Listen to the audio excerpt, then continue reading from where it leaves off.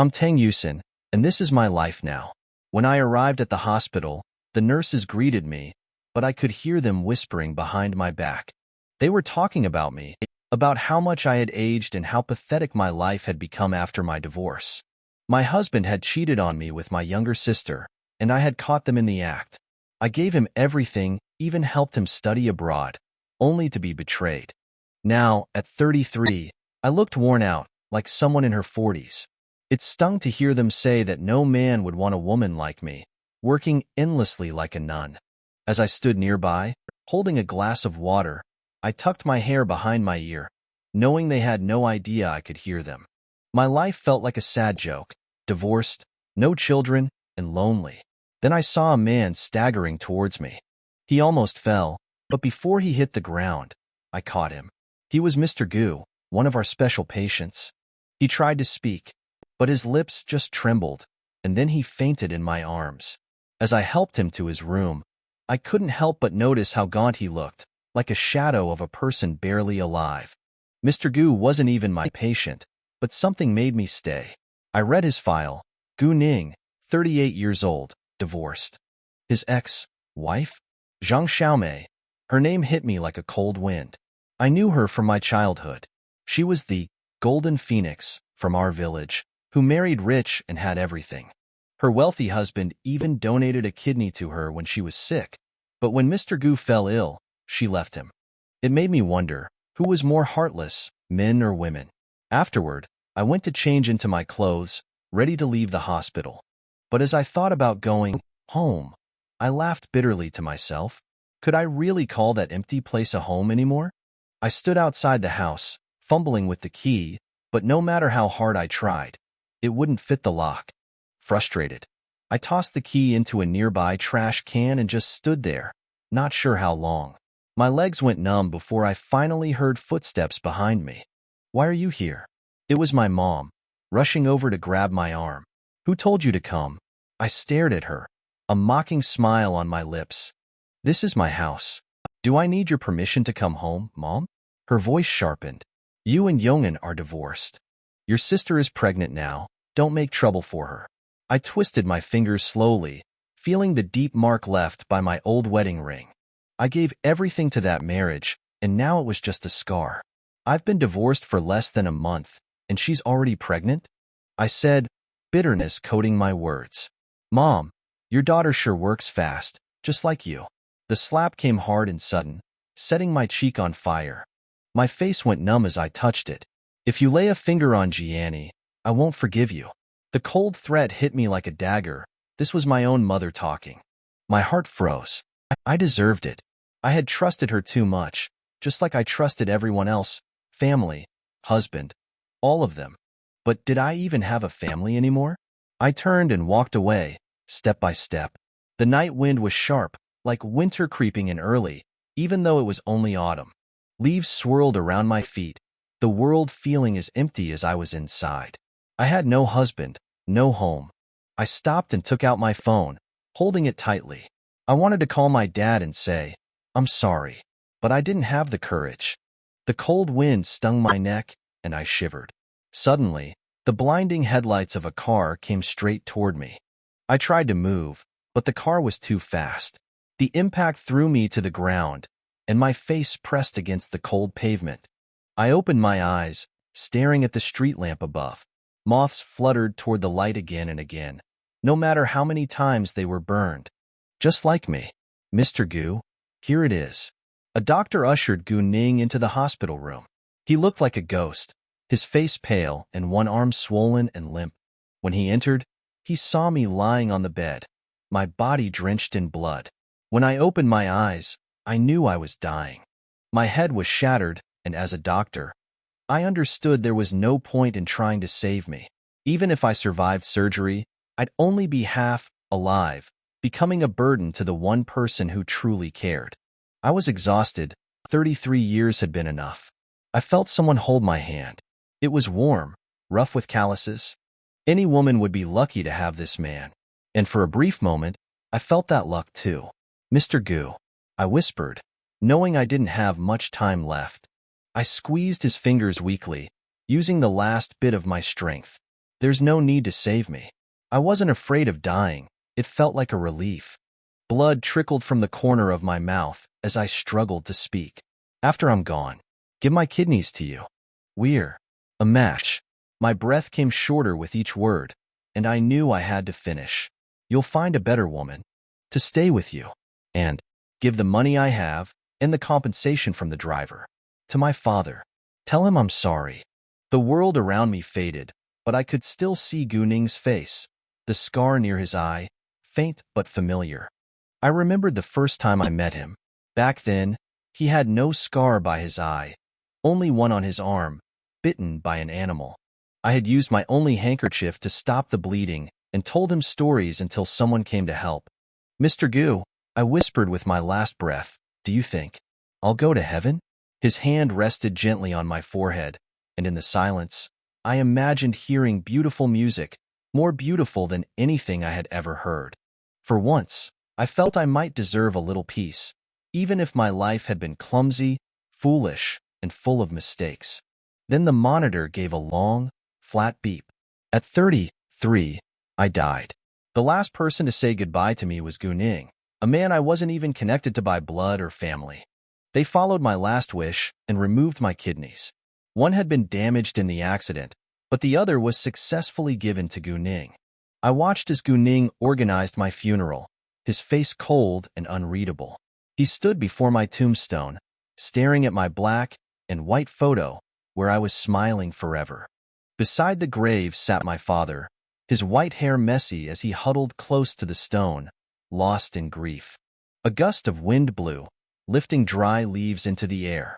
The sky was painted red by the fading sunset, slowly slipping into night. And then, I woke up.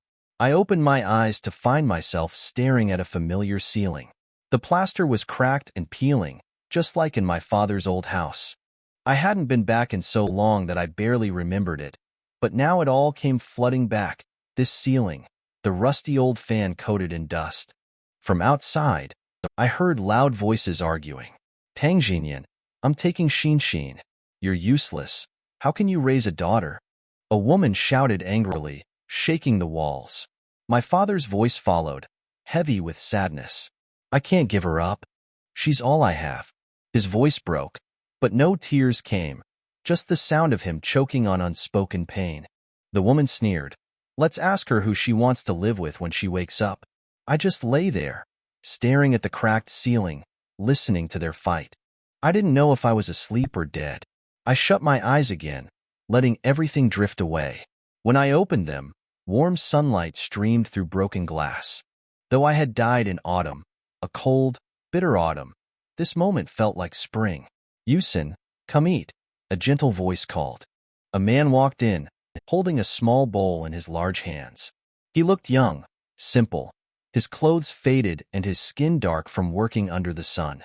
His foolish, warm smile reminded me of home. He set the bowl in front of me and ruffled my hair affectionately. Eat first, then we'll go fishing, okay? I stared at him for a long time, my heart aching with a strange familiarity. I instinctively reached out, but my hands were tiny, childlike. I stared at them in disbelief, frozen in place. What's wrong? Don't want to eat? He asked, gently brushing my hair again. Tell me what you want. I'll make it for you. We've got eggs. How about some steamed eggs? His voice was so warm, so kind, and I realized this was my father. As my father left to make me a steamed egg, I looked down at my hands. They were so tiny, small fingers, soft skin like cotton. I bit one finger gently and climbed off the bed, searching for a mirror, following bits of memory. In this small house, built by my father, the only mirror was on top of the wardrobe. I ran over, but I wasn't even tall enough to see my whole reflection. When I stretched up, I saw her, me. A little 3-year-old girl stared back. Big eyes, a small face, and hair with a dry, yellowish tint. I touched my face, and the child in the mirror did the same. Then I pressed my cheek against the glass. Could it be? Had I really returned to this moment? Was I back home? Xin? I heard my father call, his voice full of worry. He couldn't find me and thought I might have gone outside by myself. He rushed over. And when he saw me standing barefoot in front of the mirror, he looked relieved. "Why aren't you wearing your shoes?" he said gently, picking me up and setting me on a chair. Then he wiped my feet with his rough hands, the same hands that carried so much love. My father, Tang Jinyan, was a strong, simple man. His greatest pride in life was me, his little girl. He always believed I would grow up to be beautiful. "Let me get your egg," he said with a smile, brushing my cheek before heading back to the kitchen. As he walked away, my eyes suddenly filled with tears. I wasn't sure why, but I quickly wiped them away with my sleeve. I looked down at my soft, small toes. Yes, I really was a 3-year-old child again. When my father returned, I saw him as I remembered, young, strong, with a straight back and black hair. He worked tirelessly in the fields, earning his living through hard labor, and I knew he had given everything for me. He squatted down, spoon in hand, and began feeding me patiently. I ate quietly, no longer as picky as I used to be. I remembered how spoiled I had been as a child, rejecting food, making demands, and how my father always made special meals for me. But after my parents divorced, everything changed. I had to live with my mother, Sang Jilan. I learned quickly that I was no longer the priority. My younger stepsister, Wei Jiani, was the favorite, always getting the best of everything, better food, better clothes. I was left with her cast-offs, learning to do without the things I once took for granted. And now, here I was, back in time, sitting with my father again, as his cherished little girl. When I was little and still living with my father, I was like a real princess. But once I moved to the Wei family, everything changed. Over time, I learned that in this world, people are unreliable, even my own mother, who planned out my life as if I were a pawn. After my divorce, I lived alone, and it hit me. The only person who had ever truly loved me wasn't my mother, but my father, the same man I once looked down on for being poor and simple. A father's love is pure, but a mother's love might belong to someone else. "Look at my little Sheen, behaving so well today," my dad said, pinching my cheek with his rough fingers. His touch was full of love, and I smiled through the sting of tears I refused to shed. I wouldn't cry. Not this time. Now that I had the chance to see my father again, I would cherish him and make up for everything I failed to do before. Dad was happy today, pleased that I wasn't fussy about food like I used to be. I ate the entire bowl of steamed eggs, even though they were a little broken. In the past, I would have thrown a tantrum, refusing anything too soft, too firm, or not served with soy sauce. But now, I ate everything without complaint. Afterward, Dad wiped my little feet with his sleeve before helping me put on my shoes. He didn't have much, just endless farm work and simple living. But he gave me everything he could, even if it meant going without. While other kids wore patched clothes, my dad always found a way to buy me new ones from town, saving money by skipping meals himself. Though many favored sons, my father never made me feel less. I was his treasure, and even my name, Yusin, was chosen with care by the school principal. When he bent down to carry me, I gently shook his hand away. "Dad, Shin can walk by herself." Even though I looked like a toddler, inside I was still an adult, carrying the experiences of a 30-something woman. I couldn't let him carry me, no matter how young I seemed now. Dad just chuckled and ruffled my hair. "Has my Shin grown taller?" I followed him, my little legs struggling to keep up. My steps were small, but my dad slowed down to match my pace, always ready to catch me if I stumbled. When we stepped outside, the sunlight was warm and bright. I squinted, shielding my eyes with my tiny hand. The soft, golden light fell on my face and fingertips like gentle raindrops, making everything feel peaceful, like I was finally home. I hadn't left my father yet, nor had I left home. It felt like everything was starting over, as if life had given me a second chance. Outside our village, there was a big river. Back in those days, people drank from the river and caught fish there. The water was crystal clear, and the adults were skilled fishermen. My father, Tang Jinyan, was the best swimmer in the village. He would dive deep and hold his breath for what seemed like forever. When he surfaced, there would always be a large grass carp in his hands, sometimes over a foot long. I sat on a rock with my small bucket, breathing in the fresh country air. The smell of earth mixed with the river's freshness. It was simple, honest living. Life in the 1980s wasn't easy, but the happiness in our little family made it feel complete. I pinched my leg just to make sure I wasn't dreaming. It hurt, and I smiled. I was truly back, reborn into my 3-year-old self. At this point in time, I was still my father's little princess, spoiled by his love.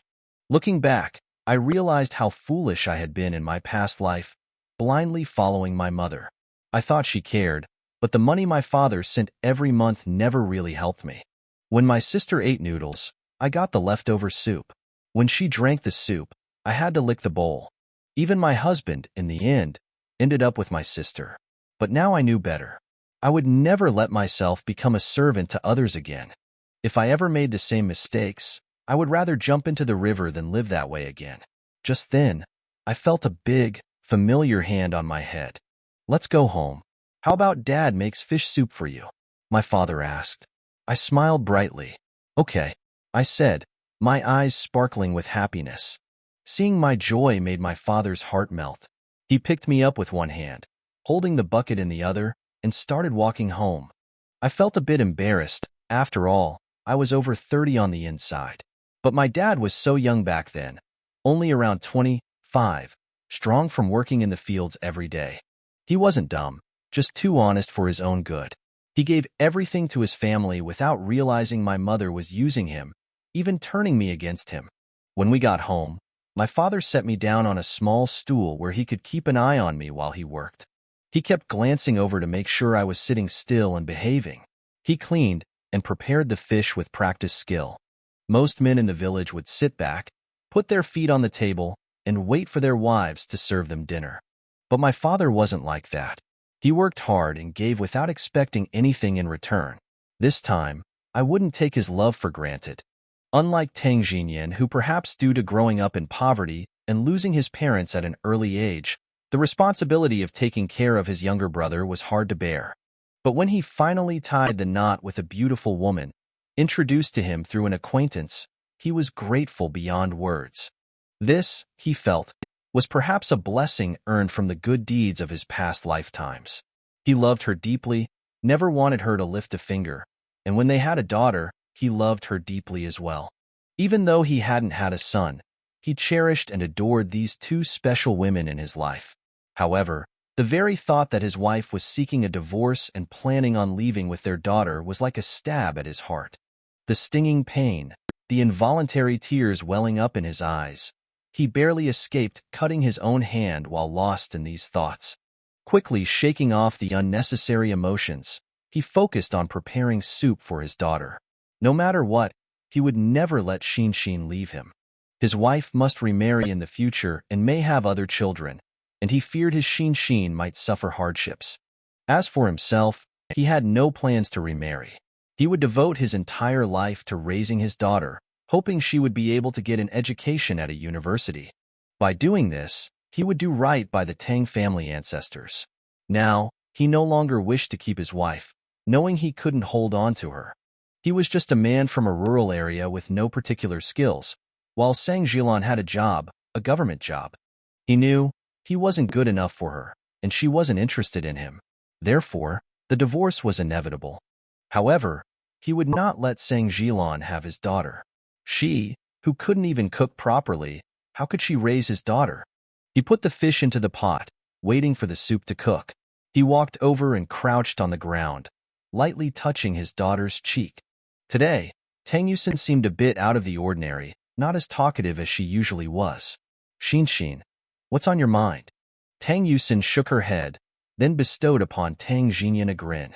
Seeing his daughter's adorable expression, Tang Jinyan cuddled her, held her hand, and made her sit at the table outside. "Just a bit longer, and the fish soup will be ready. Shinshin will be able to enjoy it soon." Tang Yusin nodded vigorously, giving the impression that she was maturing with each passing day, becoming more obedient and better behaved. In no time, Tang Jinyan brought a bowl of fish soup, but when he tried to feed Tang Yusin, she shook her head. Taking the spoon in her own tiny hand, she began drinking the soup.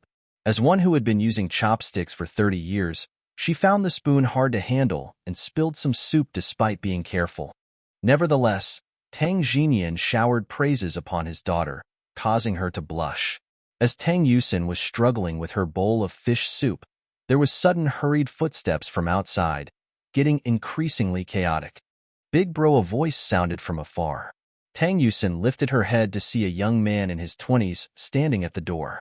He looked a lot like Tang Jinyan but was more refined, like a scholar. Was this her second uncle? Yes, her second uncle. The one she had long forgotten. He had died young when she was about 3 years old. He died in an accident while digging the village's septic tank when the earth collapsed on him. His death was immediate. In those days, medical facilities were inadequate. There was no possibility of post-mortem examination. Hence, he was buried hurriedly. It was only later, when the village relocated the grave, they found out that he died due to a broken thigh and several broken ribs, which had probably punctured his viscera. Visit and read more novel to help us update chapter quickly. Thank you so much. Her pitiful uncle from her previous life was childless, so she was the one burning paper money for him every Qingming festival. But over the years, she was too young, and could barely remember what her uncle looked like. All she heard was how capable her uncle was. He was good at learning, handsome, and skilled. A pity luck didn't favor him, so he was unable to attend college. But if he were still around, at least his temper would differ from that of Tang Jinyan. Tang Jinyan was too good-natured, without a temper, enduring all grievances he faced. Unlike Tang Jijun, who defended his honest elder brother, even though he was educated, he wouldn't bother with reasoning. He would go straight to using his fists. Furthermore, he learned martial arts from a master for a few days, which improved his agility remarkably. He made a name for himself in the village. Even though he looked refined, in reality, he was a martial artist. Just a capable man like this met such an untimely and tragic end. After his death, no one else would stand up for Tang Jinyan. Villagers said that had Tang Jijun lived, Tang Jinyan wouldn't have led such a life, handing all the money he'd painstakingly earned to his ex-wife to raise another man's daughter. His own daughter, meanwhile, barely had enough food or clothing. Tang Yusin was still in a daze when someone suddenly picked her up. Turning around, she saw a pair of smiling eyes, which belonged to an intellectual yet strong man. "Does our little Xin miss Uncle? Uncle misses you dearly. Look at this." He held Tang Yusin with one arm and went through his pocket with the other, handing her a handful of peanut candies and shoved them into her pocket. Xin, remember not to give these candies to anyone, not even Mom, okay? Okay. Tang Yusin nodded. Reaching a hand into her pocket, Xin won't give them to Mom, but to Dad. Tang Jinyan's eyes well up with tears upon hearing that. He quickly turns around, dries his tears using his sleeve, and scoops out some fish soup from the pot into a big bowl. "Here, have some fish soup." He places the bowl in front of his younger brother. "Thank you, brother." Tang Jijun cradled Tang Yusin in one arm while lifting the bowl with the other, guzzling down more than half of it. "Hand her to me, please." After Tang Jinyan received his daughter, he noticed Tang Yusin's languidity, her long eyelashes drooping weakly. Realizing she's tired, he covers her with a blanket. Seeing that she's asleep, he stealthily walks out and sees Tang Jijun still holding his bowl, finishing the last of the soup. "What is it, brother? Is she asleep?" Tang Jijun asked softly. "Yes, she's asleep," replied Tang Jinyan, taking the bowl to help himself with whatever little was left. Not picky, he filled the bowl with half-boiled water from the kettle and started drinking. "Brother, is sister-in-law still planning on the divorce?" The thought of it made Tang Jijun frown. A perfectly good family and now talks of divorce. Their child is already so big. Sang Jilan initially willingly married his brother. He always thought Sang Jilan wasn't suitable for his easy-going brother, but the latter was smitten, so there was nothing he could do. The two brothers sold nearly everything they had to marry her home. After the marriage, she refused to do this and that, complaining about the rural toilets being dirty, his brother being dirty. She was just not a woman meant for a domestic life. Now she was inciting divorce, an unprecedented event in their village. Tang Jinyan drank all the soup from his bowl and then put it down, his face filled with worry. Let her leave if she wants to. I know. She looks down on me, thinks I'm incapable. I won't hold her back anymore. Let her do as she pleases.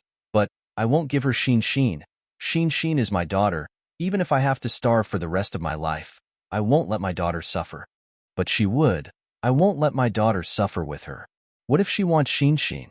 Tang Jijun felt uneasy about the situation. He hadn't been sleeping well lately, fearing that their little niece would be taken away by her biological mother and then suffer. What then? I disagree. She can forget it. Tang Jinyan tasted the bitterness in his mouth, making him wonder if the soup was somewhat bitter, or maybe he had put in soda powder. But she's her biological mother. Tang Jijun moved his lips, but the last 4 words were still not spoken. Yes, it's not just anyone. It's the biological mother, the real mother. If Sang Jilan wants to take Tang Yusin away, and Tang Yusin wants to go with her mother, then what can they do? They can't stop it. Tang Jinyan put down his bowl and covered his face. A grown man like him actually started crying. He didn't cry out loud, just let out a few sobs, but it wasn't hard to hear his sadness. Tang Yusin reached into her pocket and pulled out a peanut candy. She unwrapped it, put it in her mouth, and immediately a sweet taste spread. There may not be any candy in the future that tastes as good, but this was the best candy she had ever eaten. Outside, she could hear the voices of Tang Jinyan and his brother. Their voices weren't loud, so she couldn't hear clearly. But most of what they were discussing centered on the divorce and who she would end up with. She opened a small drawer and took out a little box, her treasure box. As a child, she had cared about it deeply and didn't let anyone touch it. She even brought it with her to the Wei family. But barely a day after she arrived, Wei Jiani had broken it. She had cried to her mother after Jiani broke her treasure box, but her mother neither comforted her nor reprimanded Jiani. Instead, she told her as the older sister she should be more forgiving. From that day on, she realized she had become an extra, and everything had changed. She now had a stepfather and a stepmother. She opened the treasure box, reached into her pocket, took out a few peanut candies, and put them back into the treasure box one by one. Then she covered it, put it back in the drawer, and lay down to sleep again. After Tang Jinyan and Tang Jijun left, it didn't take long for Sang Jilan to arrive. They knew Sang Jilan would come back, otherwise, Tang Jinyan wouldn't have picked this time to go out and leave his daughter alone. For Tang Jinyan, nothing in this world was more important than his daughter, and it was the truth. In his past life, he had suffered all his life, never married, but sacrificed everything for his daughter. All that he got in return were white hairs on his behalf. Tang Yusin was sleeping when she heard the unpleasant sound around, like the sound of a rat gnawing on her fingernails and toenails when she was a child. She was familiar with this sound, so much so that she could never forget it even if she lived a lifetime, through birth and death. When she was little and Sang Jilan had taken her to the Wei family, they had put her in a little storage room filled with rats that nibbled at her hands and feet every day. She was just 3 years old then, but no matter how much she called out for her mom and dad at night, nobody came to rescue her. They let her grow up in such a distressing environment. Later in life, she grew accustomed and numb to her circumstances. She even grew up. But the memory of being bitten by a mouse never left her. Thus, she was afraid of them. However, she was now a woman of 33, not the child of 3. Even if she was terrified, she was no longer capable of curling up and screaming for help. She opened her eyes. The room was bright though no light was on. She turned her head and noticed that the noise coming from the room was not caused by a mouse but by a person. Was someone stealing from them? But that seemed impossible. Their place was one of the poorest in the village. And in the current times, it was unlikely for a thief to blatantly rob someone's house. Even if there was a thief, they would steal from the wealthy, not from them. Then again, there were her clothes, her new clothes that her father had just bought for her. She hadn't worn them many times. Even though she was small, she was still raised by Tang Jinyan with a lot of affection. Thus, at a young age, she had developed a sense of elegance. She saved this dress for the new year as it was slightly oversized. Tang Jinyan planned on letting her wear it the following new year. Why was this thief, amongst all things, interested in stealing her clothes?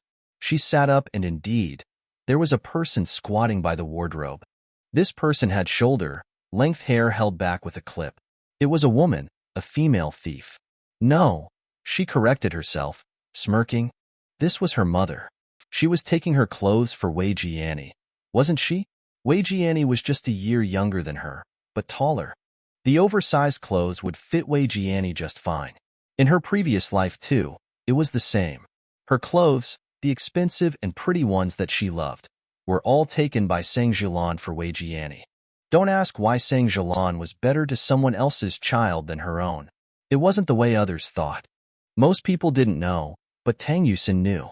She knew exactly why, because Wei Jiani wasn't someone else's daughter. She was Sang Jilan's biological child. When Wei Jiani was just a few months old, Sang Jilan took off to work outside, and she didn't return for nearly a year. When she did return, Tang Yusin was close to 2. In that year, Sang Jilan wasn't working outside as she claimed, but staying with Wei Jiani's father, Wei Tian, to have a baby. They all thought she didn't know, but she, being a doctor, couldn't ignore the striking resemblance between Wei Jiani and Sang Jilan.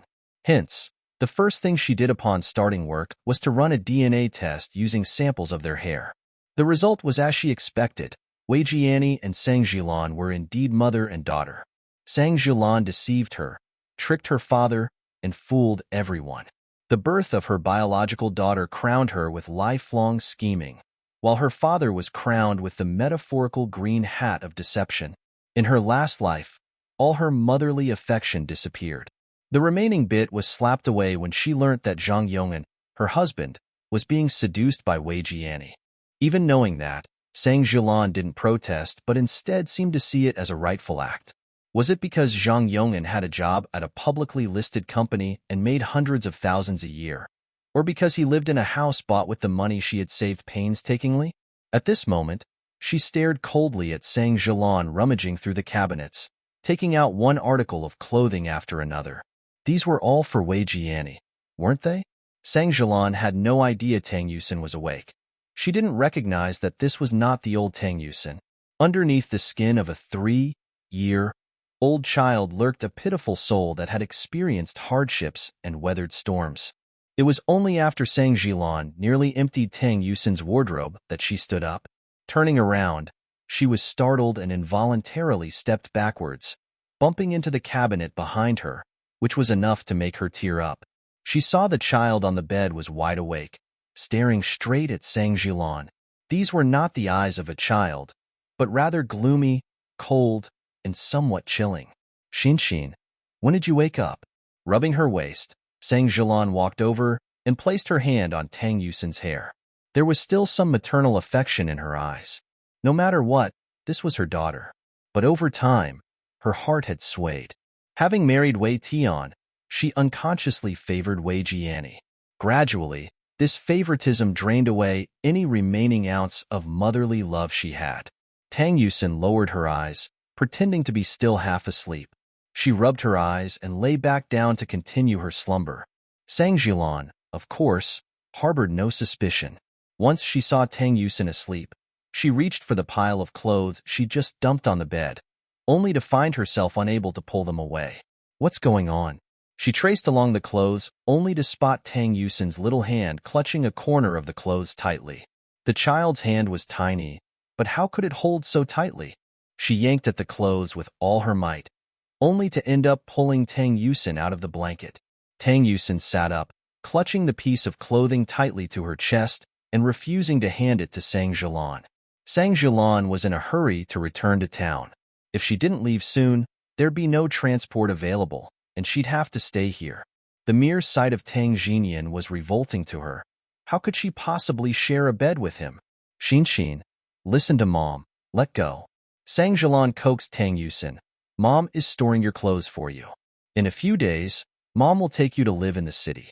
There's lots of delicious food there, and we can live in a tall building. Xin, don't you want to go? Tang Yusin didn't say a word, only hugging her clothes tighter, refusing to let go. Xin. Sang Jilan's patience wore thin. Wasn't this child very obedient in the past? She used to follow her every word. She had taken her clothes before, and just a few days ago, she told her she was going to pack her clothes to move to the city, and she agreed. So why was she acting so differently today? Xin, let go. As the skies darkened, Sang Jilan's temper grew increasingly volatile, whereas Tang Yusin only hugged her clothes tighter, bowing her head, remaining silent, and avoiding eye contact.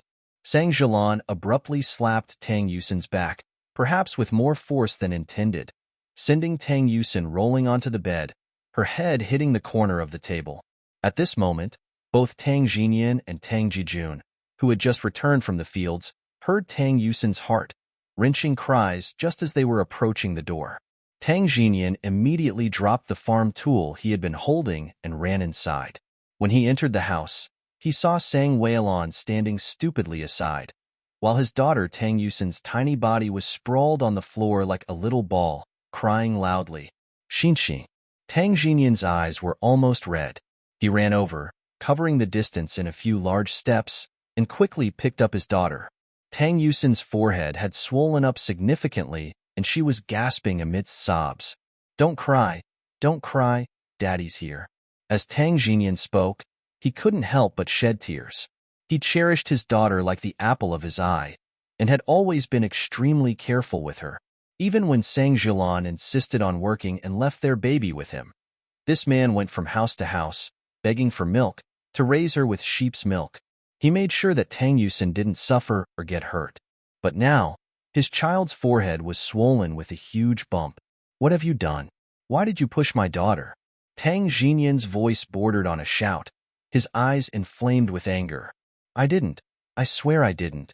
Sang Jilan was also stunned with shock, so much so that she'd forgotten to help Tang Yusin. She hurriedly tried to explain her intention of just grabbing a piece of clothing, but regardless of her explanations, Tang Yusin had fallen over. That was the undeniable reality. What right do you have to take my daughter's clothes?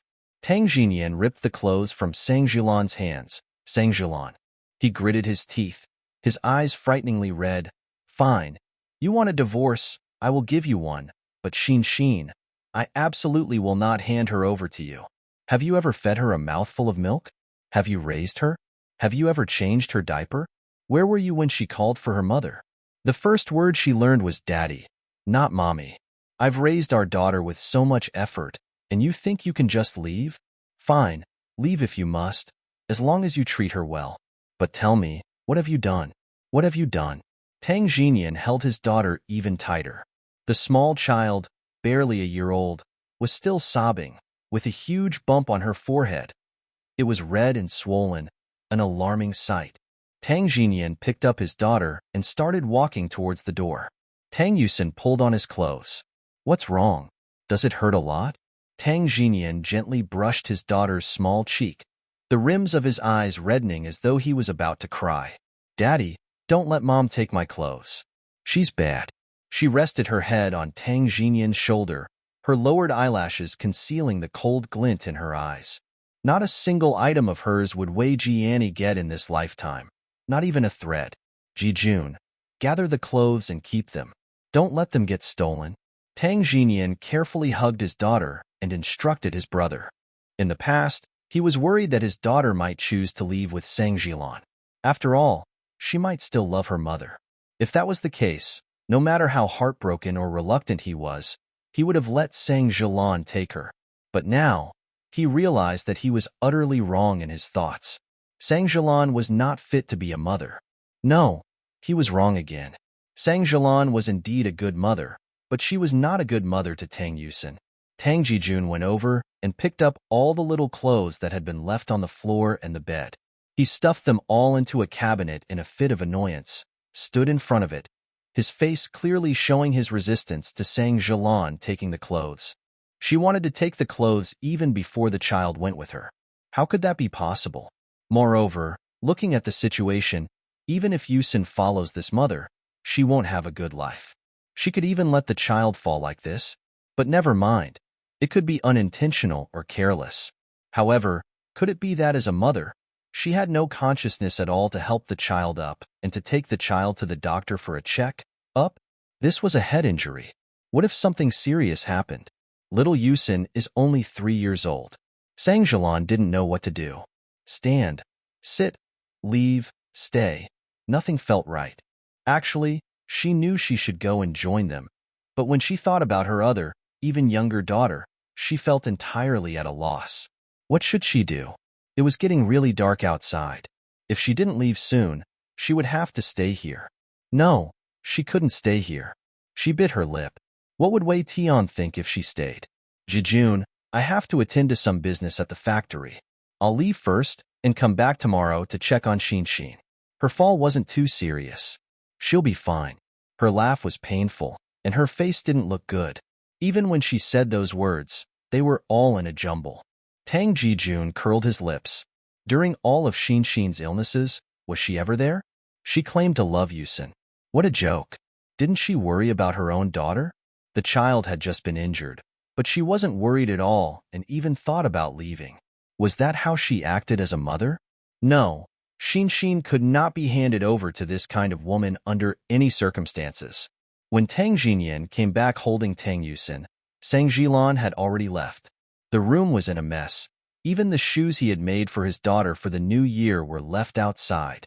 Is she okay? Tang Jejun carefully took Tang Yusin from him. The child's face didn't look good. She opened her eyes but didn't want to talk. She had a big lump on her forehead, but fortunately, it wasn't bandaged. She's fine. She just has a bruise, and it'll be okay in a few days. Tang Jinyan gently rubbed his daughter's head. Where is she? He didn't see Sang Jilan when he returned. Actually, he knew in his heart that Sang Jilan had gone home. He had held out some hope that she might have realized her mistake and stayed. But it seemed he was disappointed. She didn't love this daughter at all.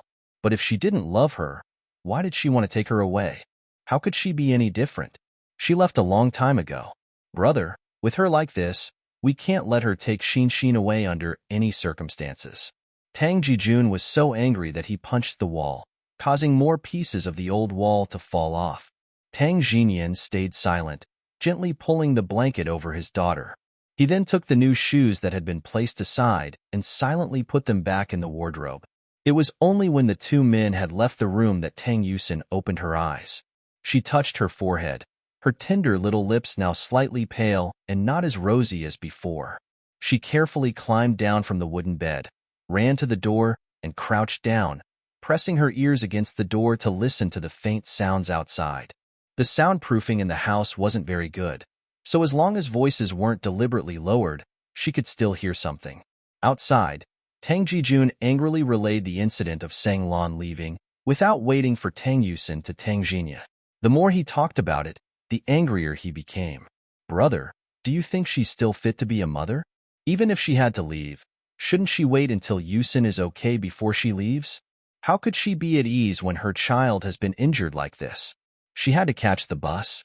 Tang Jinyan still tried to defend Sang Jilan, but no matter how much he tried to explain, he couldn't even convince himself anymore. Even if she had to work in the city, couldn't she leave a day later in the evening? Did she have to wait until tonight? Even if it was early tomorrow morning, would there be no buses then? Would she be too late? Which factory shifts start at midnight? This is clearly a lack of responsibility. What kind of mother does this?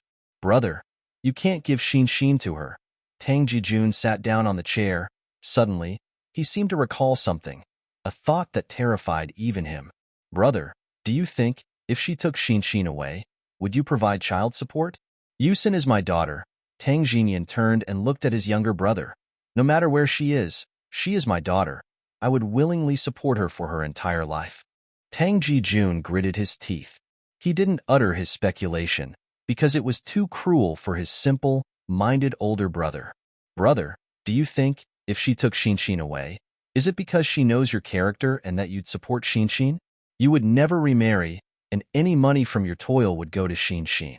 If she remarries and has another child, would you have to support them too? He clenched his fists, feeling utterly useless. If Xin really went with that woman, she was only 3 years old. How would she live her future days, and how would his older brother live? The noise from outside faded significantly. Finally, the sound of footsteps gradually disappeared, fading into the distance until they could no longer be heard. Only then did Tang Yusin touch the bump on her head. Her young face lost its childlike innocence and instead took on a weary worldliness. She never understood why Sang Jilan brought her away in the first place. It was only later that she understood she was not only Sang Jilan's means of receiving child support, but also a way for Wei Jiani to get a free nanny and a tool for her to save face. She didn't know if this scheme was Sang Jilan's doing or Wei Tian's. From the outside, Wei Tian always appeared to be a good person, always smiling at everyone. However, behind the smiles was a chilling insincerity. He knew everything, yet he never intervened. Whether it was Sang Jilan hitting Tang Yusin or Wei Jiani bullying Tang Yusin. After she was taken away by Sang Jilan, her father would send her money every month. Even when she and Zhang Yong'an were paying their mortgages, her father, despite his old age, worked the dirtiest and hardest jobs at the construction site on top of tending to his farmland. Yet in the end, the house didn't end up in her hands. Who was really good to her and who wasn't could not simply be discerned by words alone. She spent a lifetime seeing clearly, only to get blinded in the end. She had given up so much in her lifetime, yet all that she had given was not worth her life. She turned around again, then carefully climbed onto a little stool and got into bed to sleep. But soon, she opened her eyes again, climbed down, opened the wardrobe, and took out that new dress. She held the dress as if it were a doll. The dress had a fresh smell of cotton and was patterned with small red checks. Although the color was somewhat vulgar and the style was old-fashioned, it had its own simplicity and purity, unique to this era. She liked this era, but time passed and the era changed, until one day, the whole world had to face drastic changes. If one didn't live through those times, they would never know that such a world once existed. Technology advanced, but human feelings grew colder. Daddy will take you to old mansion. Let him look after you. Tang Jinyan picked up Tang Yusin. The old mansion he referred to was an outsider in the village. No one knew where he came from. When he arrived, he looked desperate and didn't even have a decent set of clothes. Now living alone, childless, he kept to himself most of the time. He collected herbs from the big mountain behind the village to sell. He was a man of few words and had a very serious look, which made children frightened of him. They believed him to be a man-eating monster. Among them was the young Tang Yusin, who used to be scared even at the mere mention of Old Man Chun. Though she had only vague memories, she did remember that she would burst into tears whenever she saw him. It was only after she was taken away by Sang Jilan that she never returned to the village and never heard about Old Man Chun again. As for what happened to Old Man Chun afterward, he followed the laws of the world like everyone else: birth, aging, sickness, and death. After all, he was already quite old at that time. "Zhong uncle, are you in?" Tang Jinyan knocked on the door of a semi-old clay house. Most villagers still lived in clay houses, with only a few in newly built brick houses due to poverty. "I'm here, come in," a faint, deep voice responded from inside the house, and it was this kind of voice that scared children. Children like those who smiled and sounded cheerful, not those who frowned all the time and spoke like ghosts. Only then did Tang Jinyan take Tang Yusin inside. The house was not big. There were no rooms, nor a hall, just a courtyard filled with drying herbs, which led to the living quarters. As soon as one entered, they would be hit with the scent of herbs. The room was full of their fragrance. Although the ground was packed mud, it was quite clean, and even a thin layer of water had been delicately swept across it. An old, lean man stood there, his hair almost white, but his back was surprisingly straight.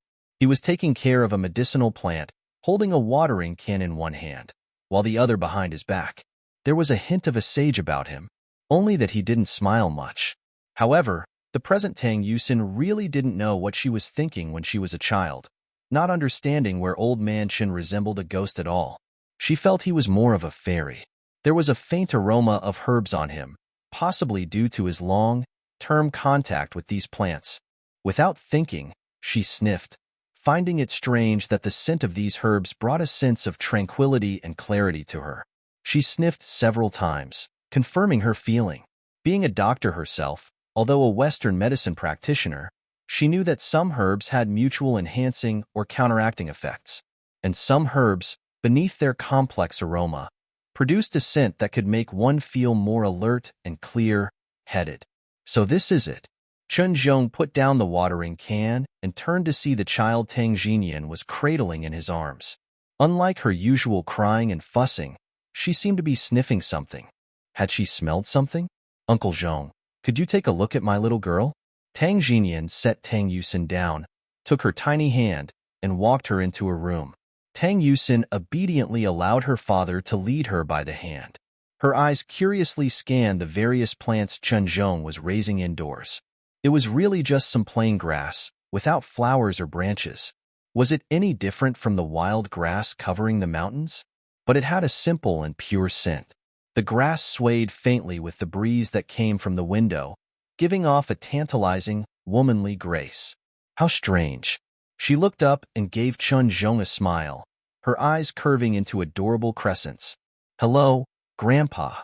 She politely addressed him without needing any prompt from adults. Tang Jinyan lovingly stroked her petite head.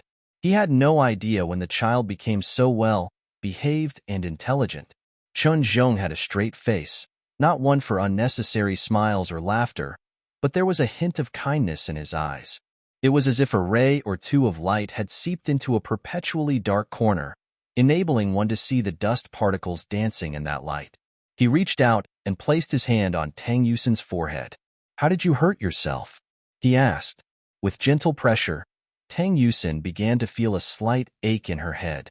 It wasn't exactly comfortable, yet she didn't shy away. She fell. Tang Jinyan's expression briefly darkened before deciding not to mention that Yusin's own mother had pushed her. Of course, by pushed, it was Yusin herself who had said it, but it was a fact that Sang Jilon had accidentally pushed her. Does it hurt here? Chen Zhong asked Yusin after pressing a spot. No. Tang Yusin bit her lower lip. It's sore. Sore? Chen Zhong raised an eyebrow and pressed another spot. Numb. He moved his hand slightly upwards and pressed again. Sore. Numb. Yusin frowned, but withstood the discomfort. If it were any other 3-year-old, they might have cried their eyes out by now. After checking the locations, Chen Zhong removed his hand and held it behind his back. Don't worry, it's nothing serious. Thank you, Uncle Zhong. Tang Jinyan touched his daughter's small head, and was relieved now knowing his daughter wasn't seriously injured.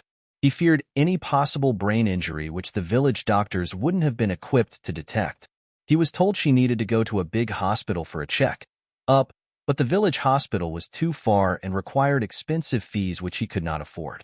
Hence, he sought help from Uncle Zhong. Tang Yusin kept stealing glances at that graceful little plant. Somehow, she had come to like it, and the faint, chilly aroma she had sniffed earlier. Yes, what she smelled was a cool, refreshing aroma. Standing there, she felt as if all her senses had been heightened. Tang Jinyan then picked her up, preparing to take her home. Tang Yusin kept looking at that non-grassy grass, non-orchided-like plant until they left. The scent had faded by the time they reached the door, but there was still a hint of unidentifiable aroma lingering in her nostrils. Inside, Chen Zhong continued tenderly taking care of the plant, delicately watering it without spilling a single drop. That little girl, he muttered to himself. She's quite perceptive, to have such a sensitive feeling. On that medicinal plant, some water droplets hung, refracting beautiful shadows under the light from the window. With a drip, a droplet bent a leaf and gently rolled down, emitting a strong herbal aroma in the room. Tang Yusin was a quiet child who didn't like to go out much after her head injury. However, she had become much more sensible, partially due to Shinzi's replacement. Although she was still Yusin, she was now the 33-year-old Yusin. At this moment, she sat in front of the stove, tossing firewood into the hearth. Initially, her actions scared Tang Jinyan, making him break out in a cold sweat. But then he discovered that Tang Yusin was actually quite adept at making fires. He even bragged about this to his younger brother, making Tang Yusin cover her blushing face in embarrassment, as if she wouldn't want to meet anyone. She was 33 years old, not 3 years old. She wasn't that stupid, all right? Since then, Tang Jinyan was no longer scared of letting his daughter into the kitchen. He was always afraid that children handling knives or other things would hurt themselves. But Tang Yusin never moved towards the cutting board. She just sat in front of the stove, adding firewood and operating the bellows. The consequences of which were that she hadn't seen a bellows for many years, and it was considered an antique where she came from. Similarly, spinning wheels and other things were ordinary items for villagers, but rare commodities for her. And these items would no longer be seen in a few decades. If one could see them, it would probably be on TV. With her assistance, Tang Xinyan's cooking speed had increased. At least he wasn't running around anymore, worrying about the fire and the food.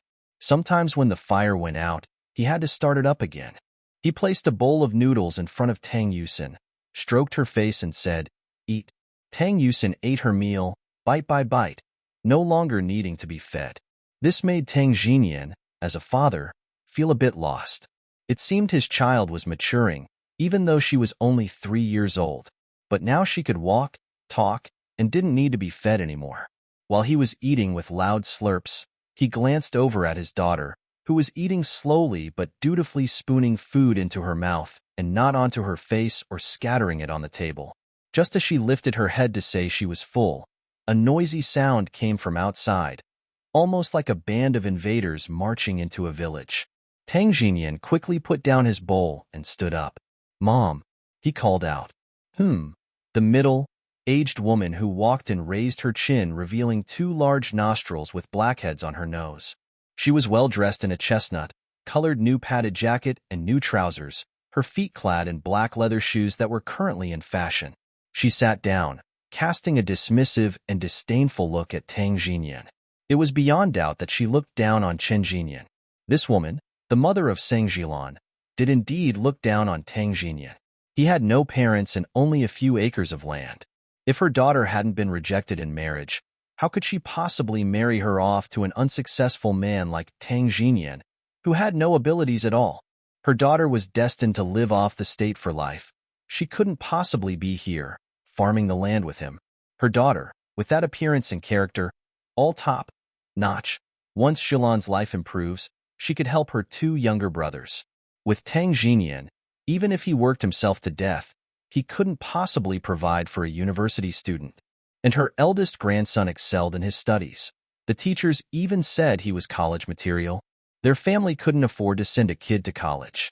Of course, funding a college student was a burden shared by the whole family. Her niece was receiving state benefits, and her monthly income was a few dozen yuan. If she saved this money, it would be enough to cover the tuition for her grandson's university education. It was clear that Tang Xinyan was blatantly exploiting her daughter. Besides, as she squinted her eyes, looking at Tang Yusin, who was led by Tang Xinyan, she looked down on Tang Xinyan and consequently looked down on Tang Yusin too. She had small eyes and a small nose, clearly taking after her father. She bore no resemblance to her daughter's good looks. As she grew older, she would be ugly. As for Tang Yusin, she also lowered her head, pretending to look at her toes. Her seemingly clear eyes were shrouded in inscrutable coldness. She smirked. Her sarcasm was palpable. In her past life, she had seen enough of some people's faces and knew their characters well. Every year, when she and Wei Jiani visited Sang family for the new year, the grandmother showed extreme affection for Wei Jiani. All the nice food, fun things, and useful items were saved for Wei Jiani. Wei Jiani, pretty and generous, with her sweet mouth, often received a lot of New Year's money. As for her, when she was in Tang family, she had new clothes for the new year. But when she later moved to Wei family, she could only wear Wei Jiani's hand-me-downs, whether too small, ugly, or ripped apart. And she didn't even know that Wei Jiani's new clothes for each new year were actually bought by Tang Xinyan for his own daughter. Yet, when they eventually got to her, they were all ragged and torn. "Mom, have you eaten?" Tang Xinyan held his daughter's little hand tightly and anxiously asked his mother-in-law. "I wouldn't dare to eat the food in your house," the mother of Sang Jilan replied sarcastically. "You just need to get divorced from my daughter. There's no love left. Why are you still tormenting her?" "Mom, even if we divorce, I want Yusin." Tang Xinyan stroked his daughter's little head, a flash of sadness in his eyes. Without divorce, Yusin still has both parents, but with divorce, she would either have no father or no mother. His daughter was still young, and he did not want her to be that pitiful. Tang Yusin nestled behind her father, standing close to him. "Are you implying that our Jilan would harm her own daughter?" Sang's mother was uncomfortable upon hearing these words. What did Tang Xinyan mean? Was he afraid that they, the Sang family, would abuse their own daughter and granddaughter? No. Tang Jinyan hurriedly attempted to explain. He didn't mean that. He just didn't want anyone to use this matter to hurt the still young Tang Yusin. All right. Sang's mother cut off Tang Jinyan's words directly. I don't want to hear any of this nonsense. I'm just here to tell you that our separation is confirmed. We're taking Yusin with us. She is Jilan's daughter. Where does a daughter not follow her mother but follows her father instead?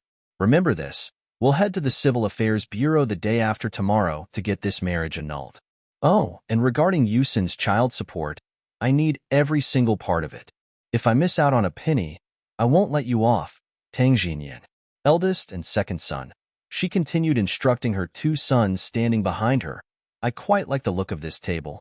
Let's take it away. After being with him for so long, Jilan hasn't gained anything good. It isn't excessive to take away a table, right? Without hesitation, Sang family's eldest and second son really did move the table. After all, this was not the first time. After Jilan severs ties with Tang Jinyan, there wouldn't be anything left to take away. Tang Jinyan had to watch helplessly as the table from his home was moved away. He lowered his head and saw Tang Yusin's swollen, tear-streaked eyes. He squatted down and cried while hugging his daughter. Daddy, don't be afraid. Tang Yusin extended her small hand and patted her father's shoulder. Even without a table, Daddy still has Yusin. Tang Jinyan was just about to burst into tears. Without a table, he was about to lose his daughter too. When Tang Jijun arrived home, enraged by the news that the Sang family had taken away the only dining table they had, murderous intent arose within him. Brother, how can they do this? Every time they come, they steal something. Last time, they took the hoe from the field. The time before that, they took the pot. Now, the table. They've pretty much taken everything we have. Brother, why do you let them bully and torment you like this? It's fine. Tang Jinyan gave a bitter smile as he comforted his younger brother. Let them take. After all, this is the last time. Brother, are you sure about this? Tang Jijun knew what his brother was contemplating. Brother, are you actually considering the divorce? We brothers exhausted our inheritance to marry her back then. If you get a divorce now, considering our current situation, it will be difficult to find another wife. Yes, I made up my mind. Tang Jinyan is usually indecisive. Otherwise, he would not have hesitated over a divorce for so long. If Yusin stays with me, I will take good care of her. If she goes with Jilan, I will work hard in the field. No matter what, I won't let Yusin suffer. Brother, you... Tang Jijun knew that Tang Jinyan would do this. Regardless of whether his daughter stays with him in the future or not, he has decided to support her alone for the rest of his life, never to marry again. Daddy, I want to go to Mr. Chin's place. Tang Yusin tugged at Tang Jinyan's sleeve. Due to the recent issues at home, not only was Tang Jinyan feeling vexed, she, too, felt highly agitated. She thought of the mysterious herb kept in Chen Zhong's house. It seems to help clear her mind and restrain rash actions. She's still young. She can't act impulsively. In reality, when the Sangs forcefully took away the table, she almost couldn't help to lash out at them, berating their shamelessness and disgrace. Yet, she knows she can't now. She is still young, only 3 years old. Even if none of these people know that her soul has been replaced, they'll, in the end, attribute all faults to Tang Jinyan, accusing him of not teaching Tang Yusin well. Quite possibly, she might get taken away by Sang Jilan again, returning to the fate of her previous life. In this lifetime, she will absolutely not leave the Tang family with Sang Jilan. She wants to follow her father. She wants to ensure her father leads a good life, in a big house, instead of providing labor in older age, supporting her loser daughter, paying for her daughter's university education and her daughter's house. But neither the house nor the daughter exists anymore. Are you going to Grandpa Chin's place? Tang Jinyan squatted down, after a moment, realizing that the Grandpa Zhong, voiced by Tang Yusin, referred to Chen Zhong. He gazed in awe at his daughter's delicate face. Xin, weren't you always scared of Grandpa Chun before? You even went out of your way to avoid his house. Why do you want to go there now? In fact, it's not only Tang Yusin who fears Chen Zhong. All kids in the village do. That is the part Tang Jinyan does not understand. After all, Uncle Zhong is a good man. Although he is not easy to approach, if the villagers ask him for any help, he always assists. He is not inhuman or a cold-hearted devil as others portray him. How come the villagers now frighten children saying they'll feed them to Chen Zhong if they cry, and the children immediately stop crying? What's up with Tang Yusin now? What she used to fear the most, she now seems to desire. It smells good at Grandpa Zhong's place. Tang Yusin wrinkled her little nose. She wanted to smell those scents, the fragrance of herbs, and the cold scent of that strange plant. All right then. Tang Jinyan picked up his daughter and took her to Chen Zhong's. Uncle Zhong, are you home? He knocked on the outside of the door and also called out inside. By all accounts, he knew someone was inside because the door was open. If nobody was at home, naturally, the door would be closed and locked. Even though the people in the village were pretty decent and honest, it wasn't like they were the sort to leave houses unlocked or find loose change out on the road. Locking doors is meant to keep out honest people and deter the crooks. Everyone knew this. I'm home. Come in. Inside, indeed, came the voice of Chen Zhong, not very enthusiastic. Perhaps coupled with his clearly unfriendly face, most people would be disinclined to engage with him. Tang Jinyan was not completely comfortable either. He braved himself to step inside. But compared to all this, it was the sad face of his daughter that he hated to see even more. What's wrong? Are you feeling unwell somewhere? Chen Zhong put down the herbs he was sorting and watched Tang Jinyan and his daughter with indifferent eyes. Uncle Zhong, it's nothing, Tang Jinyan quickly explained. My daughter Yusin said your place smells good, and she wants to hang around here. Do you mind? He asked cautiously, fearing Chen Zhong might reject them. Chen Zhong's gaze lingered on Tang Yusin's face for a while. Just when Tang Jinyan thought he was about to expel them, he nodded. All right, you can leave her here. Just come and pick her up around dinner time. They had just had breakfast, and lunch was still about 4 hours away. Tang Jinyan, calculating his time frame, believed he could work a good stretch in the field. As for leaving his daughter here, he felt entirely at ease. Aside from how well behaved Tang Yusin is now, Chen Zhong is also a man to be trusted. Tang Jinyan let go of his daughter's little hand, then crouched down in front of her. Be obedient. Don't make any noise to alert Grandfather Chen, understand? Tang Yusin nodded vigorously, her little head bobbing. Wait for Daddy to finish his work in the fields, then I'll pick you up, all right? We won't cry, and we won't touch any of Grandfather's things. All right, Tang Yusin again bobbed her head in agreement. Only then did Tang Jinyan stand up. He waited a bit before he left, but he was still uneasy. He decided he would come back later to check. Come here. Chen Zhong waved Tang Yusin over. His face was stern, his gaze sharp.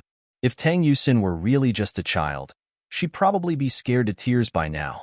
She obediently went over and stood in front of Sun Zhong. A 3-year-old child is actually still tiny, all little arms and legs. She wondered how this little body grows to become an adult. She lifted her small face with effort.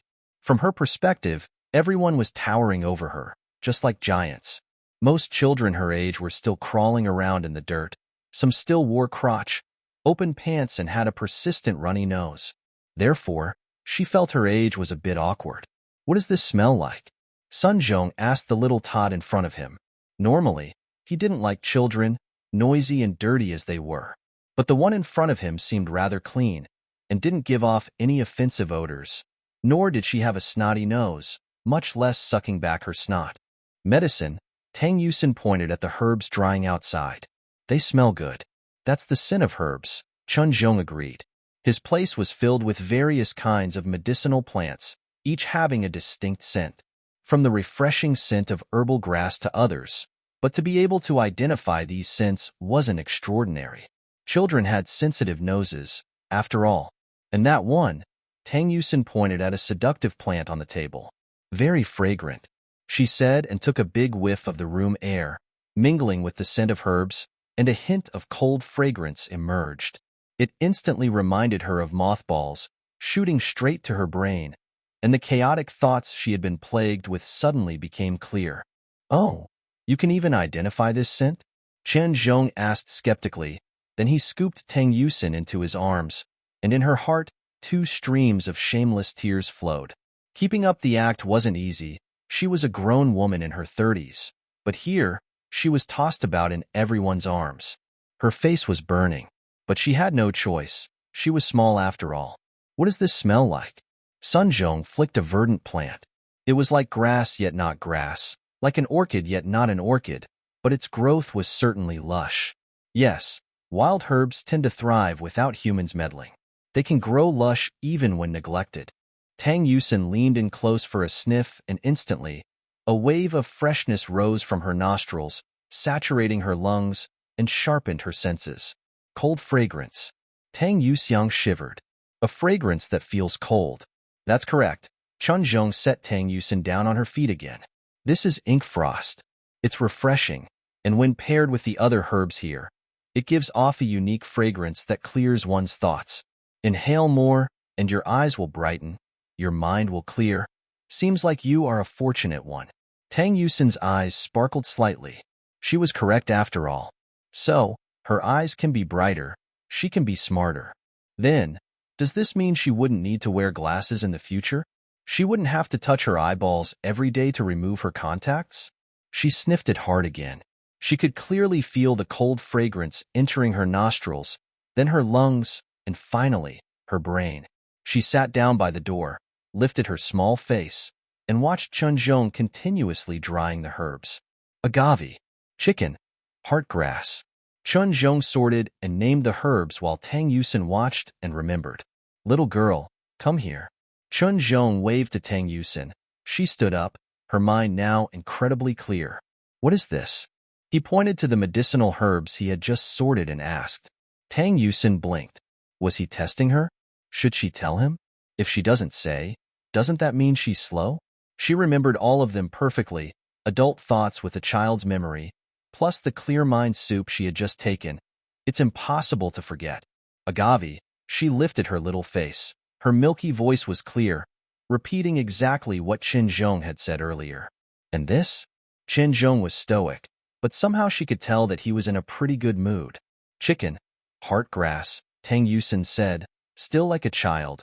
Her voice was youthful, but her eyes were extremely bright, repeating the words perfectly. Are you thirsty? Chunzhong stroked Tang Yusin's hair. He became more patient and kind towards her. Luckily, he was an upright person, stern when serious, kind when smiling. Otherwise, Tang Yusin might feel a chill. He wouldn't be a human trafficker, would he? Thank you, grandfather, said Tang Yusin. This made Chunzhong's smiling face look even more pleasant. Soon after, Chunzhong had a cup for Tang Yusin. As soon as she saw what was inside the cup, her heart dropped. What was that in there? Some kind of wild grass. Could she decline it? She lifted her face and looked at Chunzhong, trying hard to act innocent and cute.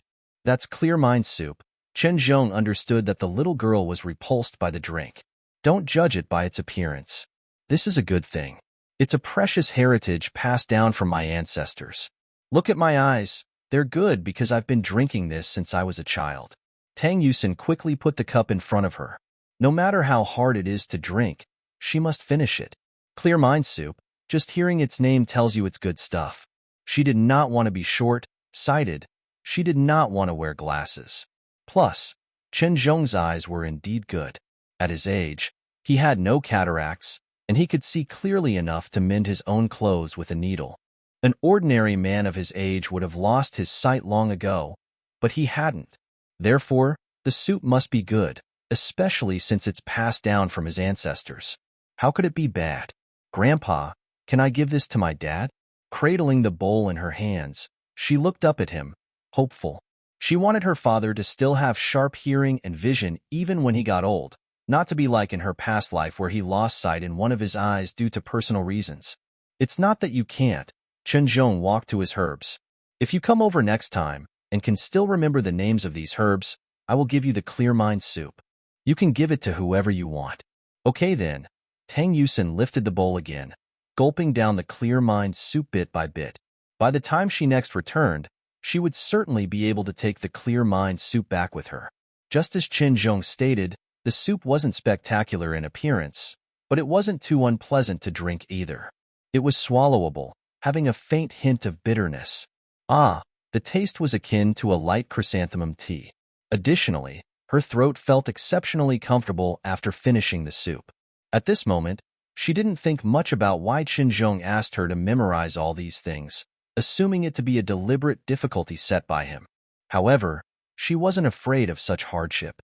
After all, she was a medical student and had been a doctor for 10 years. Although she studied Western medicine, she found these areas slightly related to medical science, let alone memorizing herbs, which proved to be no difficulty for her. The next day, as Tang Jinyan went to farm, he sent Tang Yusin to Qinzhong again. Qinzhong had instructed to bring the little girl over. Yusin also liked it here, saving Jinyan the worry of taking his daughter to the fields where he would have to worry about farming and whether his daughter would trip over or get hurt. "Do you still remember?"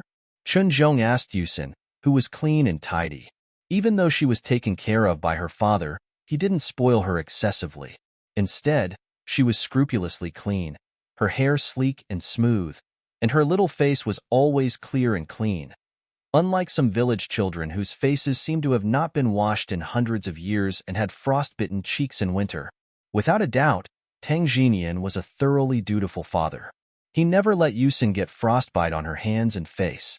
Little girls should not suffer frostbite, otherwise, they will turn ugly in the future. At present, Tang Yusin is still a cute and beautiful child. However, when she came to the Wei family, she became a child who could barely have 3 meals a day. Her face was swollen, her hands frostbitten. Unlike others, her delicate hands had suffered frostbite for over a decade. Hence, her hands were fleshier compared to others, unattractive in shape. Thankfully, her profession as a physician required her to wear gloves on most days. No one knew what her fingers looked like. It didn't matter whether or not her hands were fleshy as long as she could hold a scalpel. "What is this?" Qinzhong asked Tang Yusin, but his complexion wasn't too good. He had become the grumpy old man again. It was then that Tang Yusin reacted. She had been lost in thought. No wonder Qinzhong's expression had changed. She remained idle for a long time. However, in Qinzhong's place, she forgot about this. "This is..." She tilted her head, pretending to consider. "Agave." Qinzhong finally let out a satisfied noise, though his face was still stretched. "What about this?" he asked again. "Bai Ji." This time, Tang Yusin recited without hesitation, verbatim, and unerringly. Qinzhong's face finally relaxed, looking like a typical benign old man, less stern, more affectionate. And this, he pointed at something else. It should be quite challenging. It was almost identical to agave. However, he had explained the differences to Tang Yusin yesterday. One was the tip of the leaf, the other was the taste. If Yusin had listened carefully and remembered, she should be able to identify it. However, it seemed that he had been a little eager trying to promote her growth too soon. At present, Tang Yusin was just a 3-year-old child, the age when kids are at their most oblivious. They still crawl and roll about in the dirt, playing with their siblings in the mud, needing someone to feed them or else they'll get food all over their faces and all over the table. They can't even talk well, let alone read or write. So how could they possibly remember so much? Tang Yusin ran over and picked up a long-leaved herb. She brought it to her nose and sniffed. Grandpa said, "The one that looks like agave is called Qinghuan grass, and it smells sour." "This one smells sour." Right. Qinzhong finally smiled at this point, but his smile was naturally cold. Some people are like this, their smiles seeming almost non-existent. Others, though, naturally have good faces, their lips turned up, their eyes warm. But the things they do are even worse than pigs and dogs, kind of like Zhang Yong'et. Even now, she could still recall the sweet words he once had for her. "Yusin, don't worry. Once I've completed my studies, we'll get married. We'll live in a big house and have more money than we can spend. Yusin, I promise I'll give you a good life. We'll feast on delicacies from the mountains and the sea, and wear the finest silks and satins. Yusin, if I ever let you down, I'll be worse than a dog or a pig. May I be poor and destitute in my next life, never achieving anything." People like to swear on their next lives, but who knows who they themselves will be in the next life, or where their next life will take place. Will they recognize each other, remember each other? The little miss is not bad. Qinzhong, a man true to his word, brought out a package and laid it down. "I'll let your father take this home. When you're older, I'll teach you how to prepare it. This is the Chun family's most precious secret. Tang Yusin was a bit puzzled. If it's such a precious secret, why would he teach her? As it started to get dark, Tang Jinyan came to pick up his daughter. On his way home, he held his weighty daughter with one hand and carried a large snakeskin bag in the other, filled with various roots and bark. That very evening, Tang Yusin instructed her father to boil water and then steeped it. She took a bowl for herself and gave her father one too. She picked up the small bowl and, without any repulsion, began to drink. But Tang Jinyan was breaking out in a cold sweat. Is this really drinkable? And what about those dried sticks and withered grass? He thought they were for burning. So, they're meant for drinking? Grandpa said, it's good for the eyes. Can we drink this together, Daddy? Tang Yusin blinked her eyes, her face full of anticipation. Her innocent appearance was irresistible, and Tang Jinyan, who adored his obedient daughter, couldn't resist her serious and deliberate acts of cuteness. With a grit of his teeth, he also picked up the bowl. His daughter had already drunk hers. As her father, he couldn't let her down, right? Otherwise, he'd become the laughing stock to his child. Besides, Uncle Chun had said that it was drinkable. If he said it was, then it was. He couldn't help but feel curious. He had thought that the herbs were for starting fires, but as it turns out, they were for making tea. He took a sip from the bowl, and the taste actually set his fears aside. Although the liquid looked like urine and smelled average, it tasted fairly decent, or at least it was potable. In the early morning of the following day, when Tang Yusin woke up, she planned to visit Qinzhong again. She loved the scent of medicinal herbs there and the cool aroma of ink frost. And being a doctor herself, she had a strong affinity towards medicinal materials. However, just as they were about to leave, the Sang family arrived, all with long faces, clearly signaling ill intentions. The Tang family didn't even have a proper table or chairs anymore. All had been taken by the Sang family. Tang Jinyan had procured a large tree stump from the mountain and had managed to even out its edges to fashion a table sturdy enough to have a meal on. Even the stools were made from tree roots. Although they weren't aesthetically pleasing, they were indeed very solid. Besides the earthen Kong bed formed with mud in the house, there was nothing left. Even if the Sang family wanted to take it, it would be impossible to demolish the earthen Kong bed and carry the mud back, right? Upon hearing that the Sang family had come, Tang Jijun, fearing his good-natured elder brother would be taken advantage of, hastily called over a few young lads from the village to show some force. In this situation, they couldn't afford to lose morale. However, as they approached their house, Jijun started to feel that he might have gone overboard by bringing so many people. Was he planning to slap the others' faces? However, as all had already gathered, it was not appropriate not to enter either. As he reached the doorway and saw the situation inside, he broke out in a cold sweat. The small room was packed. The Sang family arrived in greater numbers than expected, from aunts and uncles to cousins and nephews, all with long faces. It was clear they were here to stir up trouble. Tang Jijun led the young, robust men from the village into the house, and when the two forces met, sparks flew and an explosion seemed imminent. However, due to the group Jijun brought, it seemed the Sang family was taken aback and had to reconsider their aggression. With this being Li Tang village territory, the Li and Tang clans had the largest populations. The villagers were united and would not let outsiders bully any of their own. Tang Jijun stood next to Tang Jinyan and saw that Jinyan was holding Yusin tightly, his whole body trembling. A grown man of over 6 feet was on the verge of tears. "Big brother," he anxiously called out to Tang Jinyan. "Why have they come?" "Why?" Mother Sang spoke with a bitter tone. "Obviously, we are here to divorce. If you wish to divorce, then do it. Why did you bring so many people?"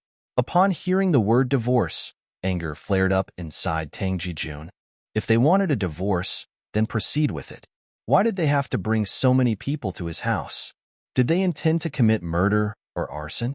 How good had his elder brother been to the Sang family?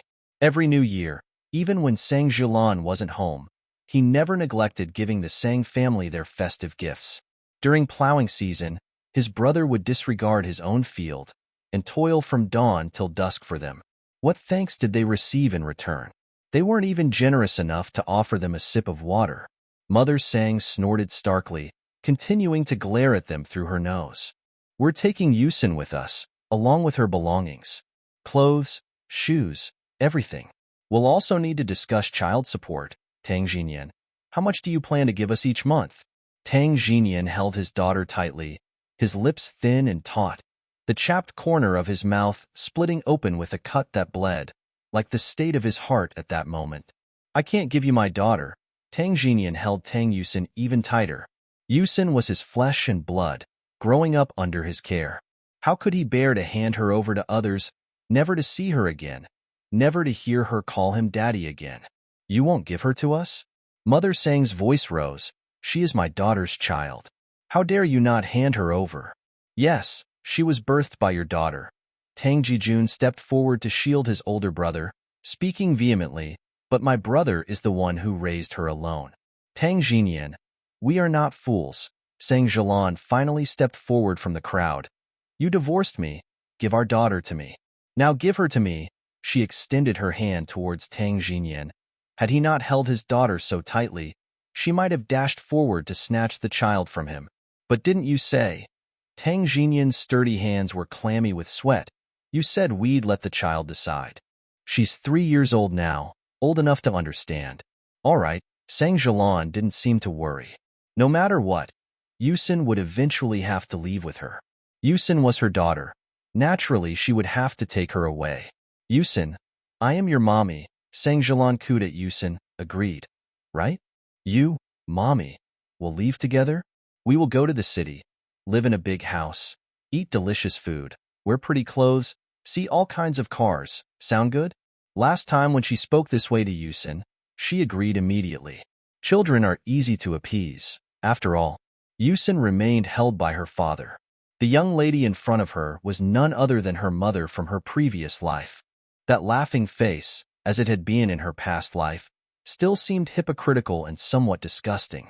Yes, in her previous life, Sang Jilan had just managed to deceive her into the Wei's home and left her father. She even planned to trick her into giving away her compensation money. This woman lacks principle and moral integrity. If she did have any, she wouldn't have had an affair with Wei Tian during her marriage and given birth to Wei Jiani, falsely claiming that she was Wei Tian's daughter from his previous marriage when, in fact, she was her own child. This life was just like the last one. Sang Jilan brought many people with her, trying to coax her with sweet words. Yusin never planned to leave with Sang Jilan. She had completely forgotten about this matter. It was not this day that she was taken away by Sang Jilan, and Tang Jinyan, fearing for his daughter's hardships, scraped together his life savings of 500 yuan and handed it over to Sang Jilan. That sum of money at that time was equal to 50,000 yuan in today's terms. As for whose pockets this money ultimately ended up in, Yusin didn't know. All she knew for sure was it certainly wasn't hers. Sang Jilan continued to extend her arms, waiting for Yusin to allow her to hold her. She eagerly awaited to leave this impoverished place, and of course, she would take the money from home. Otherwise, how could she, a single woman, raise a daughter? Yusin, what's the matter? She kept smiling, but her face started to twitch. What's wrong with this child? Has she gone stupid? Why isn't she obedient today? Normally, she would eagerly seek out her mother. Yusin, come over to mommy. Mommy will take you to see the tall building with many floors and lots of yummy food. Sang Jilan extended her hands forward. Mommy will buy you a beautiful dress. How about that? Tang Yusin remained still. Just when Sang Jilan couldn't help wanting to snatch Tang Yusin away, Tang Jijun stood in front of his eldest brother. Enough, Sang Jilan. He called out Sang Jilan's full name. What's the point of deceiving a child like this? What deception? As soon as Sang Jilan heard this, her face turned stern. I'm talking to my daughter. It's none of your business. Get out of my way. Tang Jijun clenched his teeth and stood stiffly, blocking his eldest brother and niece from Sang Jilan. As long as he was there, he wouldn't let the Sangs bully his honest, naive older brother or take little Xin away. Sang Jilan, what's the meaning of all this? Weren't you going to let the child choose? Just let her choose. What would she know? Sang Jilan rudely interrupted Tang Jijun. She's just 3 years old. If you guys confuse her, Wouldn't your words be the final say? Today, I must take my daughter away. Jeeping, go help your sister take the child over, Sang's mother said arrogantly. She was sitting like some empress dowager. Why waste time here? Just get the kid, grab our things and leave this poor place. Staying a minute longer made her uncomfortable. The two Sang brothers advanced forward, and the villagers Tang Jijun brought followed suit. Both sides seemed ready for a fight. Just then, a childish voice rang out, very clear, very crisp, like droplets of cold water. It seemed to freeze everyone's heart with its chilling, piercing tone. Daddy cannot get a stepmother. Can you, Mommy, be content with only one child? Tang Yusin lifted up her face and stared at Sang Jilan. Mommy, can you do it? Can you be content with just me? How is that possible? Sang's mother harshly replied before Sang Jilan could. Your mother will eventually remarry. How could she only care for you? In the future, she will need someone to support her in her old age. But my daddy only needs me, Tang Yusin said, clinging to Tang Jinyan's neck. Her father, who was honest to the core, did not marry in his previous life for fear of wronging his daughter. She believed he would do the same in this life. Yes, I can, Tang Jinyan replied, hugging his daughter tight. I, Tang Jinyan, can live my life without taking another wife, without needing a son. His Jijun was still here. Plus, having a daughter brought him tremendous satisfaction. He didn't want a son who would end up competing for affection with his beloved Yusin. His Yusin was such a good and beautiful girl. He would never ever let her be bullied by anyone, not even his own son. At this, Sang Jilan's face froze, as did the face of Sang's mother. Xin, come with Mommy. You can't live without a mother, can you? Sang Jilan suddenly teared up. Was she playing the card of family bonds? But how many of these tears were real and how many were feigned? Tang Yusin didn't want to guess. Maybe Sang Jilan's tears were real. Maybe she was genuinely concerned. Maybe she was genuinely heartfelt. However, in a few years, in a few decades, could she still maintain this? Or would she become that selfish mother who did whatever it took to hurt her ex-husband and the daughter he bore, all for the sake of her own daughter? Using the money from the daughter her former husband gave his life for, to support her other daughter. Can you say this mother is selfish? Yes, she is selfish towards Tang Yusin, but selfless towards Wei Jiani. All mothers are selfish and biased. All you could say is that she favors her other daughter, and Tang Yusin, being incapable, could not win her mother's love, and she doesn't want such kind of motherly love in this life anyway. She turned her face away, refusing to look at Sang Jilan's hypocritical face. Before her rancor sets in, she hopes that Sang Jilan would no longer appear before her. Otherwise, each recollection of past life events would intensify her resentment. Xin, Sang Jilan was torn apart. She refused to believe that the daughter she gave birth to was unwilling to go with her, even rejecting her. I'm your mother, Xin. I'm your mother. I know. Tang Yusin turned her little face back around, abruptly. Her innocent face was adorned with a pair of bottomless black eyes that seemed clear and bright, but were actually inscrutable. Mother has a little sister now. She doesn't need Xin. With her little mouth puckered up, the words she spat out, one word at a time, were tinged with an unexpected chilly gust of wind that unexpectedly made Sang Jilan shudder. And the phrase little sister also changed her complexion somewhat. Yusin, what are you talking about? How can your mother possibly have a little sister? Her voice harsh, she directly chastised her daughter. Yet, the panic in her eyes and the abrupt change in her voice tone clearly revealed her angst. Tang Jinyan, an honest man, might not understand. He probably thought that his daughter was referring to Sang Jilan's colleague's child, whom she brought along as her little sister. But it was not so. He was too naive, too trusting of Sang Jilan. His assumptions were just that, assumptions. In reality, Sang Jilan had long made him a cuckold. And this cuckoldry had lasted for over 2 years. All Tang Yusin did was to mention it. Whether it happened or not is not something that Sang Jilan could deny by simply saying it didn't. Heaven knows, earth knows, Tang Yusin knows, and obviously, Sang Jilan herself knows too. The affair she had, the child she bore. She can't deny it. In the end, Sang Jilan became conscience-stricken. She was wondering if Tang Yusin had seen something, but that was impossible. Jiani was only 2 years old and had always been with Wei Tian. She had never been to Li Tang village and, naturally, she hadn't mentioned anything to Tang Yusin. But Tang Yusin clearly had never seen Jiani, and she was just 3 years old. How did she know all this? But Sang Jilan's heart was uneasy because of Tang Yusin's words. Perhaps it was guilt. She was scared and was afraid of being found out. Upon seeing Sang Jilan appearing distraught, coupled with the words Tang Yusin had just uttered, particularly the phrase little sister, Tang Jijun had a sudden sinking feeling. Could it be that Sang Jilan had someone else and so insisted on divorcing his brother? Sang Jilan no longer insisted on taking the child, and Mother Sang felt her face burn. Why did people look at her so strangely, as if she was exposed and surrounded by others? They didn't take their belongings, refused to take money, and didn't even mention the child. The family came in haste and left as if fleeing in disarray. Big brother, don't you think this is strange? After seeing off the villagers and expressing his gratitude, when Tang Jijun returned, he discussed the matter with Tang Jing'e. Your sister, in-law, seems eerily guilty. Do you reckon she's seeing someone else? Don't speak nonsense. There's no such thing, Tang Jinyan cautioned his brother. Though we're getting divorced, she still remains your sister-in-law until it's finalized. But bro, your sister-in-law definitely seems guilty. Do you think she's with someone else? Don't speak nonsense. There's no such thing, Tang Jinyan chided his brother once again. We may be headed for divorce, but until then, she's still your sister-in-law. But bro, Tang Jijun had a hunch that something was off. It was strange how, out of the blue, she stopped coming home, showed no affection for their daughter, and talked of divorce. It was far-fetched to believe that she bore no feeling of guilt in her heart. He had wanted to discuss this with Tang Jinyan, but his older brother had turned away, focusing instead on their daughter, evidently uninterested in discussing these matters.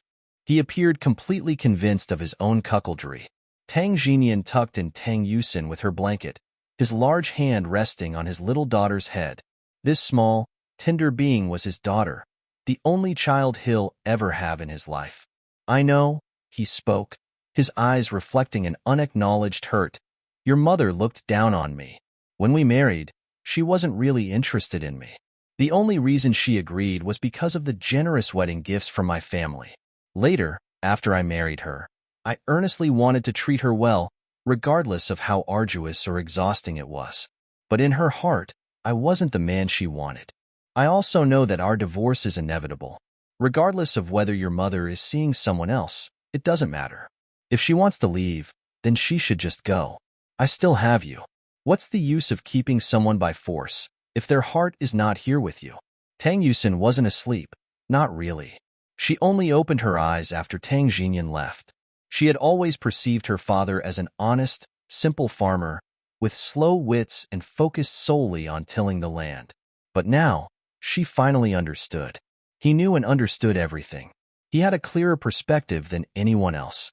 The reason why he gave money to Sang Jilan even after knowing about her marriage. Perhaps he just wanted Sang Jilan to owe him a favor.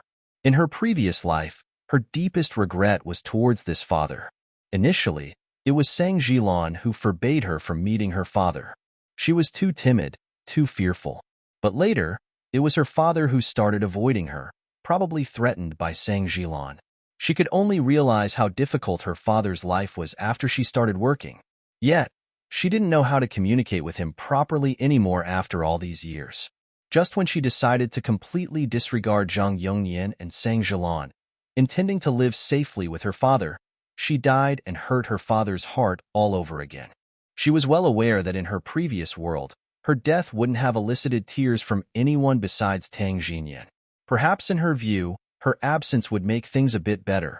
At least she wouldn't stand in the way of certain people. But her poor old father was left to outlive his child. Sang Jilan and Wei Jiani still carried on, but her father lost his only daughter. At this thought, she felt a sudden chill in her eyes. She hurriedly reached out to wipe her face, only to discover that she had inadvertently been crying again. No matter what, she knew that Sang Jilan was certain to divorce, and she would definitely not follow along Sang Jilan's path in this lifetime. The next day, Tang Jinyan put an extra layer of clothes on his daughter and then picked her up. "Daddy, are we going out?" she asked Tang Jinyan, who was walking out. They were clearly on the road out of the village. Where were they going? "Yes, Daddy is taking you to see Mommy." Tang Jinyan bundled up his daughter with a scarf. Although it was spring, there was still a chill in the air. "I don't want Mommy." Tang Yusin turned her face away. She was long past the age of needing her mother. When she was bitten by a rat, where was her mother? When she was hit by Wei Jiani, where was her mother? When her own sister stole her husband, where was her mother? All her life, she'd only saved up enough for a house. Originally, she planned to have her father move there with her, but they tricked her into handing it over to Wei Jiani first, saying this would help Wei Jiani get married. But who did she marry? She married her sister's husband, her own brother, in law. "Okay, no Mommy," said Tang Jinyan, as he felt the items in his pocket, the family's household registration and his marriage certificate. He was prepared to divorce. Since it came to this, there was no need to delay any further. He would also let her go, let her live her own life. Tang Jinyan held Tang Yusin and boarded the bus. The bus stop was not far outside the village, just wait by the side of the road. Although Tang Jinyan seldom ventured into the city, he knew the bus schedule. The transport from their village to the city was convenient enough. An hourly service from 6 in the morning till 8 at night. It was the same bus that Sang Jilan took between Litang village and her workplace. Sang Jilan's workplace was a textile factory in the city, which she had labored much to enter. After she started working there, she changed, looking down on the village folk, and Tang Jinyan too. No, it should be that she never respected Tang Jinyan. She always felt that marrying him was beneath her.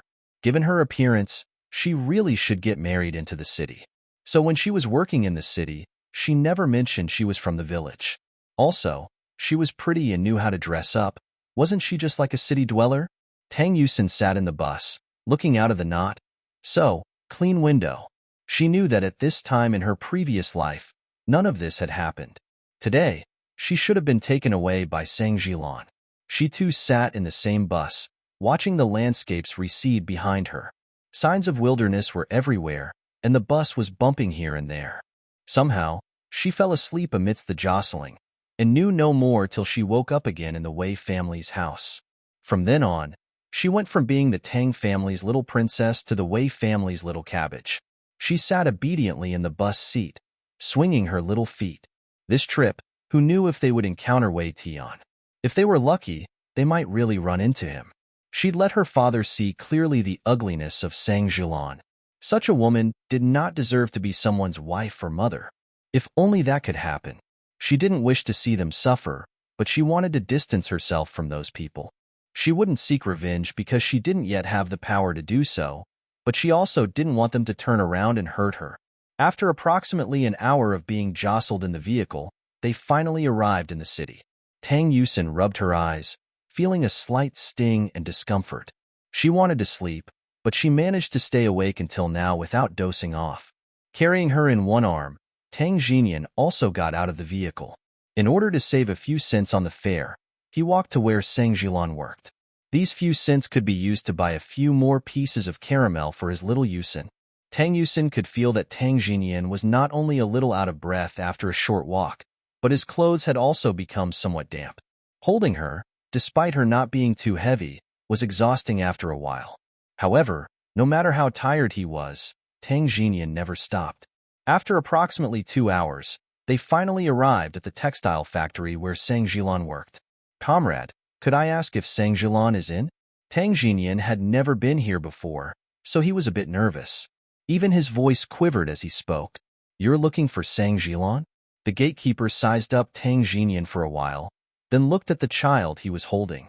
The child was quite attractive, very well behaved, and rather pretty. What a beautiful child! The gatekeeper couldn't help but praise. Tang Yusin opened her small mouth and smiled, looking even more cute and lovable. Yes, she is beautiful. When she was young, she often heard this praise. However, she heard it mostly when she was at home. Old people in the village always said Tang Jinyan's child was very pretty, with double eyelids, big eyes, and a little face. But as the elderly saying goes, children should not be too beautiful. Otherwise, they may not look as good when they grow up. Perhaps it refers to her. She was beautiful as a child, but after growing up, she became unattractive, short, and thin. Her skin was also amongst the worst, dark and dull. On top of that, she wore glasses, which gave an impression of knowledge but did not add to her attractiveness. She wondered if her plain, pure appearance now was a mask, that she was initially a freshly steamed bowsy but later became a monotonous bun. Hold on. The gatekeeper seemed pitiful toward the child. On a cold day like this, workers in the factory wouldn't be allowed to leave while working.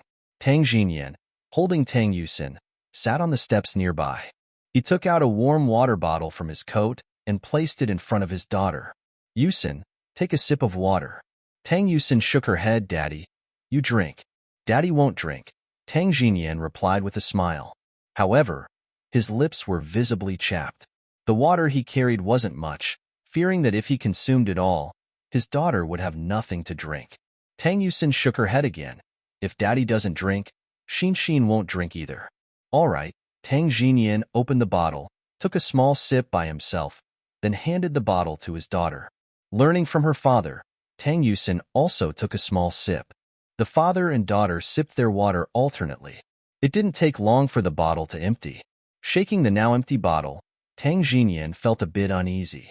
How could they have failed to notice that they had already finished their water? They weren't thirsty right now, but what about later? They still needed to take the bus and go back. Soon after, the old gatekeeper stepped out. They informed him that Sang Jilan hadn't come to work today. Hadn't come to work? Tang Jinyan calculated the time. That wasn't possible. It wasn't her off day. How could she not be at work? Tang Jinyan was more aware of Sang Jilan's work schedule than anyone else. He was constantly calculating it, thinking about when she'd be working and when she might come to see their daughter. However, no matter how long her time off was, she never seemed to come back. Recently, she was coming home more often, but it was to divorce him. That's right, the old gatekeeper nodded his head. She hadn't come in and hadn't been seen since yesterday afternoon. I see, Tang Jinyan sighed. But what could he do? If she wasn't there, he couldn't wait endlessly. Though it didn't matter to him personally, he could just huddle somewhere. But what about Xin? She was so young. What if she caught a cold? He had just decided to leave with his daughter, but Tang Yusin started speaking to the gatekeeper in her little girl's voice. Grandpa, could you please give us some water? We have a long journey home, and we've run out. Sure, there's plenty of water, the gatekeeper replied. The title of Grandpa tugged at his heartstrings. He gave a stern look at the adult Tang Jinyan. Why didn't you just say so if you didn't have any water? Water doesn't cost a dime, you know? I wouldn't mind if it was just you, but the child is so small. You couldn't possibly let her go thirsty, could you? This scolding made Tang Jinyan, the grown man, blush. This rural farmer from Shur City was still honest and direct. The gatekeeper wasted no time and filled their water bottle to the very top. Tang Jinyan placed the water bottle inside his jacket. The cotton jacket he was wearing was very big, big enough to hold more than just the one water bottle. However, this time they were returning empty-handed. Tang Yusin continued to be carried by her father. Since arriving here, Tang Jinyan hadn't let her go. Although his arm ached from the strain, he had heard that the city was not safe, and many children had been kidnapped. Therefore, he needed to keep his daughter close. However, Tang Jinyan was at a loss as to where to go next. They hadn't found her, and she hadn't been at the employee dormitory. Coming here was no small feat if they went back today. Coming back would be a challenge. They had farm work to do and vegetables to grow. Plus, the weather was bad, and he couldn't be bringing Yusin out all the time. Jijun was working in someone else's field, and he couldn't take care of Yusin. Besides, Jijun didn't have any experience being a father. How would he take care of a child this young? Throughout the journey, Tang Yusin was far from calm. She had a lot on her mind. After Sang Jilan had taken her to the Wei family, Wei Jiani fell ill and was hospitalized for over a month. Now, Sang Jilan was nowhere to be found. She hadn't been at work or the employee dormitory. The gatekeeper mentioned that she had been taking a lot of time off. That meant that right now, she should have been at the hospital. She couldn't remember when in her previous life she had gone back with Sang Jilan. But even if they delayed for a few days, it wouldn't change the fact that Wei Jiani was sick. After much hesitation, Tang Jinyan decided to head towards the bus station. "Daddy, my stomach hurts." Tang Yusin squeezed her eyes shut and managed to squeeze out a few tears. Although she wasn't a child, she couldn't naturally master the ability to cry or laugh on command. But she at least managed to force out a few tears. "What's wrong?" Tang Jinyan asked in surprise. "Why does my stomach hurt?" "Daddy, my stomach hurts." Tang Yusin was reminded again of her pathetic fate in her past life.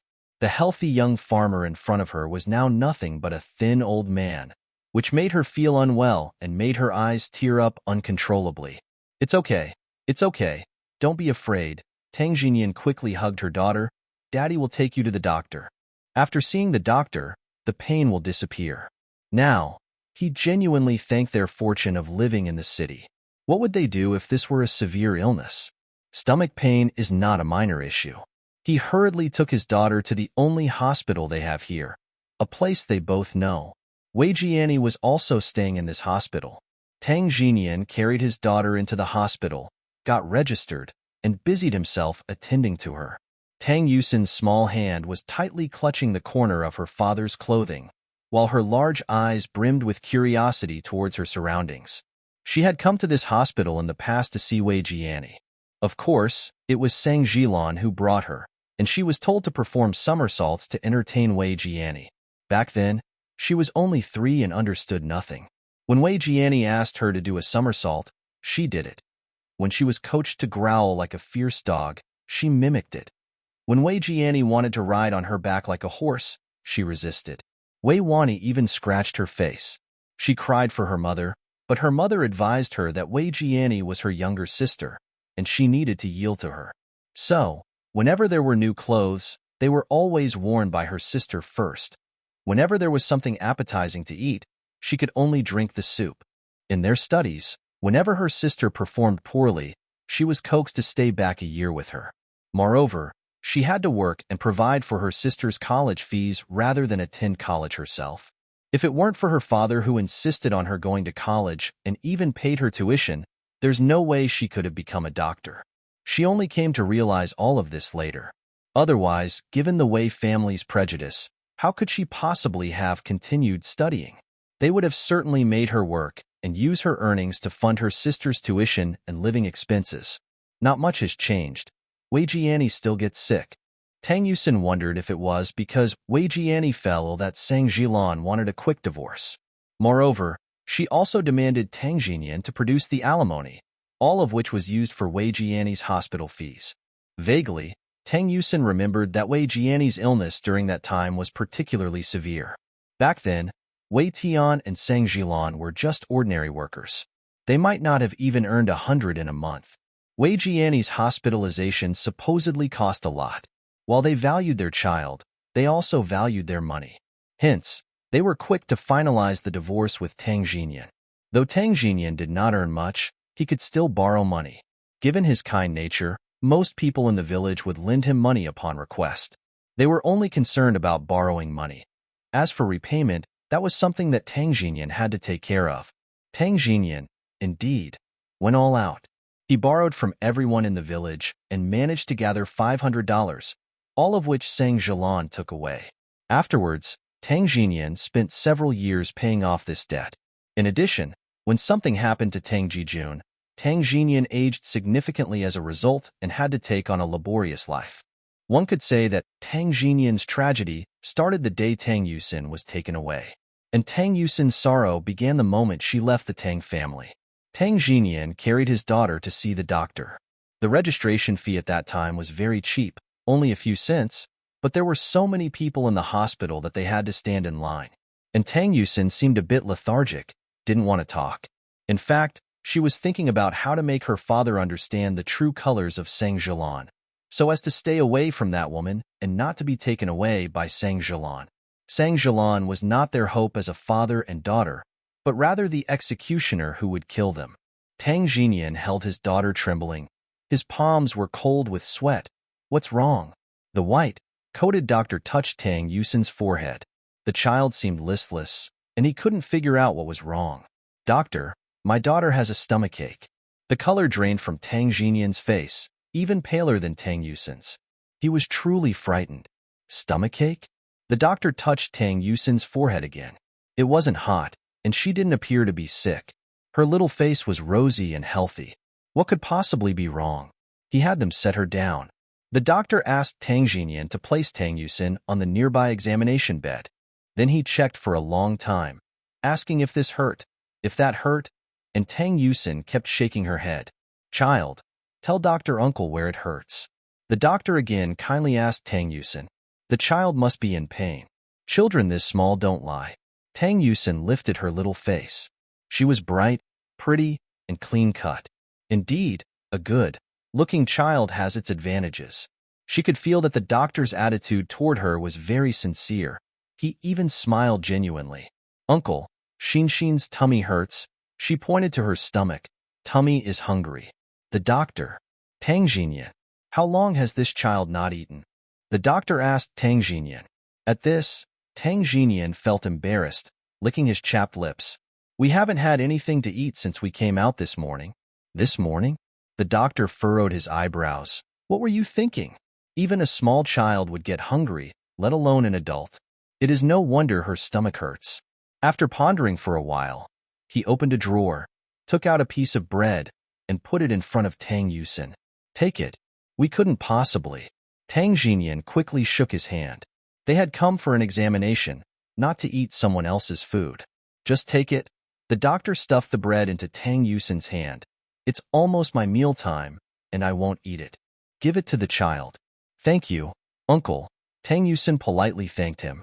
She really thought the doctor in front of her was the most adorable person she had ever met, which is why she became a doctor in her past life, and she would still want to be a doctor in this life. This child is very well behaved. The doctor ruffled Tang Yusin's hair affectionately. She had been very good since they arrived. She didn't cry, and she cooperated fully. She was a well-raised child. Thank you, doctor. Tang Jinyan thanked him profusely. He carried his daughter out, sat on the bench outside, took out the bread, and put it in front of Tang Yusin. If Shinshin ate a little, she wouldn't be hungry, and her stomach wouldn't hurt. Tang Yusin took it, but with her small hands, she split the bread in two, and put the larger half in Tang Jinyan's hand. Daddy, eat. Daddy's not hungry. Shinshin can eat. Tang Jinyan laughed heartily, but didn't touch his piece of bread. If Daddy won't eat, Shinshin won't eat either. Tang Yusin put down her bread, displaying her obstinacy as a young girl. Tang Jinyan had lately started to get a sense of his daughter's temperament. She's grown, and has become more perceptive, but she's also become more stubborn. She was always a stubborn child. He had no choice but to pick up the bread and started eating with his daughter. On their way back, he planned to buy more for her to snack on. For drinking, he took out a bottle of water from his own bag. The water was still hot. They were in the hospital, so the availability of water was not a concern for them. With the bread shared and some water drank, both father and daughter were now satiated, at least for the time being. Daddy, I need to pee. Tang Yusin tugged at Tang Jinyan's sleeve, her face expressing an unbearable helplessness. It was like being thrown back to her childhood, where she had to cope with less than ideal situations.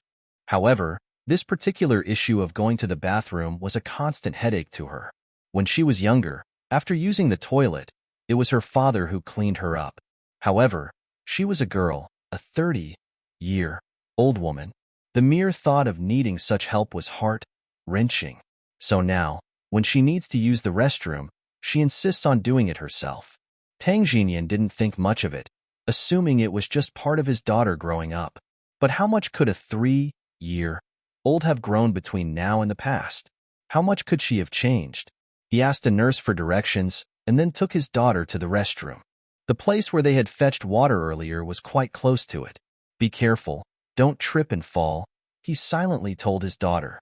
As a grown man, Tang Jinyan couldn't go into the women's restroom, nor could he just let his little girl go in alone. What if she fell into the toilet pit?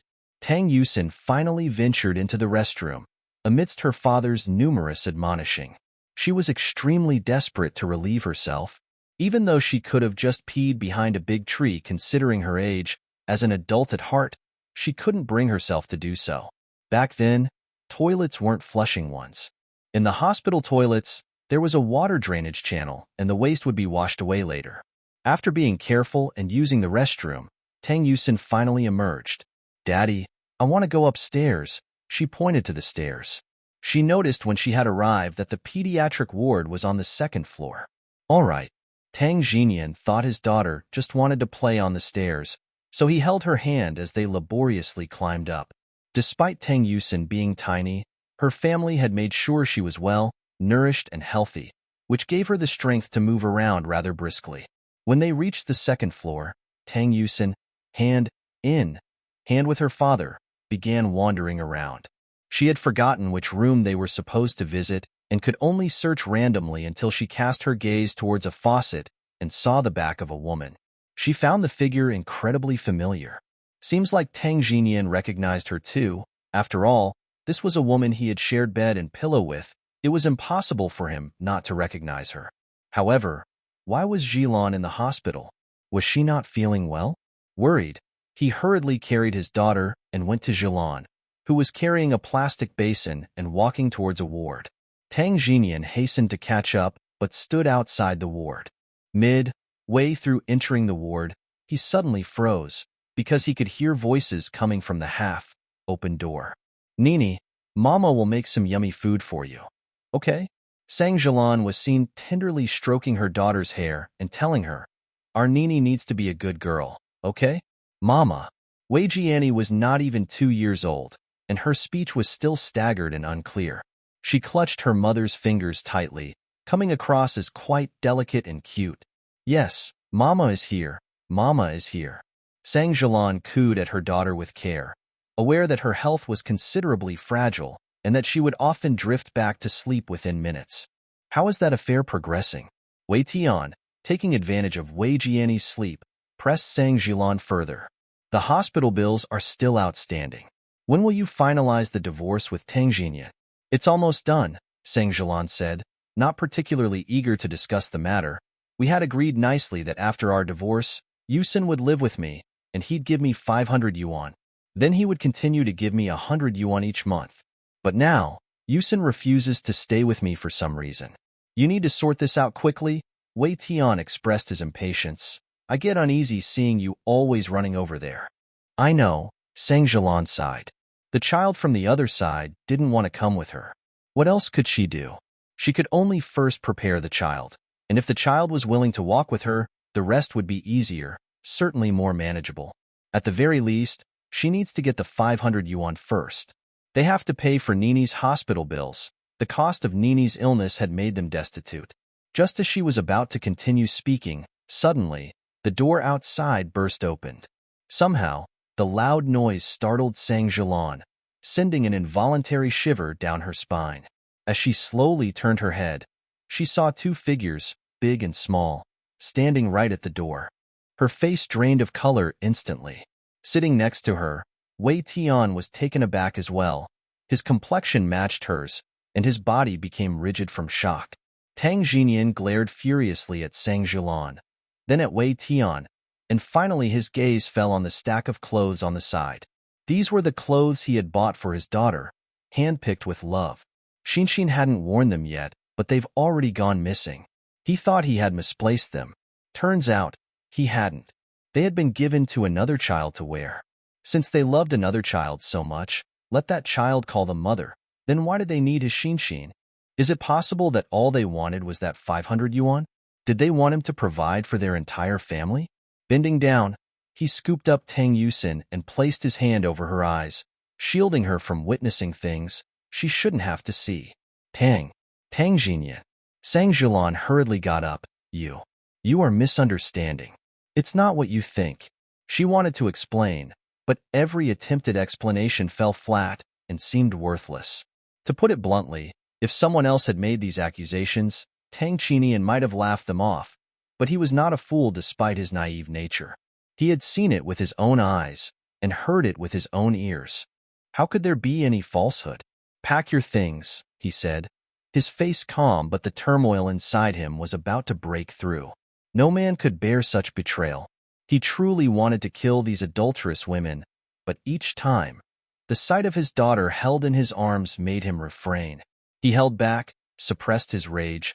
He even felt like a cuckolded man, but he swallowed all that bitterness, for he had to swallow it no matter how painful, no matter how hard it was. Let's finalize the paperwork. Cradling his daughter closer, he turned away, not bearing to look back at the scene. I have brought the necessary documents like the household registration, ID cards, and marriage certificate. Sang Jilan had been signaling Wei Tian repeatedly, but he ignored her signals, closing his mouth and remaining silent. There was nothing left to say. Wei Tian, who had been making valid points in previous arguments, now became as timid as an old turtle, not daring to make the smallest sound. Originally, they had hundreds of ways to make Tang Jinyan divorce, and regardless of the method chosen, Sang Jilan could always gain something, either money, property, or certain forms of compensation. Tang Jinyan would not let her leave empty-handed. However, now even if she desired something, Tang Jinyan would not be likely to give her anything. A man can bear a woman's disfavor, can endure her departure, but he cannot tolerate the green hat of betrayal atop his head. At the time they sat in the Civil Affairs Bureau, Sang Jilan held tightly to her clothing. She could only come here, only silently come over, for fear that Tang Jinyan would cause trouble at her workplace or Wei Tian's home. If that happened, both her and Wei Tian's future prospects would be ruined. Jinyan, why are you in the hospital? She cautiously asked, her tone unexpectedly humble. Ever since marrying Tang Jinyan, her status had been the highest in the Tang family. Neither Jinyan nor Tang Jijun dared to raise their voices against her. To divorce you, said Tang Jinyan, holding their daughter. There was no clear emotion in his voice. But, how did you know I was at the hospital? Sang Jilan's tone rose in obvious anger. Was he tracking her? Xin had a stomachache. He gently laid his hand on their daughter's head. I brought her here to see the doctor. He lifted his face and stared directly at Sang Jilan. Have you ever asked Xin from beginning to end what she wanted? She's perfectly healthy. So what do you think I'm doing at the hospital? You treat other people's children kindly, but ask yourself, how do you treat Xin? Do you behave like a mother should? Tang Yusin's eyes were closed, but she wasn't asleep, and she didn't plan on letting her father know that Wei Tian was the baby's father. She didn't want her father's cuckoldry to be too severe. She would let him think that Sang Jilan neglected her own daughter because of someone else's child. Sang Jilan was clearly guilty, and when faced with these questions, she remained silent, not daring to refute a single word. Luckily, he still didn't know that Nini was her child. If he found out, she feared her reputation would be entirely ruined. She didn't know about Tang Jinyan yet, but Tang Jijun, that was the real problem, bold and persistent. So, she gritted her teeth and didn't argue for anything in the divorce, not even the custody of her own daughter. She was afraid that her secret pregnancy would be discovered. If so, Tang Jinyan and his brother would never forgive her. The two of them divorced in this way. Tang Jinyan packed up his things, picked up his daughter, and left. As Tang Yusin looked back at her mother one last time, her eyes were void of any light, like two black holes, a sight deeply terrifying. Xin. Sang Jilan finally realized something. That girl was also her daughter. As long as Tang Yusin acknowledged her, nothing bad would happen, nothing at all. What could Tang Jinyan do even if he found out? He still loved his daughter and wouldn't allow his daughter's mother to be disgraced or become an object of public scorn, right? Yet, Tang Yusin turned her face away. With a calm expression, she stayed close to her father. Right now, both of them exuded an air of melancholy and were rigidly unapproachable. At that moment, Tang Jinyan stopped and then lifted his daughter onto his shoulders. Xin, would you like some bread? Daddy can buy you some, said Tang Jinyan, with a smile on his face. He affectionately tousled his daughter's hair, but his eyes were full of sadness, ready to overflow. He was still upset, indeed quite aggrieved. All right, Yusin tightened her grip on Daddy's fingers and accompanied him into the store. Given the rare opportunity of visiting the city, Tang Jinyan bought a lot of things for his daughter. Though there wasn't much in the way of snacks available at the time, things like bread, peanuts, and milk candies were some of the few options available. And Tang Jinyan bought them all, with no mind to the cost. He then took his daughter to the department store, intending to buy her some clothes, as all her new clothes had been taken away by Sang Jilan. Now, as the weather was warming up, Tang Yusin had nothing to wear. They had arrived empty-handed, but upon departing, carried a heap of shopping bags. "Brother, how is everything?" Tang Jinyan had been waiting for his older brother to come back. He had been waiting nearly all day. Was something wrong? Just when he was growing restless, Tang Jinyan finally returned with Tang Yusin. He quickly took Yusin from Jinyan's arms. Seeing that she had already fallen asleep and that his elder brother was carrying many shopping bags, he proposed an idea. "Jijun, move back home." Tang Jinyan, after putting the shopping bags away, straightforwardly suggested this to his brother. Okay, Tang Jinyan agreed without asking further questions. But the fact that his elder brother could say such words implied that the marriage had ended. Back when his elder brother got married, the Sang family, in addition to demanding an excessive dowry, had also insisted that Tang Jijun move out. At that time, Tang Jinyan had refused, saying that there was no reason his younger brother should have to leave his own home. Still, in the end, Tang Jijun had indeed moved out. He knew that if he didn't, his elder brother wouldn't be able to get married. Now it had been more than 4 years since he lived in the family home. In the interim, he had been living in a small, dilapidated house in the village. Now, he finally got to move back home, yet he couldn't bring himself to feel happy about it. If the price of moving back in was his elder brother's divorce, he would rather live in that dilapidated house in the field for the rest of his life. Tang Jinyan didn't say much else.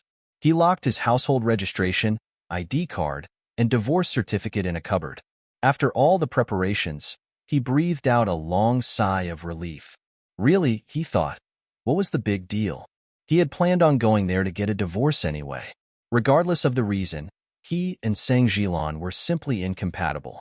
The divorce was inevitable. Since the divorce was unavoidable, why dwell on the past? However, he felt somewhat comforted. At least his daughter, his precious Xin, was still by his side. He still had a daughter. He still looked forward to seeing her grow up, and he could still carry on with his life. Tang Jijun moved back home with his scant belongings. They had 3 large tiled rooms at home. One was used for storage, and the other 2 were living quarters. Tang Jinyan moved into the room he used to live in, which had not been inhabited for a long time since the Sang family members used it when they visited. He settled his bedding there. He sat there, heaving constant heavy sighs. But soon enough, he stood up again, rolled up his sleeves, and decided to give his full efforts. If everyone worked hard enough, surely their lives wouldn't continue to get worse. "What are you looking at?" Tang Jijun asked, pinching his little niece's face. The little one was round and tender. He believed no other kid in the entire village could be as beautiful as his little Yusin. Tang Yusin broke out a milky white toothy grin. She lowered her head, continuing to eat her meal, trying to figure out when her second uncle had had the accident. She remembered it vaguely happening around when she was 3, not long after she had left the Tang family. She didn't have strong memories of her third uncle. If she hadn't been reborn, she wouldn't even remember what he looked like. Her third uncle looked a lot like her dad. However, he likely resembled their grandmother more, with his thick eyebrows and large eyes. All the Tang family members were tall. Her dad was 1.75 meters, and her third uncle was even taller, about 1.8 meters. Yet she was only barely over 1.5 meters after growing up, with Sang Jilan not being too tall either at 1.63 meters. They hadn't inherited great height, and maybe it was also because their nutrition was not good when growing up, leaving her quite short. She continued to eat her meal obediently, and after she was done, her third uncle washed the bowls and then took her hand for a stroll outside. Lately she had been puzzling over when her uncle had had that accident, but she had no clue, and no one had ever mentioned it to her. Where was it? Where could it be? "Jijun, good timing," said old Mr. Zhang from the village, calling out to them. "The manure has piled up a bit too much at the village entrance. Could you handle it? You could also make some money from it. You're the only one who can handle this task." "Ha, ha. Okay, uncle. Don't worry. I got it." Tang Jijun laughed, revealing a mouthful of white teeth. The village had good water which was nourishing, so even those who seldom brushed their teeth had good teeth. Even the teeth of the elderly folk were not too yellow. Once your second uncle completes the job, He'll be able to buy some delicious milk candies for our Xin, Jinyan said, picking up Yusin as they walked towards the other end of the village. That place was where the villagers composted manure. How to dig out the compost was a mystery to the villagers, but Jijun knew. He was tall and sturdy, smart and handy. As long as he could excavate the compost from the village each year, he would earn a dozen or so yuan. Right now, in the transition between spring and autumn, those extra yuan could surely help in improving their living conditions. Tang Yusin was surprised and shocked at the same time. Was that dreadful event happening soon? She had heard in her past life that the second son of the Tang family had died while excavating compost. The compost pile, which had accumulated over a year, had collapsed on him, killing him instantly. The previous day, the second son of Tang had even mentioned wanting to see his little niece after earning some money. But he never got the opportunity to do so, and after that no one was left to support honest and straightforward Jinyan ever again. Tang Jijun took Yusin over to the manure composting field to take a look, but kept their distance to avoid the stench reaching little Yusin. "Uncle, when will you dig the poop?" Tang Yusin asked, wrinkling her little nose. And Tang Jijun was left somewhere between wanting to laugh and cry. "Well, I'll dig it when you fall asleep, and then I'll get you some sweet milk candies," he replied. Tang Yusin grabbed Tang Jijun's clothing. Fine, she wouldn't sleep then. She intended to keep an eye on her second uncle. In her last life, she didn't stop anything. But in this life, she was determined to save Jijun's life.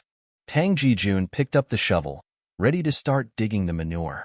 It was best to get these things done early, since there was nothing to do in the fields at the moment. Not long after he left, Tang Yusin clambered out of bed, carelessly put on her shoes, and ran out after him. At that moment, Tang Jijun was busy scooping out the manure from the pit. He had already managed to dig a big hole, and his figure stood right in it. Second uncle, second uncle." Tang Jijun put down his shovel. Had he heard Yusin's voice? Hadn't she been asleep? She usually didn't wake up until nightfall. That's why he had ventured outside instead of playing with her. His big brother was a great farmer and a handy carpenter. Now that there was no work in the fields, he could take advantage of this free time to make a few stools for others to pad his income. He was the one looking after the little girl these days. Fortunately, she was easy to take care of and didn't make a fuss. His thought was to finish this job while she was sleeping to earn a bit more money for some tasty treats for her. So, why was she awake now? He put down his shovel and, sure enough, saw Tang Yusin standing not far away, her little face white as a sheet. What had happened? He quickly walked over to her. But realizing how he must smell, he felt a bit helpless. He knew how much the little girl, Xiaoyu, loved cleanliness. Second uncle.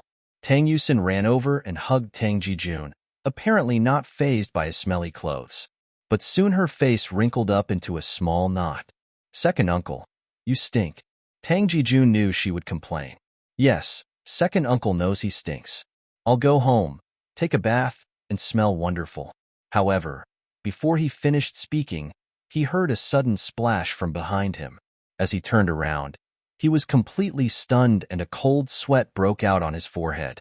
Tang Jinyan dusted off the stool he was working on. The stools he made were sturdy, and he was good at conserving materials. This allowed him to take on side jobs as a carpenter in other villages whenever he had free time, pulling in some extra money. Without this additional income, he wouldn't be able to indulge his daughter based solely on their farm's income. Although he was a man from the countryside, he made sure his daughter was always clean and wore the nicest clothes, much like a city child. Now that he had hope for a better life, he was determined to save more money. He wanted his daughter to wear the prettiest clothes, eat the tastiest food, aspire to go to high school, and eventually college. It was his failure as a husband that he couldn't keep his wife around. Therefore, he tried to compensate his daughter in other ways. He blew the dust off the stool again, then examined it from top to bottom, looking for any rough edges. "Jinyan, brother Jinyan." Suddenly, one of the villagers ran up, panting heavily. He pointed in a certain direction, but was too breathless to speak. "Huh, Xianghua, what's up, any problems?" Tang Jinyan picked up another piece of wood, pondering whether it could be made into another small stool. Xianghua suddenly jumped up, slapping his own kneecap. "Jinyan, hurry and check it out. The dung pit at the village entrance collapsed. Huh, collapsed? Tang Jinyan was surprised. How did it collapse all of a sudden? Yes, it collapsed, Xianghua said with a choking voice. Jinyan, hurry and check it out. I heard your brother Jijun was shoveling dung earlier on. Boom. Tang Jinyan felt his head explode. He threw down the wood in his hand and ran off, almost tumbling forward. Jijun, Jijun. He called out while running, not knowing how his legs were carrying him forward. When he arrived, there was a stink all around. The air seemed completely permeated with the smell, fermenting and filling every corner. The dung heap had truly collapsed and was big enough to bury several people. Jijun. He wanted to rush in, his eyes turning red with urgency. But the people around him stopped him, not allowing him to go in. People were still digging, all with grave faces. Feeling weak at his knees, Tang Jinyan broke into loud sobs. The two brothers depended on each other for survival. After their parents passed away, Jijun was like a son to him. How their life had been, outsiders wouldn't understand, but they knew it implicitly. Their life had been hard. The two of them made it to adulthood, started their own families, and were just in their 20s. Now, to suddenly lose one another, how heartbreaking would that be? Brother. Suddenly, it sounded as though someone was calling him. Tang Jinyan squinted his eyes and almost popped his eyes out when he saw who was standing in front of him. Jijun? Brother. It's me, Tang Jijun, holding Tang Yusin's hand, also had teary eyes. Who said men couldn't cry? They, the men in the village, had all cried before. Their tears were not out of pain but gratitude.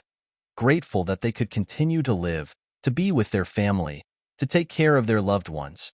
Tang Jinyan quickly wiped away his tears and got up from the ground. He ran the few steps to his brother, touching his arm and then his head. Jijun, you're okay, right? I'm fine. Tang Jijun broke into a smile and picked up Tang Yusin. This time, we owe it to our Yusin. She saved my life. If she hadn't come to find me, I might have been buried there. Thinking of the scene, even now cold sweat was breaking out all over his body. Even 1 minute would have been too late. Yes, even if it had been a minute later.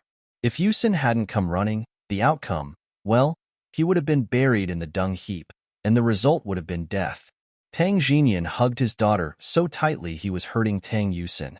But Tang Yusin still acted innocent, although her tightly clenched fist was soaked with cold sweat. Once they were back home, Tang Jinyan started lecturing his brother. How many times have I told you not to do this? How dangerous it is. Why won't you listen? I told you to learn carpentry with me, but instead you keep persisting in this dung business. At this rate, you'll become so smelly you won't be able to find a wife. Who would want to marry such a stinky man? You'll put out the Tang family's lineage. How will you face our parents in the afterlife? Tang Jinyan was berated to the point where he could only stand there, looking like a wronged little girl. As he wiped the sweat off his head, he realized it wasn't easy to endure such scolding. His eyes started wandering aimlessly. Where did that little girl go? Why isn't she here to save her uncle? At this rate, your uncle's face will be bleeding from all the yelling. However, Tang Yusin's tiny head popped out from behind her father. Then, with her small hands resembling tender ginger, she began massaging her little face. Tang Jijun felt like vomiting a liter of blood on the spot. Usually, the kid was cute, but now, her behavior was like a knife in the heart. Meanwhile, Tang Jinyan was still ranting. He is a generally amiable person, but once his bottom line is crossed, he spares no one. You tell me, if one day you're killed by dung, don't you dare admit we're brothers in death. I'll be too ashamed of your disgrace. Bro, if I die, who would even care that I smell? Tang Jijun's mouth twitched. They had been arguing for half an hour. Couldn't we stop mentioning the word dung? Our parents in the underworld. Tang Jinyan was genuinely upset with his brother's lack of aspiration. And then he thought about the incident earlier. If Tang Jijun had died from being buried in dung, he would never be able to face their parents again. You are not allowed to deal with dung anymore. Tang Jinyan shouted at Tang Jijun, if you continue, I'll break your darn legs. He found it awkward to say these words. Dung. Just dung. He was about to dip his head under the table when he saw Tang Yusin clinging to their father's leg. Tang Yusin, To his surprise, bended her crescent, like eyes upwards, and scratched her petite face. Frustrated, Tang Jijun wanted to ruffle her hair so much that it would look like a bird's nest. The news of the collapse of the dung heap in the village caused people to become very cautious. In this age, life was fragile. One small mistake could cost a life. Hence, it was best to avoid dangerous tasks. Like the village's dung pit, no one dared to find dung now, for the money was not worth risking a life, especially not being buried alive by dung. It would be embarrassing and a disgraceful way to die. The villagers were superstitious and nobody wanted that. Uncle Zhong, thank you for your help. Tang Jinyan left his daughter with Chen Zhong. Tang Yusin liked the aroma of medicinal herbs at Chen Zhong's place. Therefore, whenever the Tang brothers were busy, they left their young sister Yusin here. It's no problem. I also enjoy spending time with her. She's quite precocious. Precocious? Tang Yusin nibbled on her own fingers. Being a woman in her 30s who had lived a full life, pretending to be a child was a disservice to herself. Once Tang Jinyan left for work, Chun Zhong pulled Tang Yusin's hand and began teaching her about medicinal herbs, even testing her on the lessons from the previous class. It seemed as if he was purposely training her, yet she was only 3 years old. No matter how precocious she might appear to him, she was far from being a prodigy. But Chen Zhong was just like a force-feeding duck, cramming stuff into her brain relentlessly, seemingly unafraid of bursting it. And now the result was that she had not yet burst, but Chen Zhong was still shoving knowledge into her noggin. Nonetheless, Tang Yusin loved to listen. As long as it was related to medical skills, she adored it. In her previous life, she had been a dependable internal medicine doctor. Her mentor once said that she had a good temperament, could tolerate loneliness, and was steady. In operations, she was decisive and resolute. If something needed sewing up, she sewed it. If something needed cutting, she cut it. It was just a pity that she wasn't born into a medical family, as her achievements could have been even greater. So back then, she served as a small internal medicine doctor in that hospital, not particularly outstanding. Maybe after a few more decades of hard work, she could have become a director or something. Unfortunately, she didn't live long enough. Now, her interactions with these herbs brought her immense joy. Every day, just smelling the aroma of these herbs would put her in a great mood. Even if Chen Zhong ruthlessly pulled at her budding comprehension, she happily allowed him to do so. Grandpa is giving you something, Chen Zhong, taking Tang Yusin's small hand, led her into his study. Chen Zhong had a myriad of books, many of which were ancient, perhaps even the only copies in existence. He unfurled a scroll, then squatted down before Tang Yusin. Unable to help it, Yusin was so small she could barely reach an adult's thigh. Either she had to raise her head, or the adult had to squat down. Yusin, look, this is for you. Do you see the red dots on it? Remember them, and Grandpa will quiz you later. All right. Tang Yusin took over the scroll, pretending to be an innocent little girl, although a wave of excitement swept through her heart. As someone who had studied medicine before, especially Western medicine, she found traditional Chinese medicine rather mystic. She had never had the opportunity to explore in her past life, but now she had a fantastic chance to do so, which could not be missed. The scroll depicted an acupoint map of the human body. The lines represented meridians, and the red dots were acupoints, all clearly marked. She thought, even if she were stupid, silly, or clumsy, she had begun to study, to memorize from the age of 3. Over time, these would become instinctive, like certain memories deeply imprinted in her mind since childhood. Grandpa, may I look at those baby dolls in your books? She pointed at the ancient books in Chen Zhong's study. Ah, these antiques could be considered national treasures in the future. Being able to see them was her fortune. Misfortunes were uncertain. Those books surely contained valuable information, which she had been drooling over for quite some time. If she wasn't too young, she would have taken a bite already. Just like a sponge that had lost its moisture, these books now were her life, sustaining water. She needed water. She wanted to drink water. She desired books. She hungered for reading books. Nevertheless, she needed to bear with, to pretend being a little kid. Go ahead, go. Chun Zhong waved his hand for her to play on her own. Anyway, Tang Yusin was well behaved. She wouldn't be naughty or mischievous like other kids. Luckily, he had some affairs to attend to, like processing the recently collected herbs, which left no time to accompany her. Tang Yusin ran excitedly into the study and picked out a book. On the book, there indeed were pictures of babies, but they were all names of herbs and recipes for treating diseases and saving people. She sat on the ground, holding the book, and started reading it carefully. After Chen Zhong had finished his own work, he found that Tang Yusin was still inside. She had been there for several hours. Could a child really have such a good focus? Anyway, he had never seen one like her. He went over and found that Tang Yuyu, who was inside, was slumped against the corner of the table. She had fallen asleep unknowingly. Indeed, she was holding a book in her small hands. It was the medical book passed down from his family. Of course, the child did not know how to read. She was only looking at the pictures of babies, and thus, she had fallen asleep while reading. Chen Zhong shook his head. He fetched a blanket to cover Tang Yusin, letting her continue sleeping. Children will always be children, with their variability. After he left, Tang Yusin opened her eyes. Her eyes were bright, showing no sign of sleepiness. In fact, she was awake all the time.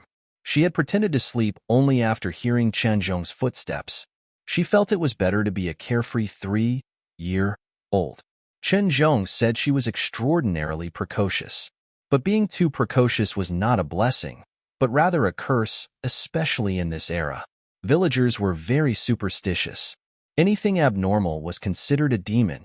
She didn't want to be thought of as a demon, so she must be careful in the future.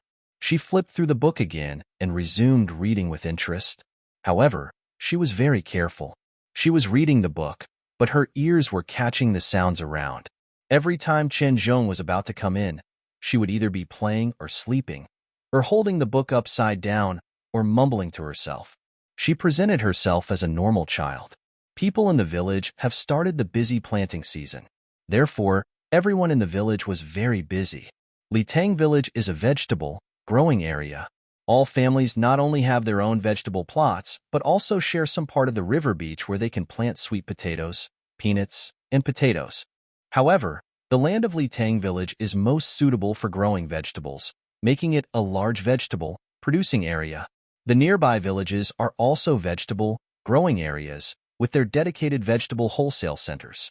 During farming season, everyone in the village gets so busy that even children help in the field, being either help or not interrupting adults.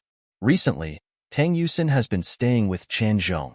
Otherwise, Tang Jinyan really wouldn't know how to deal with his daughter. The field is both dirty and dusty. If he was busy working, he couldn't take care of her. Looking at the children of other families who were clean when they went to the field and rolled into mud balls when they returned home, and they couldn't go home until noon sometimes and had to eat the pancakes brought from home. They, as adults, could make do, but children couldn't. Despite being poor, he never let his children suffer. Fortunately, Chen Zhong liked Tang Yusin very much and was willing to look after her, managing her meals, sleep, and playtime. Seeing this, others thought about how much this could save them and wanted to send their children to Chen Zhong as well. However, Chen Zhong's stern face not only deterred the adults but also scared the children into crying, forcing them to refuse to go to Chen Zhong's. It's heartbreaking to see one's own child so timid and unassertive when a 3-year-old from Tang Jinyan's family is not scared at all. But why is our child so easily cowed? There were indeed many who proposed solutions, but after several trials, only Tang Yusin ended up staying with Chen Zhong. She would often sit in Chen Zhong's study and watch her dolls, and when she didn't have anything else to do, she would learn about medicinal herbs and acupressure points with him. Of course, she spent most of the time playing. Despite having a wildly vivid imagination, she knew she had to remember the lessons. Otherwise, Chen Zhong would not have always greeted her with a friendly expression. His demeanor had noticeably softened, and he still ensured she had 3 meals a day.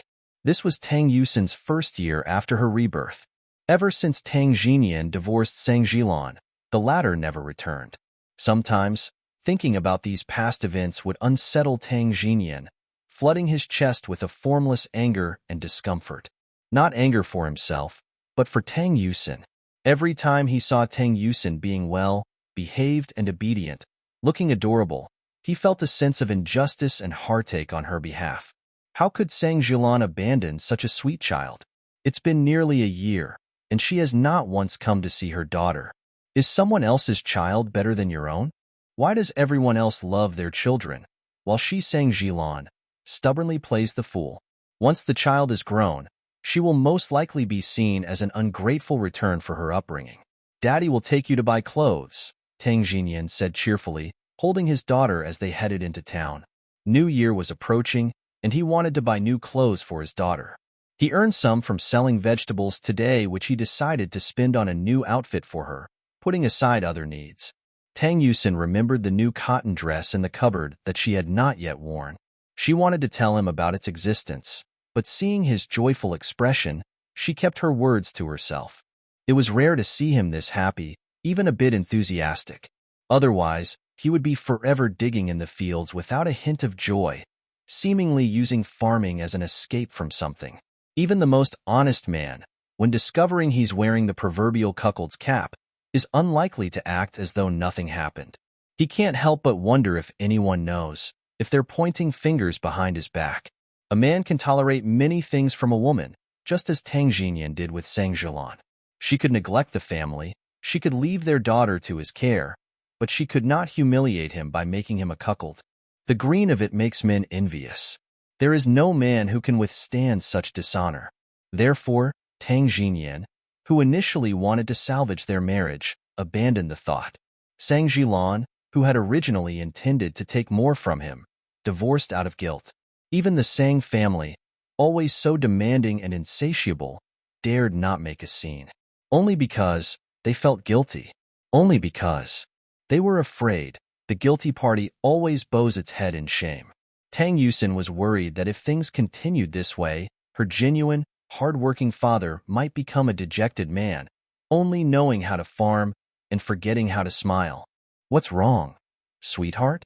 Tang Jinyan asked, rubbing his daughter's head and pulling her to sit next to him. Tang Yusin shook her head, then grabbed onto the little braids her father had neatly made for her. Your kid has grown up beautifully. The woman sitting next to them was quite envious of Tang Yusin, who was being held in Tang Jinyan's arms. Although they were all from the countryside, why was his child so fair, tender, and clean? Her little face was really beautiful, with big eyes and a small mouth. All of it was so white and adorable. My child is a bit more behaved and doesn't dirty her clothes, so she looks cleaner, Tang Jinyan said modestly. But everyone could hear the pride in his voice. Tang Yusin touched her little face. She was cute as a child, but she worried she would become ugly when she grew up. Well, no matter what, she had to grow taller first. At least she wanted to be 1.60 meters. It would be a relief if she could reach 1.50 meters. There is no milk for sale now, and milk powder was quite expensive. Plus, she was quite older now. If she continued drinking milk powder, people would laugh at her. So, what should she eat to grow taller? Starting from now, she needed to develop a good dietary plan for herself. She couldn't expect her father to buy her expensive food, so she decided to eat as much as possible from whatever was available around her. She was always deep in thought and did not talk much. People perceived her as a well-behaved, easy-to-raise child. In reality, children these days were easy to raise. They could spend a whole day playing with a piece of mud. The older kids took care of the younger ones, and the younger ones cared for the ones even younger. If Tang Yusin were to live in the city now, she would be considered the first generation of single children. But in the rural areas, even if they had to fight hard, parents would always try to give birth to a son. If a family had no male heir, they would be ridiculed for not having anyone to carry on the family name after their death. However, Tang Jinyan didn't mind this at all. He had no plans of remarrying. He just wanted to raise his daughter well, let her receive education, get into a good university, and escape from their poor mountainous region. Upon reaching the city, Tang Jinyan held his daughter's small hand and took her to buy clothes. There were no large shopping malls at that time. The supply and marketing cooperatives were transitioning and becoming the people's store, where people could sell their own items. Tang Jinyan bought his daughter a floral cotton jacket. If her cheeks were a bit redder, she would look like a complete country bumpkin. He couldn't understand the modern aesthetic sense which deemed it tacky. Regardless, Tang Jinyan liked it, and Tang Yusin didn't mind either. Although its flamboyant colors were considered vulgar, which child in the village did not dress like this? Having a new piece of clothing was already a big deal. Some families with poor conditions did not even have new clothes. Therefore, she was very content and satisfied. Tang Xinyan also bought some items for the Lunar New Year. He needed to buy couplets, peanuts, to offer to the children who would visit their home. Even if the adults didn't eat, the children would definitely need to have some. No matter the family's circumstances, he had never ever skimped on anything for his daughter.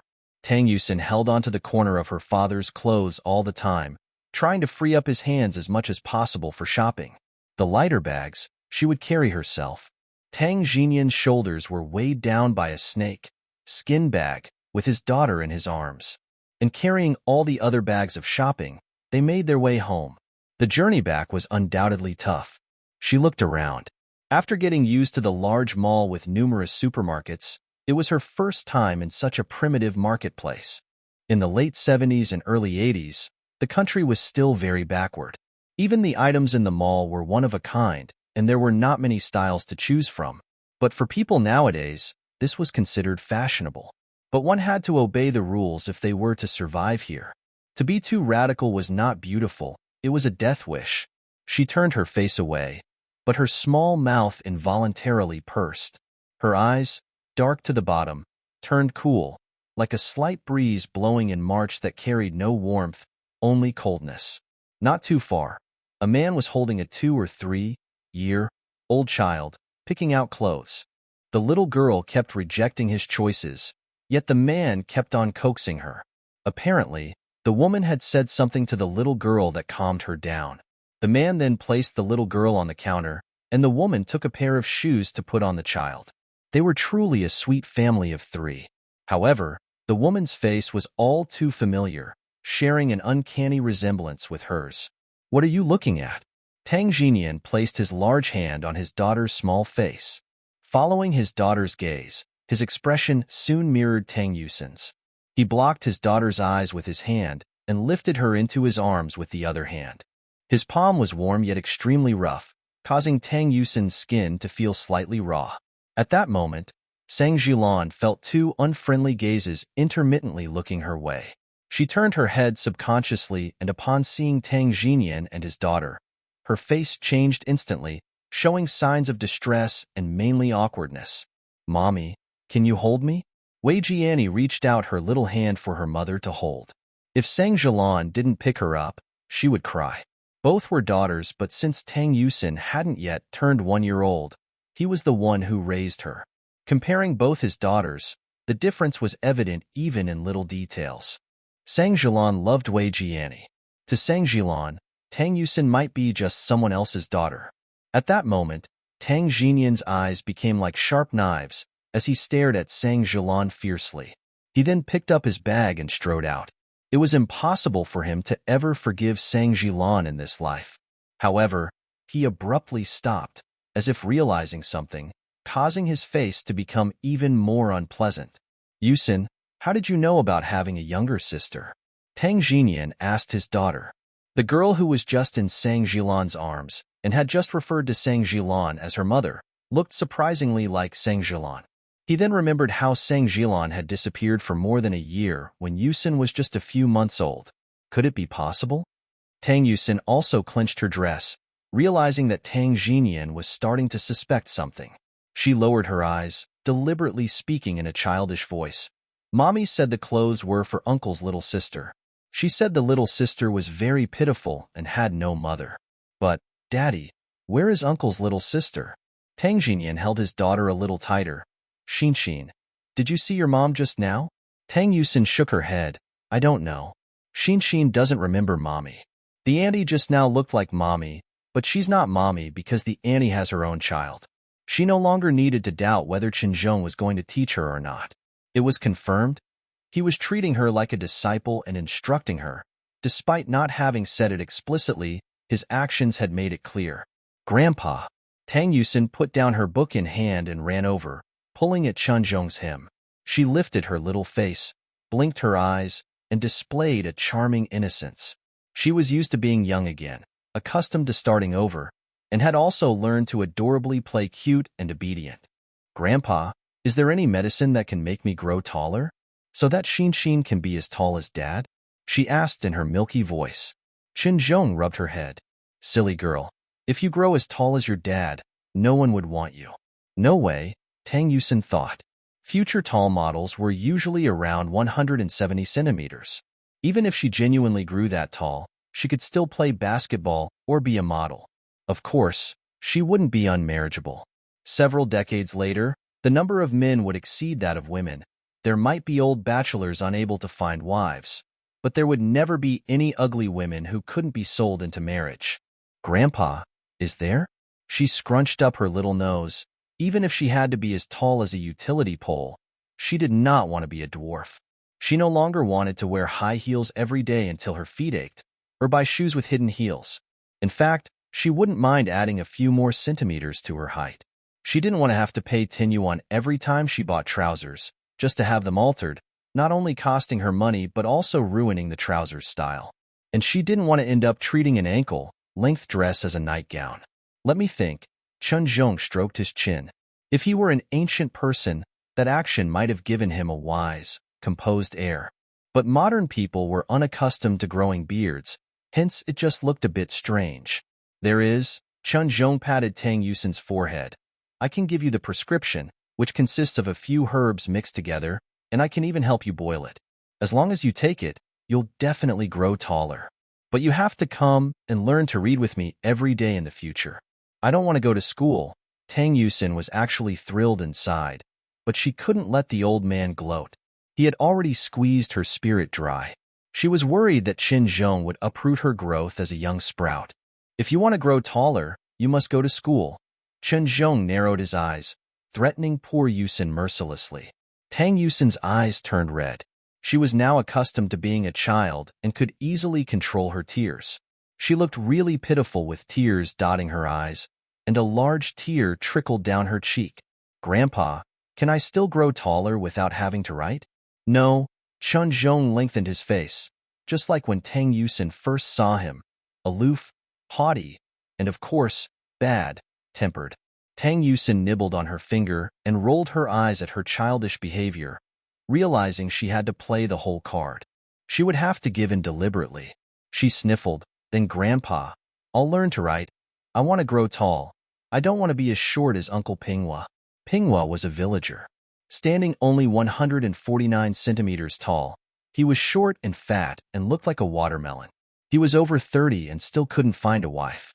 Whenever the village children did not eat their meals properly, they were warned that they would end up like Pinghua, unwanted by anyone. Of course, Tang Yusin was one of them. Recalling her past life when she was only 152 centimeters tall, just making it over 150 centimeters, Tang Yusin felt like crying, even in her dreams.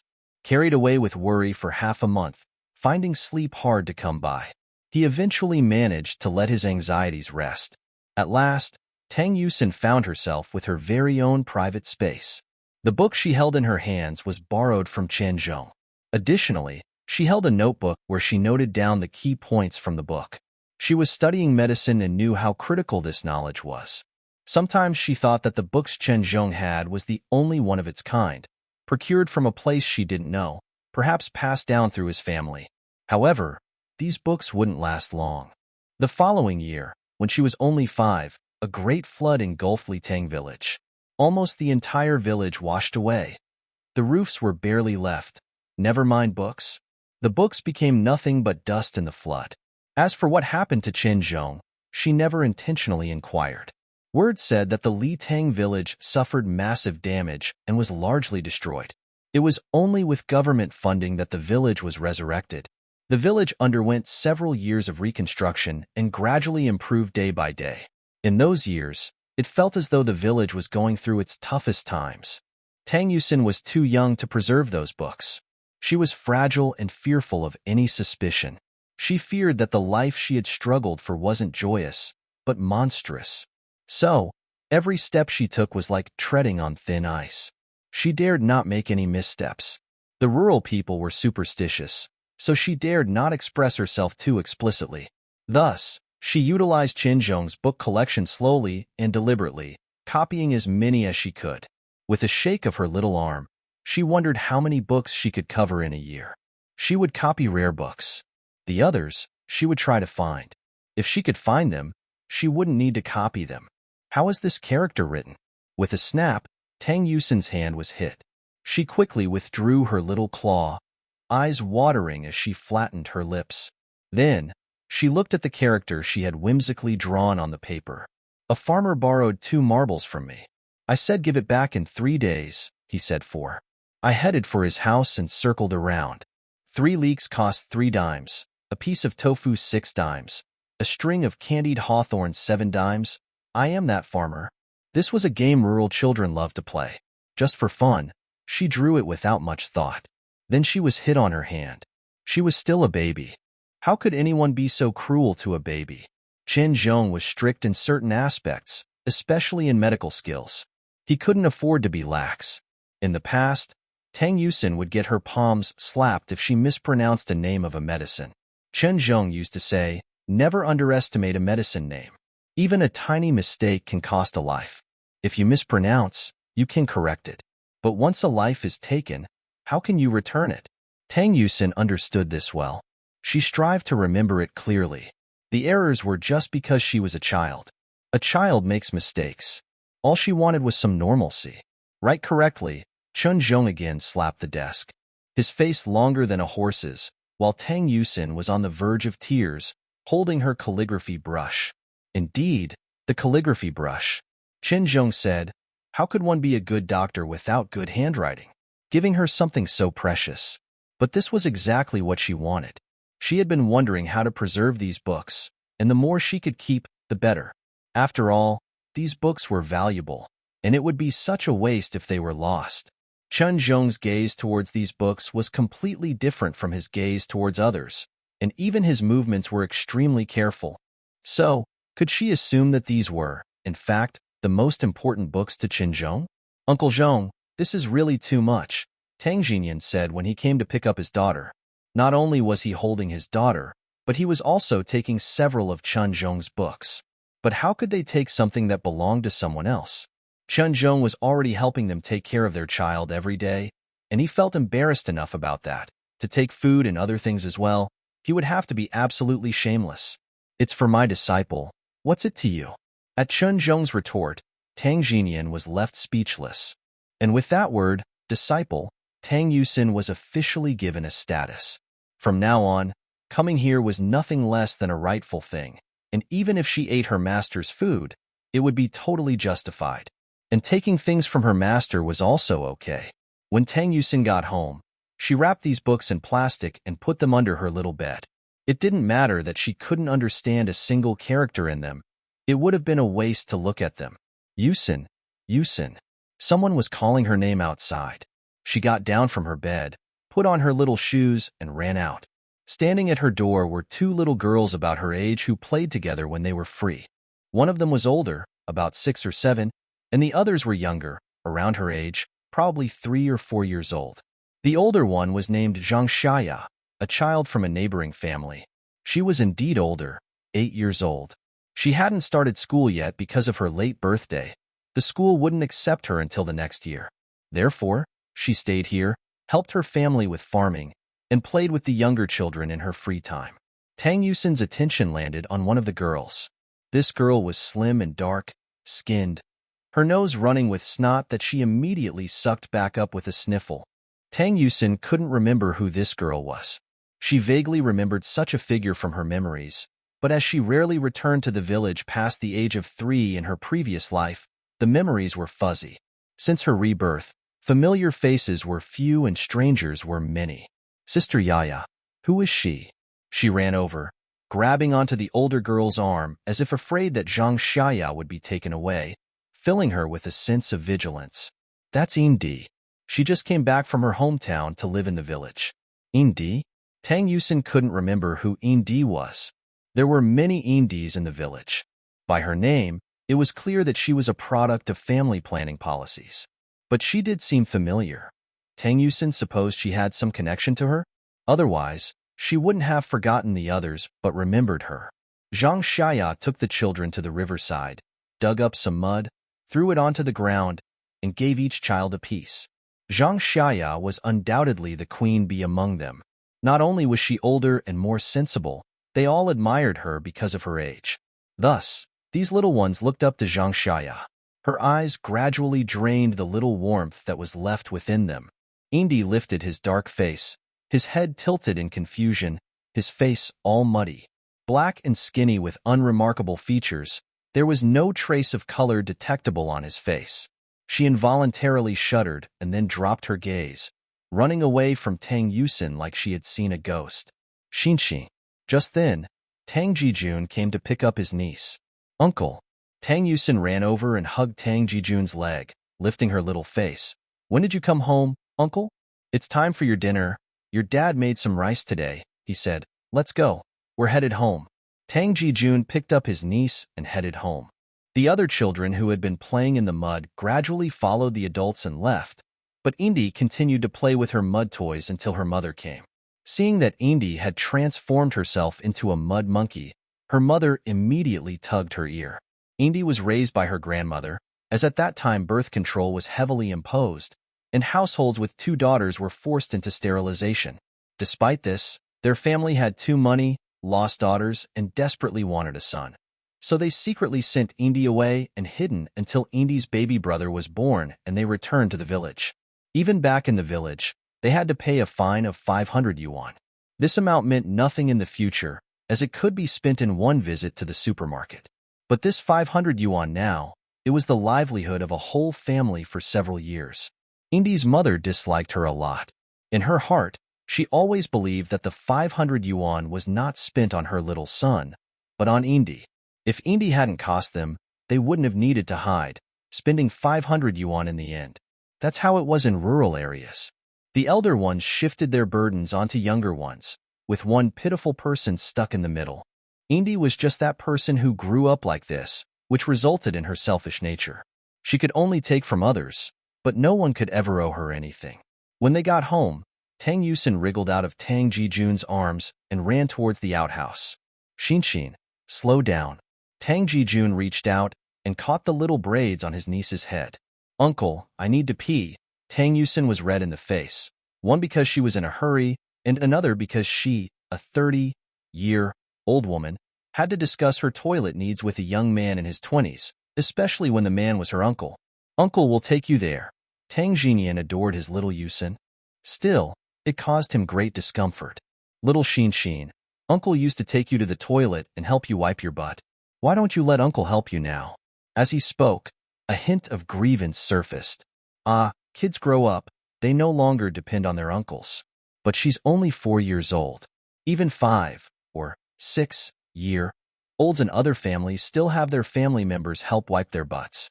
Some even wet their pants at 8 or 9.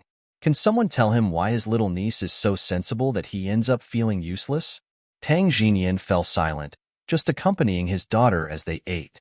Tang Yusin sat there obediently, spooning rice into her mouth one bite at a time, never spilling a grain. The meals at home were typically noodles or dumplings. Had she ever expressed a desire for anything else? Before she was 3, she could be quite picky and often asked for things from the local store. But after turning 3, it was as if she had grown up overnight, suddenly becoming so sensible. It seemed as if she knew the household was struggling financially, and she no longer even glanced at her once favorite store. Brother, I'm done eating. Tang Jijun put down his bowl and wiped his mouth. I'll head to the fields now, get the soil turned, and plant the crops as early as possible. All right, you go ahead. Tang Jinian cleaned up the bowls on the table. Once the children were settled, he would join Jijun. The brothers had never divided their property, including the land, which was all shared. Apart from not having women in the house, they were no different from the other villagers. They were always busy in the fields, hardly having a single day for relaxation. And most people in the village lived just like this. After washing the bowls, Tang Jinian took Tang Yusin to Chen Zhong's place, before heading to the fields. If the brothers started sowing their crops early, they could feel a bit more relaxed once the seeds were in the ground. Tang Yusin was used to being at Chen Zhong's place. Unlike other children in the village, who played in the mud, she was clean like a pampered young lady from a wealthy family. Compared to the village children, She was immaculate. Therefore, Tang Yusin seemed like someone else's child. At least, in the eyes of the villagers, Tang Yusin didn't need her clothes washed daily, and Tang Jinyan never had to discipline her for being naughty. Tang Yusin's charm melted everyone's heart. She was currently learning to write from Sunjong, starting with brushwork. Although she was small, her persistent efforts over several months were beginning to bear fruit. Half a year later, when she grew a bit older, Chunjong started teaching her how to stitch. Initially, she practiced using a piece of cloth filled with cotton, poking the needle into it. Each time Tang Jinyan saw her doing this, he became anxious. He felt like taking her away right there and then. It was a needle. What if she accidentally pricked herself? He fretted about this for half a month, even developed blisters in his mouth from the anxiety. Eventually, he realized that Tang Yusin wasn't afraid of the needle and she was meticulous with her stitching, never once hurting herself. Don't be so melodramatic. Chunjong dismissed Tang Jinyan's worries. Just because you're dim-witted doesn't mean everyone else is. That remark stung deeply. At first, Tang Yusin's needlework technique was gentle, and she applied little force. However, according to Sunjong, learning to stitch should start from a young age, practicing until the needle feels like part of your own body. So when the time comes to use it professionally, it will come naturally. He said he started learning needlework around Yusin's age. However, compared to him at that age, Yusin was much more focused. I'm not going, Tang Yusin said, clutching her jar of rice bran. Her wrists ached from the constant stirring, but she couldn't stop. She felt no need to jump rope, as she was already learning the 5 animal frolics with Chunjong, which was plenty of exercise. Even without jumping rope, she wasn't going to get fat. Come on, come on. Zhang Indi came running over and grabbed Tang Yusin's sleeve, leaving greasy handprints on it. Tang Yusin looked at the oily prints on her clothes and felt the urge to push Zhang Indi to the ground and beat her up.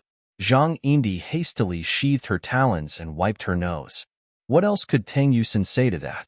Realizing her mistake, Zhang Indi quickly ran off, quickly forgetting her misdeeds and finding other kids to play with. Tang Yusin set the jar of rice bran down and fetched a tub of water. She took off her dirty clothes to wash them. Thankfully, it was summer, and her clothes were made of lightweight fabric. When Tang Jinyan returned home, he found his daughter diligently washing her clothes, a look of seriousness on her young face. As a father, he was filled with mixed emotions, pride in his daughter's good behavior, but sadness at her premature maturity. What other child her age would wash her own clothes?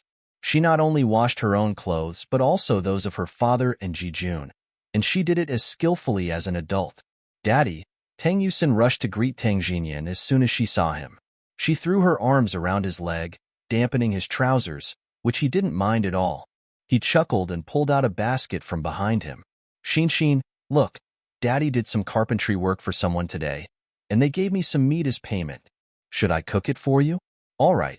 Tang Yusin's eyes narrowed into half-moons as she giggled. It wasn't often that rural families ate meat. Most could only enjoy it once a year during the New Year festival, and even then, it had to be carefully rationed and shared. But in their family, Tang Yusin was always the one who got to eat the meat. Tang Jinyan and Tang Jijun were content sipping mere meat soup. The tiny lump of meat wasn't much. Even after it was cooked, it only filled a small dish.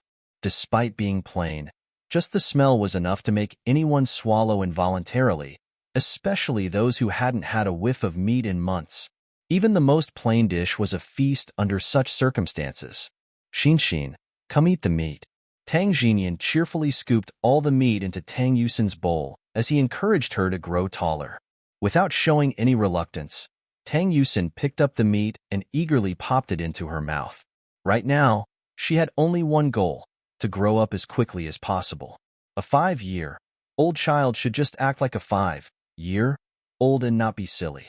By the way, Jijun said, stuffing his mouth with rice. Regardless of the taste, he gulped it down with gusto, making anyone watching him hungry. Tang Jinyan occasionally helped his daughter with her meal, but he ate very slowly. All his thoughts were centered on his daughter. He had no idea what he would have become if she weren't around. Brother, what should we plant? The field is ready, but it's getting colder outside. If we want to plant winter vegetables, We might need to buy a lot of plastic sheets. I don't think we have enough money left. Isn't it quite normal for children to be lost in thought? It's pitiful to see a kid like her. She's so young, yet she's forced to cram knowledge into her mind every day, like a force-fed duckling. What's the matter with you today? Qin Zhong tapped the table with the ruler in his hand. Not writing properly, not reading properly. Are you trying to annoy me to death? Grandpa. Tang Yusin suddenly put down her pen and hid her hands behind her back. Could Grandpa lend me some money? Borrow money? Qin Zhong's face instantly sank. How could such a small child know about money? Kids her age should be carefree and only concerned with eating and playing, not knowing about money or that it can be used to buy things. Did an adult teach her about money? Qin Zhong was wealthy. His entire Litang village was backed by mountains. Besides, he didn't need to make a living from his medical practices. At the very least, he had no shortage of food. Even without money, the villagers had access to vegetables, meat, and eggs. Moreover, his patients were not only from Litang village, but also from nearby villages. He was one of the few good doctors in the area. His money came from selling the herbs he gathered. Even though he lived in the village, he traveled monthly to sell herbs. If he was lucky, he could find valuable herbs like ginseng and lingji. The prices for these were high, so regardless, Qin Zhong did have money. Tang Yusin knew Qin Zhong had misunderstood. She hastily reached out her tiny paw to tug at his clothing. Considering how honest and straightforward her father was, there was no way he would teach her to ask for money like this. Grandpa, do you have money? She blinked her watery eyes that looked like they could start watering any moment. Second uncle and dad want to plant vegetables, but they don't have money for seeds. They said they can't plant vegetables then. If they had money for seeds, they could plant vegetables and use the money to buy Xinxin new clothes. Hearing this, Qin Zhong's expression softened, much better than before. They told you this? Qin Zhong squatted down to ask Tang Yusin. He knew children her age wouldn't lie. He was especially confident in Tang Yusin, who was too mature for her age and too understanding. He believed in his judgment and in his apprentice. No, Tang Yusin shook her head. They were talking about it at dinner. Grandpa. She tugged at Qin Zhong's sleeve again. Could you lend Xinxin the money? Xinxin will pay you back when she saves up her New Year's money. With that little New Year's money of yours, Qin Zhong patted Tang Yusin's head. You only get a few bucks a year. How long is it going to take you to pay me back? Then Xinxin will go with Grandpa to pick herbs and sell them for money. She looked genuinely troubled. Given her small stature, if she had to go up the mountain to collect herbs, she would end up looking like a little coal ball. With her complexion, she would tan easily and then turn pale in winter. She's her dad's adorable little princess, his thermal jacket. If she tanned for a year and turned into a little charcoal, her dad might break down in tears. All right, that's settled. Qin Zhong stood up and went out. After a while, he came back with a roll of bills, inserted them into Tang Yusin's tiny pocket, and said, "Take this home to your dad. Remember our deal. When you're older, you'll go up the mountain with Grandpa to gather herbs and pay me back." No, Uncle Zhong. Not what I meant. Tang Xinyan hurriedly shook his hands and tried to explain, but he was tongue-tied and couldn't get the words out. This is your money. How could I take it? Qin Zhong really wanted to throw a handful of medicinal herbs in Tang Xinyan's face. How could someone be so thick? I've already said that I lent this money to Yusin. How she wants to use it is her business. Just as Tang Xinyan was about to speak again, Qin Zhong had already started to become impatient. He took up a broom and started hitting Tang Xinyan. Can't you see I'm busy? Have you no sense of propriety? You're so dim. How did you manage to have such a smart daughter? Go, quick. Don't disturb me while I'm drying herbs. Qin Zhong did not hold back when hitting Tang Xinyan with the broom, and Tang Xinyan was promptly driven out. With the 200 yuan in his hand, he was torn between staying or leaving. Upon his sullen return, he saw Tang Jijun playing with Tang Yusin and jump ropes. The two of them seemed to be having a great time. Bro, you're back? Tang Jijun handed the red rope to his niece and asked curiously, Bro, why did you leave Yusin alone at someone else's house? What if she got lost?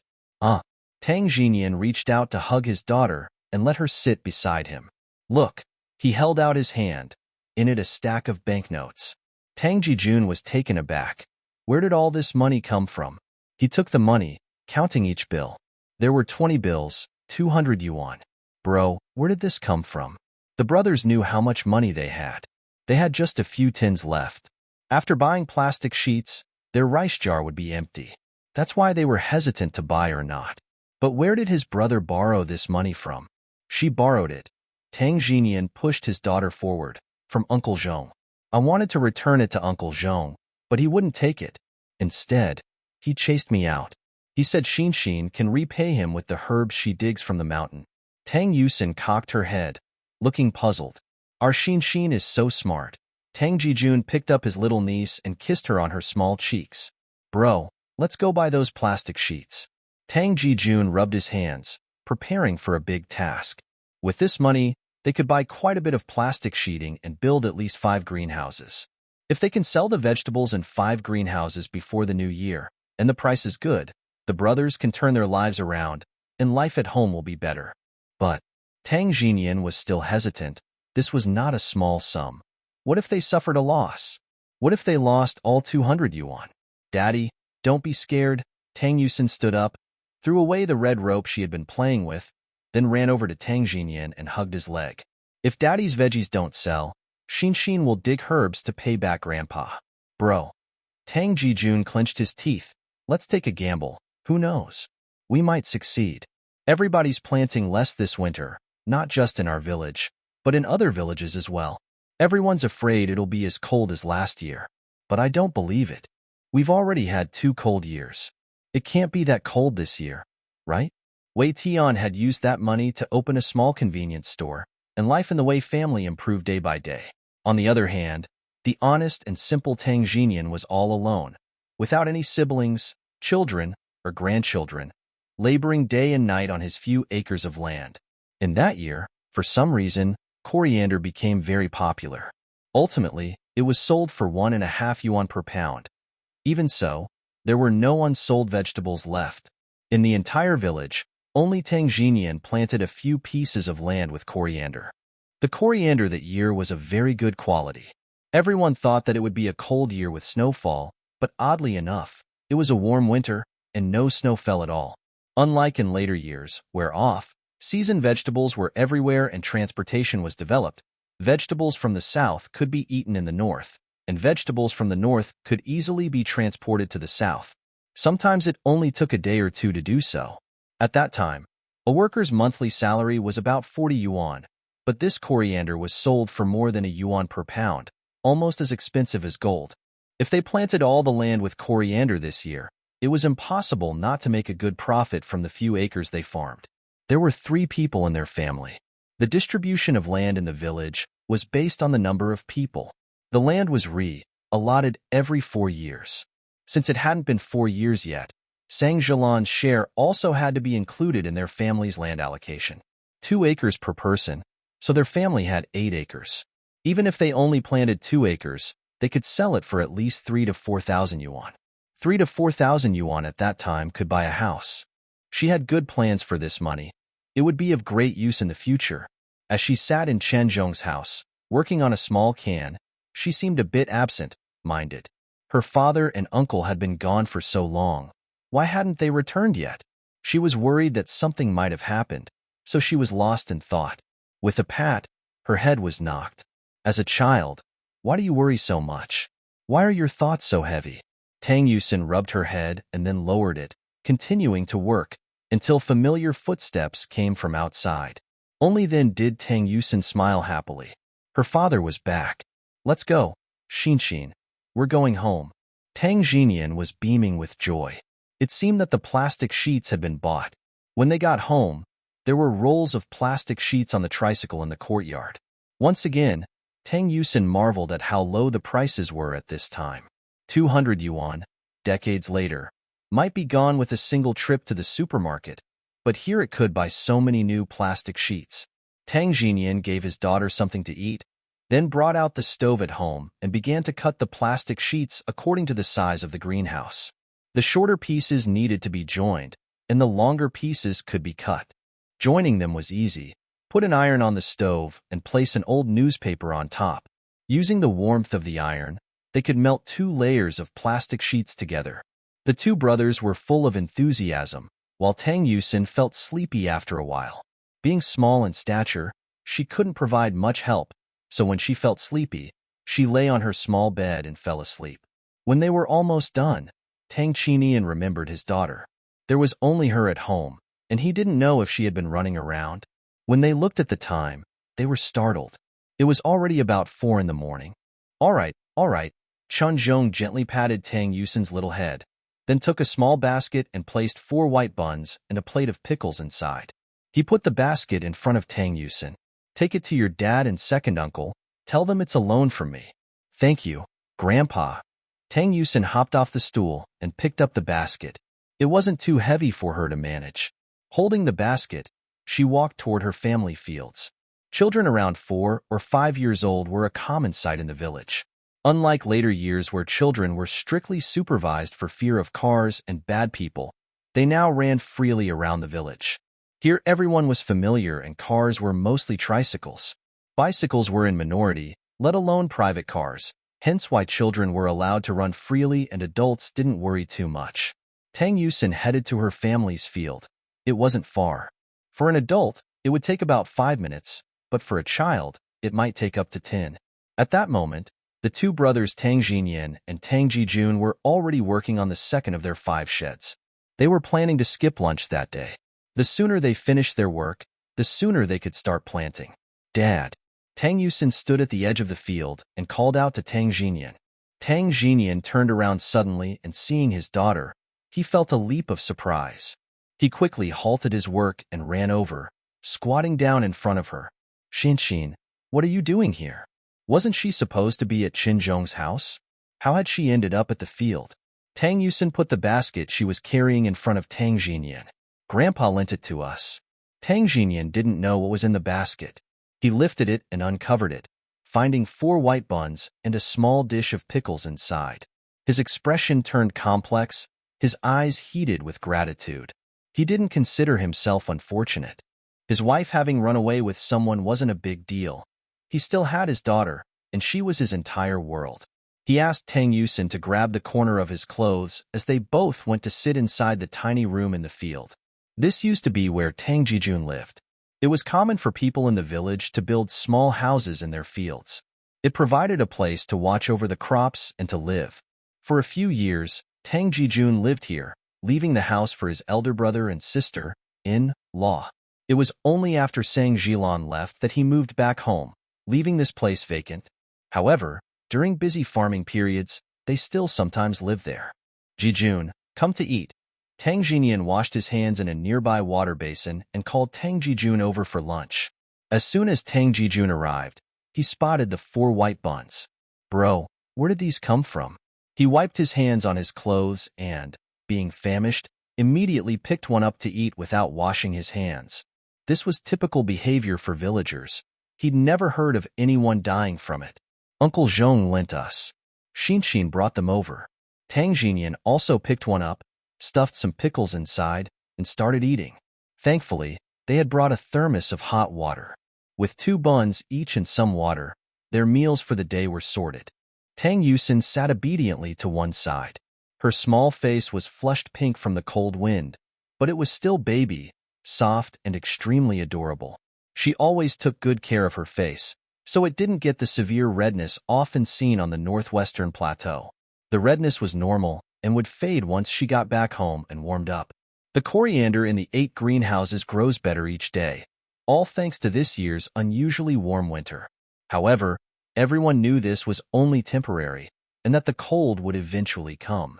As expected, the temperature began to drop after a while, frost started to appear, and the ground started to freeze. Inside the greenhouses, though, the temperature was still manageable, nowhere near as cold as outside. Furthermore, coriander plants are frost-resistant, so after enduring the freezing cold for several days, Tang Jinyan began to feel relieved. His main concern was the cold damaging the coriander leaves, but they remained perfectly fine, still a vibrant shade of green. They were now waiting for the snowfall, for which they were well prepared. In truth, their preparations were quite simple. Everyone in the village knew what to do. They needed a wooden board suspended on a long bamboo pole, one long enough to reach the greenhouse made of plastic. Suddenly, Tang Jinyan opened his eyes wide and sat up. He gently touched his blanket, pulling it up slightly. Tang Yusin was sleeping beside him. She was well behaved and didn't kick off her blanket or roll around in her sleep. Tang Jinyan was thankful for that, because had she done so, he would have been too worried to sleep soundly, fearing his daughter might kick off her blanket, fall ill, and then what? He also took care not to accidentally hit her, hence sleeping quite a distance away. There were only 2 heated brick beds in their winter house. Therefore, Tang Yusin had to sleep on the brick bed instead of her usual small wooden bed. Tang Jinyan put on a jacket, put on his shoes, then quietly opened the door. When he just stepped outside, the door to the other room also opened. From inside, Tang Jijun came out, rubbing his eyes and yawning. "Oh bro, why are you awake?" Tang Jijun yawned again, struggling to open his eyes as he was still sleepy. "I came out to see if it's snowing." Tang Jinyan tightened his cotton jacket. The moon outside was bright, casting a frosty glow on the ground, and also on the withered tree in the courtyard that had already lost all its leaves. The stars were sparse, and the moon was clear. Tomorrow was going to be good weather, unlikely to snow. It's a good thing that it hasn't snowed. Tang Jijun rubbed his hands together. Admittedly, they were apprehensive about the snow. They had to worry about sweeping the snow, so he hadn't slept well for half a month, fretting about the coriander in the field and the greenhouses. If the greenhouse remains intact, the crops inside will grow well.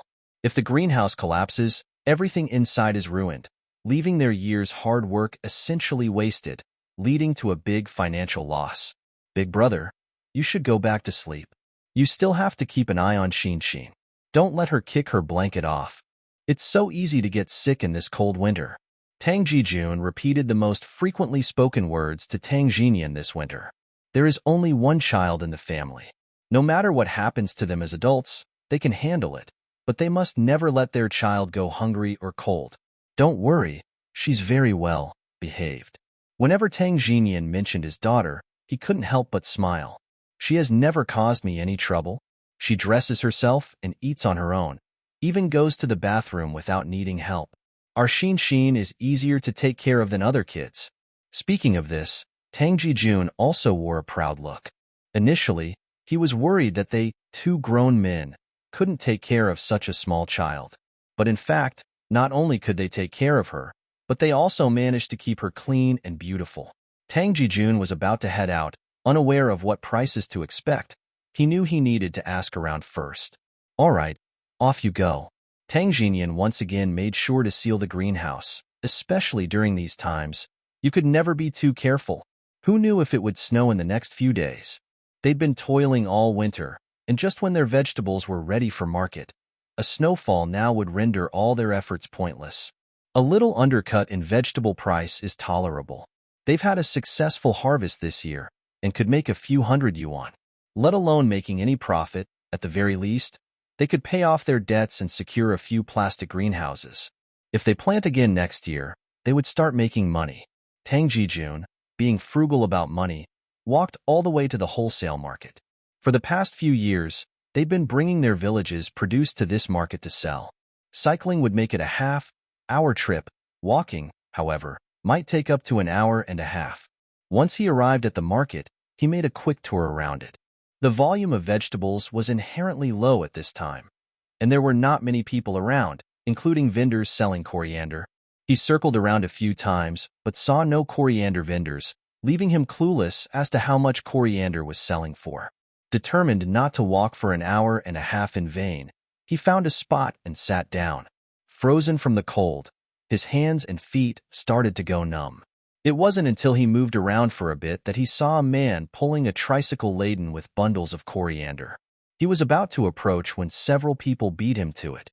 They quickly surrounded the man, inquiring about the price of his coriander.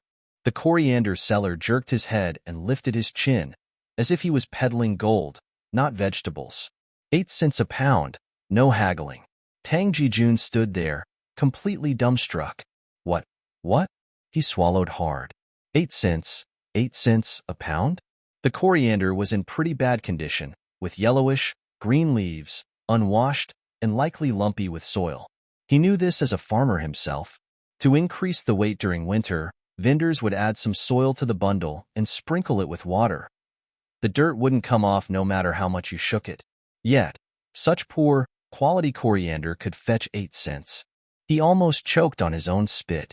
He thought 1 cent would have been too much, but 8 cents was utterly unexpected. To make matters more exciting, usually, the better the quality, the higher the price. Their own crops were so fresh and crisp, if such poor quality coriander could fetch 8 cents, wouldn't theirs sell for an entire yuan? Big bro, big bro. He hurried over and stopped a vegetable vendor. His jovial demeanor and sweet talk swearing, big bro, helped him develop a quick rapport. Big bro, why is the coriander so expensive? In prior years, wasn't it just a penny or two? How did it suddenly skyrocket to 8 cents? The vegetable vendor also sighed. There are fewer farmers growing it now, only a handful among a few villages in a 10-mile radius. Greenhouses are required, but given the snowfall in recent years, greenhouses collapse. So, not many people planted this year, leading to a vegetable shortage. So, an 8-cent or even a 1-yuan price tag doesn't seem that exorbitant. Tang Jijun listened closely, taking all of it to heart. So, big bro, can you still buy our product? 1 pound is $1. We have 8 greenhouses here, which will yield at least 5,000 pounds of vegetables. That's $5,000 in total. Bro, stop daydreaming. Tang Jijun quickly interrupts Tang Jinyan's trance. The buyer is coming for the veggies tomorrow morning, so we must start packing them right away. Okay. Tang Jinyan pats his face. Let's pack the vegetables right away. We have to supply 200 pounds by tomorrow morning, which is a large amount for the two of us to prepare. However, when Tang Jinyan turns around and sees Tang Yusin standing behind him, he doesn't know what to do. It's getting late, so he can't leave Yusin at Chunzhong's place. Chunzhong does like Tang Yusin and has considered her a little apprentice, but he never mentioned babysitting for the Tang family. Tang Jinyan doesn't like to take advantage of others. They have already troubled Chunzhong several times, and it will take time to pack all the vegetables from these 8 greenhouses. He can't just leave his child at Chunzhong's place every day. He cannot always trouble Chunzhong. He is also worried about his daughter. Daddy, I'll go with you. Tang Yusin runs over and hugs Tang Jinyan's legs. Yusin can help Daddy pick veggies. Bro, bring her along. Tang Jijun thinks for a while and feels it's better to take his niece, otherwise, no one would take care of her. We can light up the fire pit in the field, so she can sit above it and won't get cold. All right. Tang Jinyan takes his daughter's tiny hand and leads her onto the field. Inside the little house on the field, there's water, food, and electricity. Picking vegetables is no problem here. The fire pit is warming up the room. It's not too harsh. Oh? Tang Jijun pinches his niece's cheeks. Our Xin is so clever. She knows how to pick vegetables already. Tang Yusin touches her face to see if it's dirty. Oh? You and your cleanliness. Tang Jijun teases his niece's face, then uses his sleeve to wipe Tang Yusin's little face. The result is that it gets dirtier, and soon her face looks like a cat with spots. Tang Yusin pouts, her little face full of grievance. All right, stop teasing her, or she may start crying. Tang Jinyan moves his daughter behind him, urges to work faster, and see if they can prepare 200 pounds of vegetables for tomorrow. If not, you're not eating. Hee. Tang Jinyan scratches his head, smiles broadly, turns around and starts packing the vegetables. They move the vegetables directly from the greenhouse to the little house, where it's warm and cozy. Tang Yusin helps her father to pick vegetables with her tiny hands. The coriander grown in their field this time is quite easy to handle without much yellow leaves. They just need to trim a few yellow leaves and then tie them in bunches with straws. As Tang Jinyan used to say, too much radish does not wash the mud. So there's no need for the coriander to be squeaky clean, just decent. Bro, I saw others adding some mud in their bunches. Tang Jijun gives a heads up, having never thought his honest big brother would do such a thing. What nonsense are you spouting? Tang Jinyan glared at his younger brother. How could we do that? We, the Tang family, are honest. Besides, the coriander from these 8 greenhouses can sell for $4,000 to $5,000. Isn't that enough for you to spend? If people found out, we wouldn't be able to live down that disgrace. Tang Xinyan stepped into the greenhouse to find his brother and niece busily tending to the vegetables. It was a warm day, and they had chosen to work in the greenhouse instead of the small house. Though Tang Yusin was quite small, her quick hands matched an adult's speed in sorting the vegetables. He swiftly got himself a stool, sat down, and joined them in sorting the vegetables. The following day, they harvested nearly 290 jin of crops. The vegetable seller gave them 300 yuan up front, with 100 yuan as a deposit for the next day's haul. Once Tang Jijun had deposited the money, he rushed back to prepare the next day's crop. As he was busy working in the greenhouse, a sudden guest gave Tang Xinyan a start. "Uncle Zhong, what brings you here?" Tang Xinyan quickly stood up. The greenhouse was undoubtedly cramped, requiring them to stoop to work inside. "Can I not come?" Chun Zhong came striding in, stopping to look at Tang Yusin, who was helping her father with the coriander. He noticed her little hands, red and chilly from the cold, and felt a sudden pang. If I don't come now, she'll end up becoming a farmer. What's wrong with being a farmer? Tang Xinyan didn't see anything wrong with being a farmer. His family had been proud farmers for 3 generations. "Oh, come off it." Chun Zhong angrily plucked a coriander stem and tossed it at Tang Xinyan's face. "You want her to plant crops, just like you, peddling them on a tricycle?" Tang Xinyan was taken aback. He couldn't quite reconcile the image of his dainty little Xiaoyu peddling vegetables on a tricycle. The thought was quite terrifying. "Uncle Zhong, you don't have to do this. We can handle it."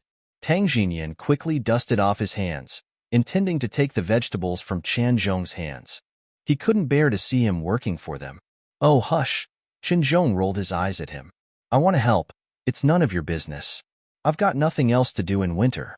Only after you finish can I take her back to study. Luckily, she's still young. If she grows a bit more under your influence, she'll become a complete loss. She has such potential to become a great doctor." Tang Yusin simply grinned and kept sorting the coriander with her dad. As for Tang Xinyan, all he could do was hang his head in shame, unable to retaliate. He had no choice. His family was in desperate need. The coriander was their main source of income now. Once they earned enough money, they could improve their living conditions and cover Tang Yusin's future school expenses, ensuring a better life for their kids. Qin Zhong's involvement significantly sped up their workflow. They managed to harvest more than 400 jin of vegetables a day. Even then, they couldn't keep up with the demand from the vegetable vendor. "Jijun, should we hire some village folks to help? We can pay them a few dollars a day." Tang Xinyan discussed the idea with his brother. In their current state, they could only harvest 300 to 400 jin of vegetables a day, which was not enough. He wanted to harvest all the vegetables as quickly as possible to ensure the money was in their hands. Because right now, their vegetables were their money, but only if they could sell them. Until the money was in their hands, it was not real. "No, we can't let others help us." "Why not?" Tang Xinyan didn't understand. "Only our family is planting vegetables in the village. The rest are just idling around. Helping us would earn them some money, and we'd be able to harvest more each day. We'd earn money faster that way. Isn't that great?" By the time of Chinese New Year, only the final shed of coriander remained after 7 others had been emptied. Despite the price fluctuating between $1 and $1.30, it always seemed more rather than less. In the few days leading up to the new year, the vegetables from the last shed were likely the most expensive. These crops, grown the longest and of the best quality, bore newly vibrant leaves. They produced a lot of weight, selling for at least $1.50 per pound. Once the final load of vegetables were sold, all 8 of the Tang family's greenhouses were empty, just in time for the 28th day of the Lunar New Year. The brothers hadn't slept for 2 days and nights, all to ensure the last shedful of vegetables was sold in time for New Year's Eve. "The 28th day is here," sighed Tang Xinyan, flipping through the calendar. They had yet to shop for New Year's goods or buy new clothing for Tang Yusin. They, as adults, may not need anything for themselves, but traditionally they should buy their child a new outfit every year. Yusin's favorite peanut candy was also a must. The New Year's shopping should also include some peanuts and seeds. This was customary in their village. Children would go door to door wishing families a happy new year, and the families would offer them peanuts and seeds in return. Even the poorest household would still ensure to buy some festive goods. They might put up with difficult conditions, but they couldn't deprive their child of the New Year experience. "Let's go, brother. Let's bring Shinshin with us to buy New Year's goods," yawned Tang Jijun. Despite having stayed awake all night, he was more alert than he had ever been. They had made a substantial profit after all. His cracked lips spread in an ear-to-ear grin. The previous plan had been to make about 5,000 to 6,000 from the 8 greenhouses, but they had ended up making nearly 12,000. This made the Tang family the only household in the village with a 5-figure income. Once spring arrived, they could finally renovate their house and even afford to send Yusin to the youth palace to learn music. Sounds great. Tang Jinyan was equally excited. Not just because New Year was approaching, but also because their hard work over the winter season was finally paying off. The Tang family could finally turn their situation around. "Jijun, once spring comes we will start to rebuild the house," said Tang Jinyan. Tang Jijun sat Yusin in the pedicab and wrapped her in a quilt to protect her from the winter chill. After making sure her face was well covered by a scarf, he gave her a warm water bottle to hold. That's the plan. Tang Jijun was long ready to rebuild their house. Once it was rebuilt, they would have a spacious 2-story house, just as he had envisioned. "Once the house is rebuilt, you should consider getting married," Tang Jinyan added as he climbed onto the tricycle, positioning himself in a way to shield Yusin from the wind. "Brother, I am not in a rush." Tang Jijun disagreed as just the mention of marriage stirred up his inner resistance. He was reminded of Sang Jilan, his sister-in-law, who had burdened his brother for 4 years since she was brought to their family. Tang Jijun feared he would end up with a similar fate. While Sang Jilan was no good, Tang Yusin, their little Xiaoyu, was a well-behaved and intelligent child. If their coriander business had been successful this year, it was thanks to her help throughout the winter. Despite her tender age, she had helped them tirelessly and without complaint, even when her small hands turned red from the cold. She never uttered a word. Initially, the salesperson, upon seeing Tang Jinyan's clothing, knew he was from the countryside and would presumably be unwilling to spend so much on clothes for a child. But in the end, Tang Jinyan did fork out the money without batting an eyelid. The banknotes he handed over were whole bills, but without any change. Later, he lifted Tang Yusin up and sat her on top of the tricycle. The brothers went on to buy sunflower seed candy, peanuts, and other New Year goodies, as well as spring couplets. As they passed a department store, Tang Jijun paused. "Bro, we should buy a TV. It's not sustainable to keep going to the village center to watch one," he suggested. Tang Jinyan pondered. A television was a considerable expense nowadays. Previously, they could only dreamt of owning one, let alone buying it. But now, they were financially capable. With more than 10,000 at hand, a television could last them over a decade. Even if they didn't watch, Yusin would. Thinking of his daughter's future, he braced himself and decided to get one. The decisive looks on Tang Jijun and her father's faces clued Tang Yusin in on their plan to buy a TV. Yet she was resolute that it was not the time to do so, and it would be a waste. "Father, I don't need a TV. I really don't." Tang Yusin pulled at Tang Jinyan's sleeve. She desperately tried to appear tired, to make her father and uncle reconsider the expenditure. With their hard-earned money at stake, she was prepared to push every button she could to change their minds, shame, tears, and all. Tang Jinyan was at a loss. Other children enthusiastically craved a television, but Yusin, she found it too noisy and was vehement in her refusal for them to buy one. Eventually, Tang Jinyan had to relent, and they left empty-handed. "Bro, perhaps it's better to buy it later," suggested Tang Jijun. "You see, we've just sold the coriander." "Without a doubt, the villagers estimate we made several thousand from it," reasoned Tang Jijun as they continued their journey. "Indeed," agreed Tang Jinyan. Concealing their monetary success seemed impossible. Buying the television would unsettle the other villagers and their close neighbors. It wasn't unusual for villagers to resent another's sudden wealth, regardless of how hard-earned it was. They hadn't become overnight millionaires. Months of tireless work had paid off, but to their fellow villagers, the sum they had earned was something a whole family might take more than a decade to accumulate. The plans for the television and a new build were scrapped for now. After much thought, Tang Xinyan decided to postpone the construction of a new house until the next year or the year after. Tang Jijun was young enough to wait a few years for his marriage. At Tang Xinyan's age, he should have been wed by now. But his previous engagement fell apart after his bride, too, fell ill and passed away before the wedding. The villagers were superstitious, claiming that Tang Xinyan was jinxed, that his fate would bring harm to his wife. And even with the diminishing values of a maiden, no one was willing to offer their daughter to him, especially given Tang family's poverty. Tang Xinyan resided in the last of the clay, brick houses in their compound, whereas Tang Jijun lived in the small shack in the field, which made it even impassable for Tang Jijun to find a wife. Tang Jijun arrived just in time to see Tang Xinyan holding Tang Yusin, with a grim expression on his face. "Bro, what's wrong?" He took Tang Yusin from Tang Xinyan's arms and touched her little face, wondering why they had woken her when she was perfectly fine. Tang Yusin, with her big eyes the color of black grapes, looked as innocent and confused as ever. Did they imagine we brought home something? They snatched the blankets, nearly freezing poor Xin. As Tang Xinyan spoke, his voice filled with a hint of annoyance. "It's a good thing we didn't buy a TV, or who knows what they'd be saying about us. Does it mean our family is destitute and that we can't have any money? Do we have to live a meager life, barely getting by?" Tang Xinyan then carefully laid Tang Yusin in the tricycle. "Bro, let's go. Let's go home. It's getting cold." Tang Xinyan cycled the tricycle while Tang Jijun helped by pushing it from behind. Although they had made some money, they couldn't help but feel uneasy.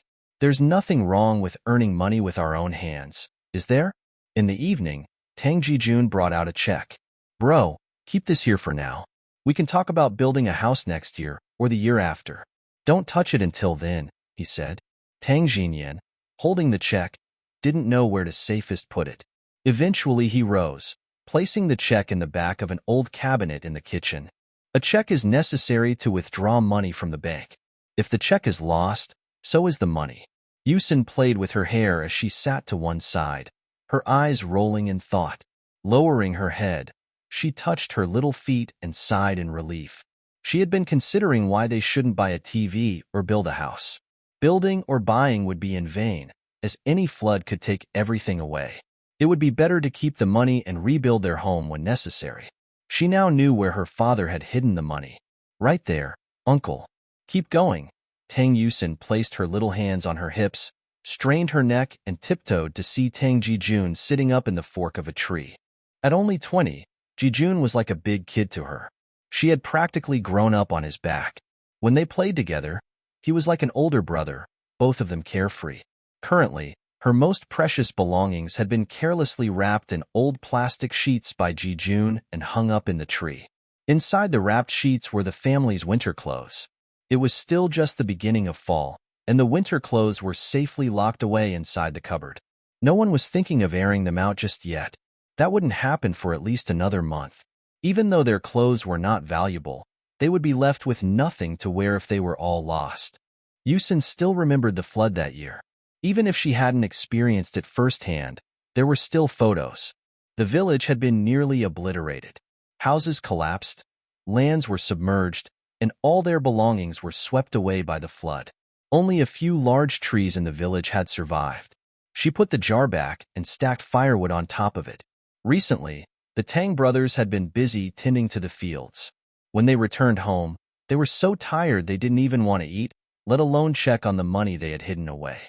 Besides, they might have looked at their checks, but they definitely wouldn't bother with the cash. They had absolute trust in their secret hiding place for the cash, and they never worried it might be stolen. Tang Yusin moved the money back into her room and took out an old doll. The doll was bought by Tang Xinyan for her when she was little, saving every piece of his own food to afford it. It was always a treasure to her, and she kept it till adulthood. However, once the 30-year old Tang Yusin came back, the doll lost its favor. The doll was quite big, weighing more than 50 kilograms. In the countryside, which child, like her, still had a doll to hold? Therefore, her life in the village was quite unique. She removed all the cotton stuffing from the doll and then stuffed the money into it. However, the doll now weighed much more than before. After pondering for a while, She bundled the doll with some manuscripts and a few books she had written. Did you want this put away? Tang Ji-jun took the doll, feeling its weight, and saw the bundle of handwritten manuscripts attached to it. A small child who could not likely read much yet had such well-written characters. So, Tang Ji-jun felt both surprised and proud. Their little Yusin was smart. In the future, she could become a painter. He had already begun planning various identities for Tang Yusin: a musician, a painter, a scientist. But he had never thought that Tang Yusin might become a doctor in the future. Her interest in medicine was deeply rooted and undeniable. Uncle, put it up there. Tang Yusin pointed at a big tree outside. Fearing that Tang Ji-jun might discover something, she wanted to act swiftly and get it over with. All right, Tang Ji-jun squinted. He would never refuse his niece's request. He held the heavy doll in one hand and his niece's little hand in the other. When they got to the courtyard, he tied the doll to his back, warmed up his hands, and quickly climbed up the tree. He placed the doll on a branch. After he climbed down, he felt something was missing. He went inside and brought out a large piece of tarpaulin. Look at this. He rubbed Tang Yusin's little face. Uncle will cover this on top for you. Don't worry, no matter how much it rains, it won't get wet. Tang Yusin's eyes curved into a smile. That's right, her uncle understood. And her adorable appearances melted her uncle's heart. He cheerfully scaled the tree like a monkey, covered the things Tang Yusin had hidden in the tree with the tarpaulin, and tied it up securely. Not only rain, but even a storm wouldn't affect it now. Tang Yusin reached Chen Zhong's doorstep and knocked, but no one was home. Chen Zhong had gone up the mountain to gather herbs. Such a pity that he had so many herbs and books in his house. How about breaking into his house and taking everything out? But after thinking about it, she decided against it. She placed a piece of candy in Tang Jinyan's hand, and then another in their uncle's palm. Upon seeing the candy in his hand, Tang Ji-jun covered his face, choked with emotion. The rain finally ceased after a day and night.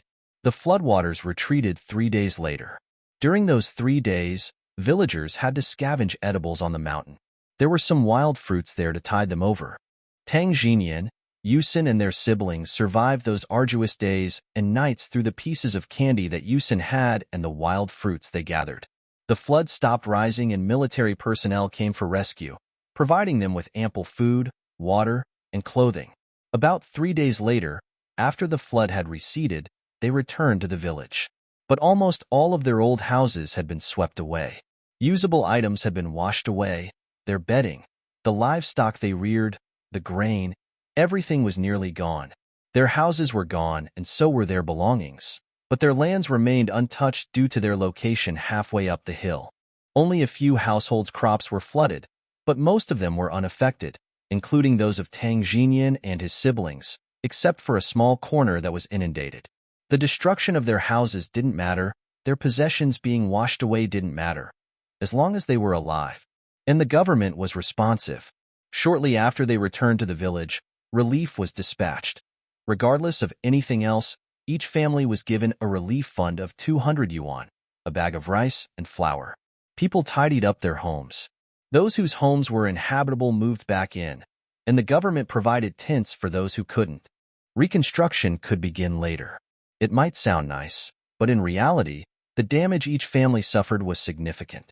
Tang Jinyan, his siblings, and Yusin stood dumbstruck at the entrance of their house. The door was gone. The house was nearly razed. The only thing that remained was the roof. Everything inside had been washed away. Even the earthen bed had collapsed. If not for the grand ailanthus tree at the front door, they wouldn't have been able to locate their house. Tang Ji-jun rushed to the kitchen. Upon entering, he fell into despair, as the chopping board and firewood were gone. The jar where he hid money was also missing. He stubbornly dug the floor, but found nothing. There was no jar, no money. It's okay. We still have the land. We are all alive. Tang Jinyan comforted his brother with a pat on the shoulder. Tang Ji-jun tried to smile, but it looked more like crying. Everything they owned had been washed away. Even the money was gone. Tang Jinyan was filled with more sadness and guilt than Ji-jun. If he hadn't brought the money home, only the check would have been washed away. They could have found ways to recover that, couldn't they? But now, the money was most probably swept somewhere, maybe even pocketed by someone. Tang Jinyan had his daughter stay outside. Together with Ji Jun, they cleaned up the house. After making some patchwork repairs, it was still habitable. At the very least, there was still a roof. They could also use wooden boards to substitute the missing walls. It would do. He opened something wrapped in oilcloth, and as he peeled back the outer layer, a shudder ran through his fingers. Bro, isn't this our winter clothes? Tang Jijun hurriedly pulled out one piece. It was newly bought during the new year, too precious to wear on ordinary days. He had planned to leave it for next year. But then this sudden flood came. He thought the clothes had been washed away. Surprisingly, they had all ended up in a tree. He pulled out several more pieces from the bundle. Indeed, they were all winter clothes. Some belonged to him, and some to Tang Jinyan. A small hand reached forward and grabbed a red cotton jacket. It's Shin's. Tang Yusin hugged her cotton jacket tightly. Shin's, daddies, uncles, we hid them all. Tang Jinyan didn't know whether to laugh or cry. He scooped his daughter into his arms. This clever child had the foresight to hide their belongings. Let me see what else is inside. Tang Jijun grabbed another package and opened it. There were some books, presumably belonging to Chen Zhong. There were also clothes, mostly Tang Yusin's, plus a few pieces for them too. They couldn't be blamed for hiding fewer clothes.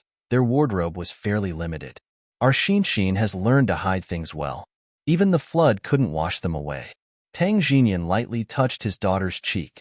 Now with these clothes, their household's burden was considerably eased. There's no need to buy clothes now, saving them quite a bit of money. They only had $200, which had to cover repairs for the house, buying bedding, cookware, and clothes. Under normal circumstances, clothes for 4 seasons can cost quite a sum. But now, they had what they need. Though not much, it would be sufficient to last a year. By next year, they could earn some more money and then gradually add more clothes. Oh right, and there's this, I remember it. Tang Jinyan took another package. It was the best preserved because it contained a doll, his niece's favorite. He unwrapped the outer layer of oilcloth and found a perfectly dry doll. After stitching the doll up, he would give it to Tang Yusin. In his heart, it seemed that from the very start, all Tang Yusin wanted was this doll. All the paper stuffing was pulled out, but something about the doll Tang Jijun was holding felt strange. The doll was a gift from him to his niece. Although water, absorbent, the cotton inside the doll couldn't possibly make it this heavy. He felt the doll's stomach. There seemed to be something inside other than cotton. It was too hard. Could it be a book? Curiosity piqued. He lifted the doll up and found the stomach was split open. He felt the inside again. It wasn't cotton. It was something hard. Let's see what this is. What good thing did our Shin hide this time? He pinched his niece's cheek lightly. Tell me, what did you hide inside this time? Tang Yusin just giggled and sat obediently next to her dad. But they still have more than 10,000 yuan right now. And if that were to become the talk of the village, it wouldn't be about people wanting to borrow the money. There are so many households in this village. Borrowing from one wouldn't work. Borrowing from another wouldn't either. In the end, they'd all be stuck in a predicament between a rock and a hard place. Indeed, the situation that Tang Jinyan was worried about had happened before in the village. A young villager who had made some money was eventually forced to move out of the village due to constant borrowing, leaving behind a whiff of bitter relationships. Even until now, the family hasn't returned. Tang Jinyan wasn't fond of handling such complexities, so he just decided to act as if all their money had been washed away by the flood. He was firm in keeping this secret, for he knew he still needed to send his daughter to school. These were her future tuition fees. Tang Jijun tucked the money back into an oilcloth bag, climbed up the large tree in their yard, and hid the money high in its branches. They'd retrieve it once they had a roof over their heads again. They moved their belongings to the little shed in their farmland early the next morning. Then, they carried on tending to their small plot of land. As the village chief had said, they could always rebuild their house.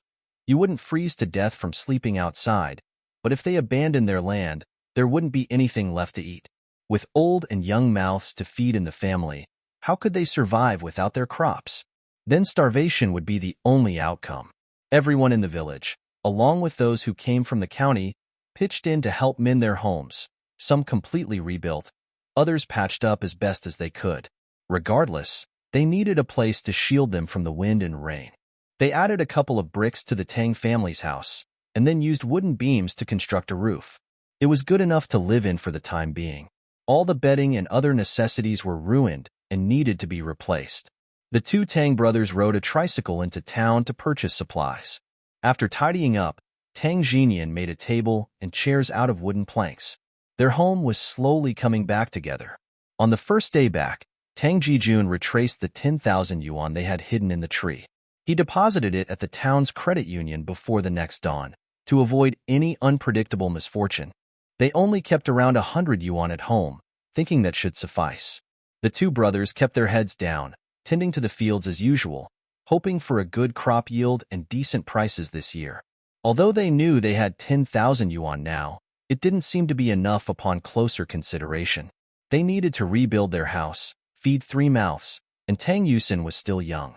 They also needed to find a wife for Tang Jijun, which might require building another house. Tang Yusin sat in Sun Zhong's now empty house, clutching a wooden plank, practicing her needlework. Chun Zhong ran his hand over the fresh wall of his house. The flood had washed away all the valuable things he had accumulated over the years, including his collection of books. He sighed, reflecting on his life's worth now washed away.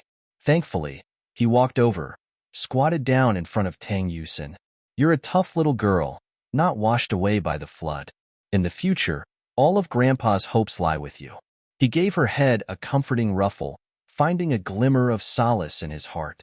It was too early for the divorce, but no matter what, she had to get her hands on this money. It was her son who came up with this brilliant idea. Isn't there still Tang Yusin? Even if her daughter divorced Tang Jinyan, Tang Yusin is still her granddaughter. She missed her grandchild and wanted to take her granddaughter to stay with her for a few days. This wasn't too much to ask, right? Of course, if the child came, she would need to eat and drink. Tang Jinyan should give her some living expenses. She had this idea for several days, and she couldn't help herself anymore today. Yusin, tell Grandma, where does your dad keep the money he earns? Tang Yusin remained silent. The hand holding her little arm tightened. Yusin, tell the truth to Grandma. Otherwise, Grandma will hit you, she said, squeezing Tang Yusin's arm hard like she did before. Frankly speaking, Tang Yusin is like Tang Jinyan, naive and weak. In her previous life, she had a submissive temperament, allowing anyone to bully and manipulate her. Yet the heartless Sang's mother threatened a 5-year-old child. Yusin, Grandma is really getting angry. She frowned, her facial expression grim as a witch's, her fingernails pinching cruelly into Tang Yusin's arm. Tang Yusin suddenly opened her mouth wide and bit Sang's mother's shoulder. Sang's mother screamed and threw the child down. Meanwhile, at the Tang's home, Tang Jinyan couldn't help but stand up. He had been walking around outside for a while. Normally, his little Shinshin would have returned home by now. The village wasn't big. She couldn't get lost. But why hadn't he seen her shadow so far? The food inside had already cooled off. When Tang Jijun returned from the field and put down his hoe, he saw Tang Jinyan standing at the door, obviously looking for something. Has little Yusin not come back yet? He glanced into the house. There was no one there. If she was there, she would have brought the second Uncle Wash water by now. Yeah, she hasn't returned yet.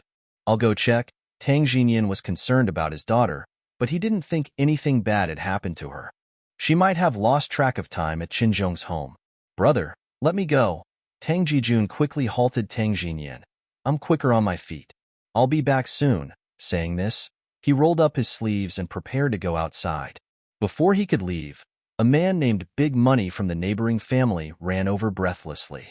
Brother Jijun, come and see. Something happened to your little Yusin. What happened? Tang Jijun went pale. There was only one person in the world who could make him change his expression so quickly, and that was Tang Yusin. What happened? Tang Jinyan felt like everything was going dark. If it weren't for Tang Jijun holding him, he didn't know if he would have been able to stand. Your little Yusin was thrown down by Sang Jilan's mother and banged her head. Big Money was also quite angry. That mother of Sang Jilan, she initially tried to run, but was caught by the villagers. Now the villagers are watching her. Brother Jinyan, Brother Jijun, go check on Yusin. Tang Jijun glared with bloodshot eyes at Sang's mother, who was blocked by the villagers. Upon hearing these words, the others also got angry. Didn't they know that their village had been flooded? They were still demanding money. Even if Tang Xinyan had the money, it was not the Sang family's turn now, let alone the fact that the flood had washed away everything. They didn't even have food. How could they have 10,000 yuan? Not only do they want money, they're now even hurting kids. Sang's mother, under the fierce gaze of everyone, felt weak in her legs and hands. She was known for her loud voice, but now she didn't even dare to let out a fart. The villagers were furious. Not even a bully would go as far as they had. Bullying Tang Xinyan was one thing, but took everything from Tang family, moved Tang Jijun to the little shed in the field. Now they were even beating kids. Were they making fun of Li Tang village being flooded and losing all their wealth? If this incident were to spread, their Li Tang village would be seen as a village that can be bullied. Their children can be beaten by anyone who in the future would dare to come to Li Tang village. The men in the village couldn't get a wife or have children. "Let's go. We can't let this go on," said an auntie who couldn't bear to watch. Li Tang village may be hit by a flood, but they couldn't let others bully them. "Yes, we can't let this go." Several older women, wiping their tears secretly, looking at the pitiful little Tang Yusin, remembered their own past. The village was suffering a severe disaster. They hadn't even recovered yet. They were already being bullied by outsiders. What was the point of a village that couldn't even protect their children? Tang Xinyan, holding his daughter, his eyes were red as if he was about to cry. The little one he held in his arms was even more pitiful. Her head was wrapped in a piece of gauze. The skin that was originally fair has now lost all color. The whole person looked wilted, like a little flower baked by the summer sun. She was as pitiful as you could imagine. "She's my granddaughter. So what if I hit her? Is it any of your business?" Sang's mother was uneasy under all those judging eyes. She began to lose her patience. Hit her own child. How could that be wrong? "You old witch." The moment Tang Jijun heard this, his face turned green from anger. He picked up a chair and threw it at her. Despite her guts, Sang's mother hadn't seen a showdown like this. She had always been rude and arrogant in the village, ignoring others, but no one had ever roughed her up, let alone thrown things at her. She covered her face and screamed even before the chair had hit her. And then everyone smelled a sour and foul stench. Sang's mother's legs shook, and clear yellow liquid seeped out from her trouser legs. "Daddy," she peed her pants. Before the child's words fell, there came a splashing sound, and a smell that was hard to describe filled all around. The child covered her nose, then pointed at Sang's mother with her little finger. "Daddy," she pooped her pants. And then, lumps of yellow and smelly stuff dropped from the leg of Sang's mother's pants. Suddenly, someone couldn't help covering their mouth, ran outside and threw up. What's the meaning of this? Tang Xinyan, trembling with anger, and the other people from Li Tang village were here to vent their anger this time. "You folks from Sha village are bullying us, even bullying us from Li Tang village. Everyone knows that we're the village that got flooded. You guys instead run over to our side extorting money, and when there's no money, you beat up children. Look at." The man pointed at Tang Yusin, who was being held by Tang Xinyan. "Look at what you've done to the kid. This is inhumane. Not to mention you're her own maternal grandmother. Is our Yusin a picked-up orphan, or what that you, Sang family, mistreated her so horribly? This child so beautifully grown will have her face ruined." As the crowd parted, Tang Yusin held in Tang Xinyan's arms was revealed. She looked weak, her small face drained of color. Her long eyelashes drooped down, expressing an image of a soft, pitiful little creature as if bearing a great grievance, prompting the adult men and women to want to hold her and give her a good squeeze. Any family would hold such a girl as the apple of their eye. Besides, nowadays with family planning policy, not to mention city folks, even in the countryside, children are few. Which child isn't the apple of their parents' eyes? But this grandmother treats her granddaughter so poorly, as if trying to beat her to death. "If you, Sang family, do not give us a good explanation, we'll find your village chief. You've bullied us from Li Tang village, as if we're easy targets, right?" "Yes," another person raised the voice equally angry. "We couldn't intervene in previous matters when you wanted to disgrace Tang Xinyan as it was a family matter. But now, the two of you have divorced, Your hands, no matter how long, cannot reach into someone else's house. Tang Yusin sniffled. Uncle, our table. She pointed at the table placed inside the house, speaking in a milky voice. Then she pointed to the stool, our stool, and then she pointed one by one at each item, sobbing after each sentence. Everyone in the village knew that the Sang family used to visit the Tang family and took whatever they could. How else could the capable Tang brothers, both hardworking people, and Tang Jinyan, a skilled carpenter, live like this? Now, they finally understood why. As Tang Yusin pointed out each item, even a child would know that these things belong to their own family. Everything in the Sang's house, including the tables and chairs, even plants and trees, were all taken from the Tang family. How shameless could somebody be to do something like this? The people from Litang village became more infuriated, while the onlookers from Sha village were red-faced. Seeing Sang's mother sitting dejectedly, none of them had the face to stay there any longer. The Sang family carried away everything from their son-in-law's house. Furthermore, a few individuals who wanted to get married into the Sang family were having second thoughts. Sang's daughters might be beautiful, but what good is beauty? After marriage, divorce was inevitable. They didn't even want to keep their own child. How heartless this woman could be. The looks that these people threw at the Sang family were becoming uncanny. Of course, no one cared. They would have to deal with the problems they caused. Don't drag the people from the village into this mess. The village's young girls, each one better than the next, were not like the shameless Sang Jilan. The chubby lady curled her lips in disdain. I am not the type to meddle often, but I can't bear to stand by any longer today. I remember when your family was lively and cheerful with the townsfolk. Now, you shamelessly steal men and even use Jinyan's things. Tang Jinyan scoffed at her words, acting as though he appreciated the sympathies extended towards him. However, these sympathies felt more like slap after slap on his face. He felt like he was made a fool. His humiliation was so intense, it seemed to flower like green fur on his head.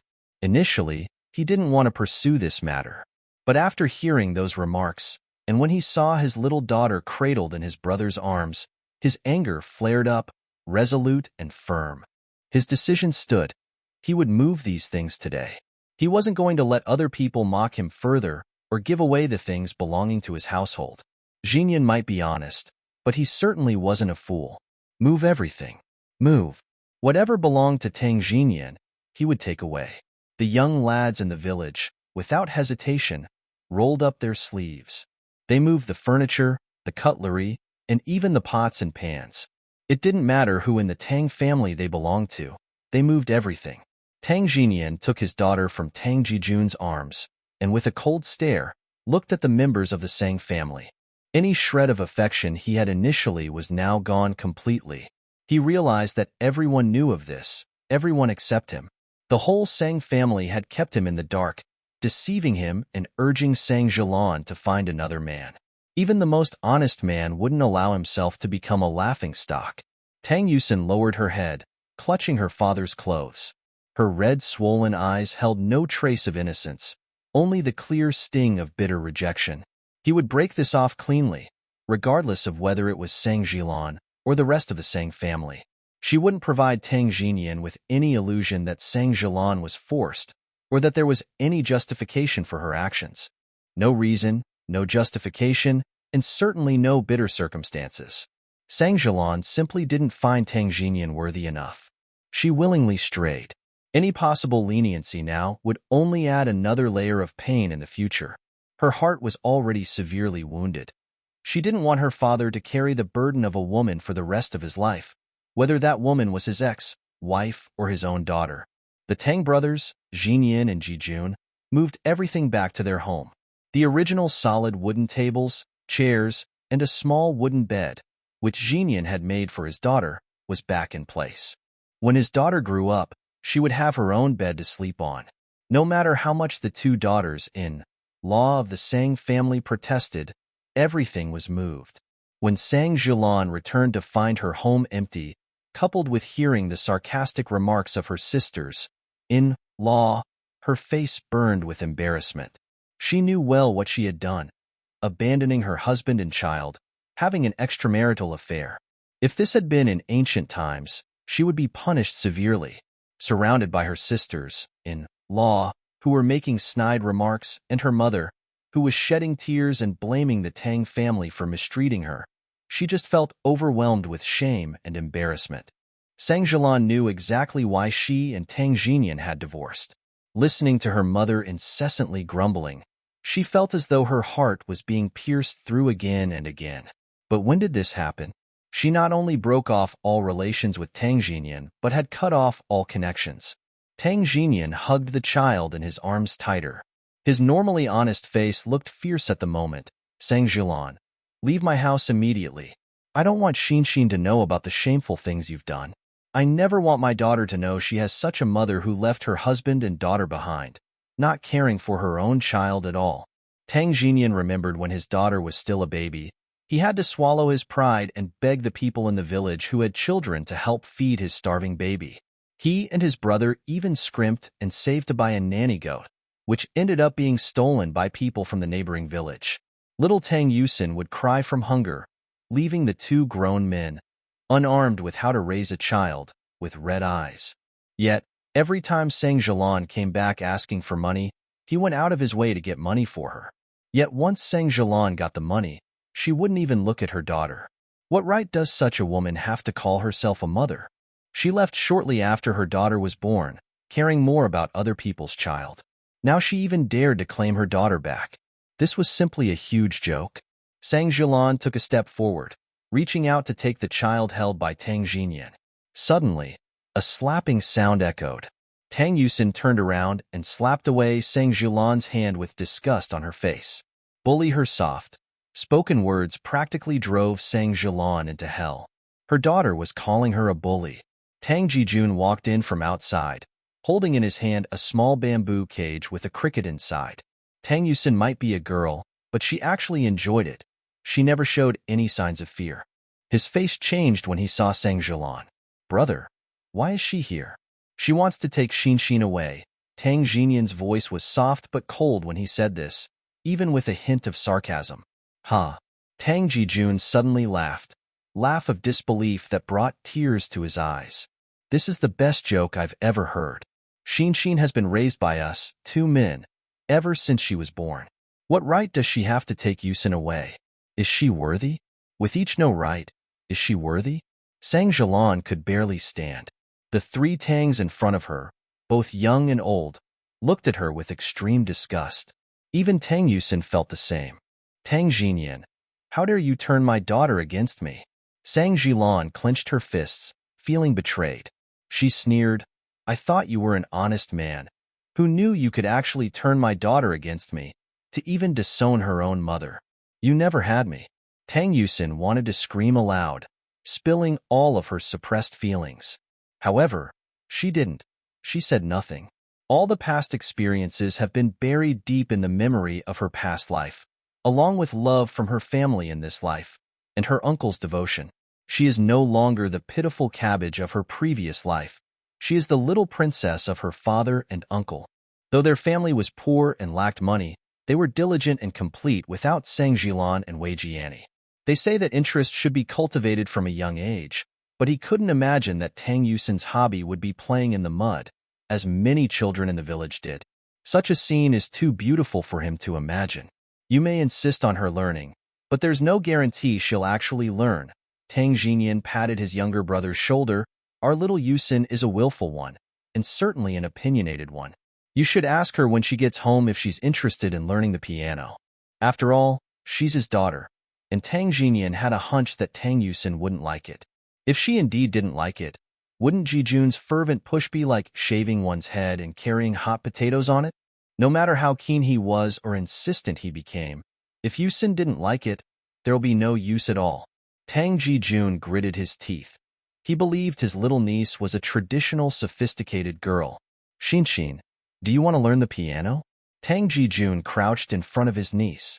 Every time the little girl punctured the wooden board with the needle in her hand, his heart seemed to skip a beat. Learn the piano? Tang Yusin raised her face, her expression confused. What piano? The one from the youth palace. Xinshin, you can learn anything you want, Tang Jijun. who himself hadn't received much schooling, dropped his bottom on the ground and met his niece's wide, shining eyes. Unable to resist, he pinched her little face again. It was as soft as a ball of cotton. No, Tang Yusin bent down again, clutching a wooden board and practicing with a needle. Playing the piano held no interest for her. She had passed that phase. In her previous life, Wei Jiani, who was bestowed with a piano, indeed made her envious. At that time, it was an electronic piano, costing thousands, which Wei Tian indulged his daughter in having, regardless of the cost. Once, she curiously touched the electronic piano and was hit by Sang Jilan.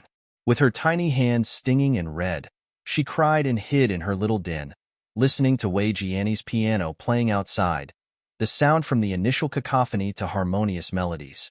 The piano ended up accompanying Wei Jiani through her elementary, middle, and high school years, enabling her to blend in well amongst her peers. Tang Yusin had once yearned for that. She also dreamed of playing the piano with her own delicate hands, producing beautiful notes. But in the end, she never touched a piano, and her yearning for it had faded in her previous life. This time around, she had no thoughts of learning the piano. Learning the piano was considered a luxury to people of her status. Her family didn't have the money for it, and she didn't love the piano. She preferred to hold a needle, and Tang Jijun felt like crying but had no tears. She had indeed predicted correctly. Tang Yusin didn't like the piano. "Daddy." Tang Yusin swiftly climbed onto Tang Jinyan's lap. "What's the matter?" No matter how tired Tang Yuanian was during the day, seeing his daughter made him feel that it was all worthwhile. "Daddy," Huan Huan said her dad got 2 plots of homestead land. "Daddy, don't we want any?" Tang Yusin blinked her eyes at Tang Jinyan. In the past, it was not easy to get homestead land in the village. A lot of proof was required. Like the 2 brothers, Tang Jinyan, it's not been easy to want homestead land. However, due to the recent flood, almost all the houses in the village were washed away. The government helped build some, and quite a few people were considering acquiring homestead land to rebuild their houses. However, how to build a house when there were no neighbors around was a concern. He hadn't thought about it before. He originally planned to build a couple of houses next to his own, so they could all be connected and offer some mutual support to one another. "I think that place is fine." Tang Jijun didn't feel too fussy about the location of the house. "I even feel that place is better. There are fewer people, more space, and it's close to our farmland. It's also close to the school Xin is going to attend." Tang Jinyan didn't have strong feelings about other matters, but when it came to his daughter's schooling, he had to consider it more carefully. The village did indeed have a primary school, but the junior high school was a combination of several villages, and quite some distance from their village. In fact, their village was the furthest away. If they lived here, it might be closer. Although it was only a 10-minute journey, those 10 minutes that could be saved offered more time for sleep. After hesitating for a while, Yusin persistently wanted to build the house there. Once the father agreed, the uncle also obliged his niece. Eventually, Tang Jinyan hardened his resolve and told the village head that he wanted 2 courtyards on that vacant land. Only after the area had been marked off with white lines did Yusin finally breathe a sigh of relief. Although the place seemed to be the most unpopular in the village, a few years later, a main road leading directly to the county town would be built.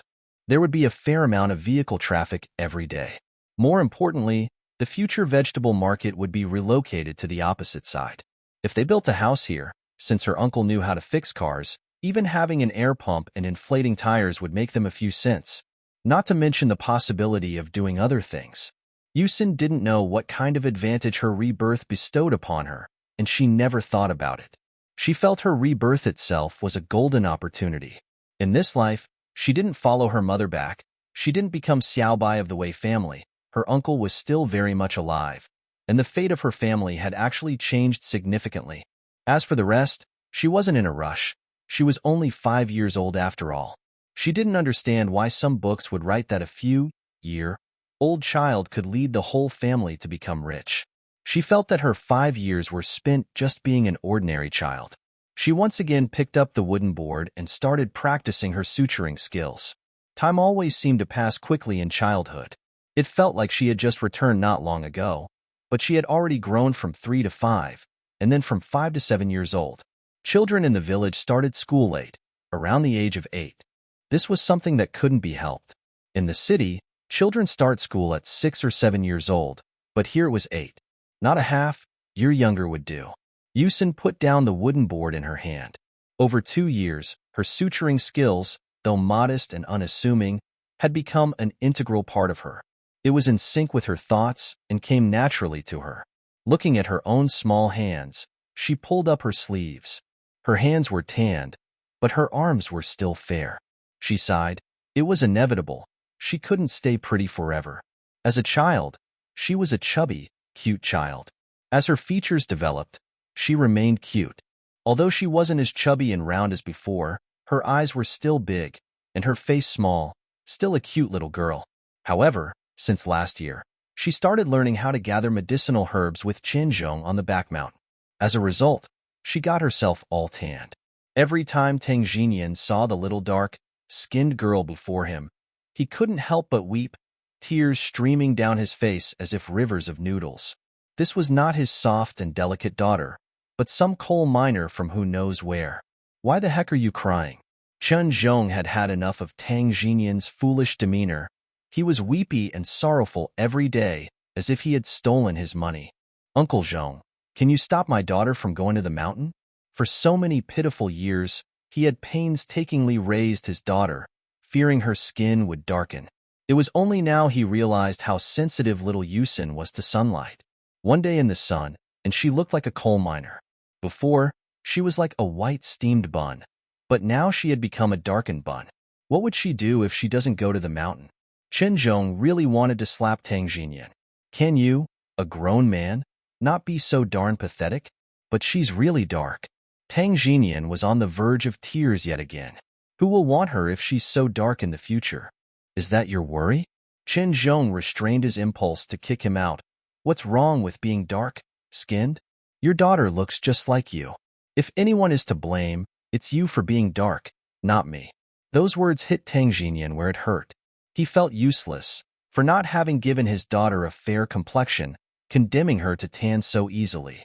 What would she do in the future? She might really have to settle for being someone's bride, to be. Tang Yusin put down a basket filled with herbal plants, bark, and roots she had gathered.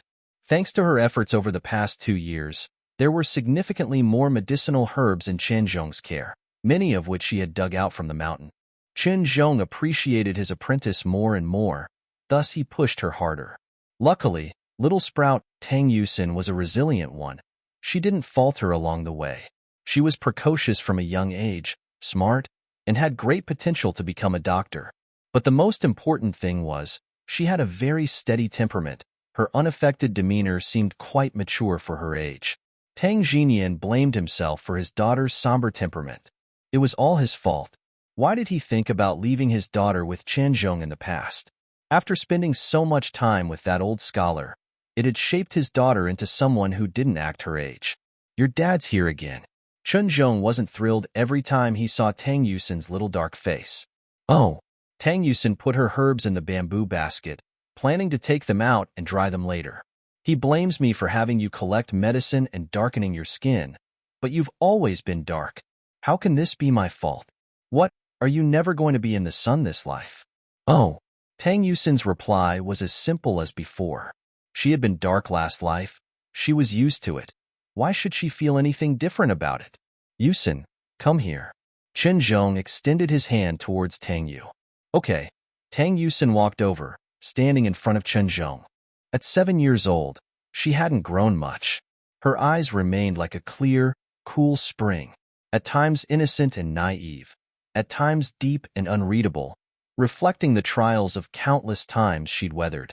The young her remained calm and still as a pond, barely any ripples of emotion showing. Chen Zhong ruffled Tang Yusin's hair. Sigh, you've gotten ugly. Tang Yusin, no problem, you'll grow out of it. Chen Zhong chuckled. It was no wonder Tang Xinyan felt like crying. His originally beautiful daughter had become a coal miner. It was something no one would want. She had dried all these herbs, prepared each one with her hands, selected, soaked, and ground them each without seeking help from anyone else.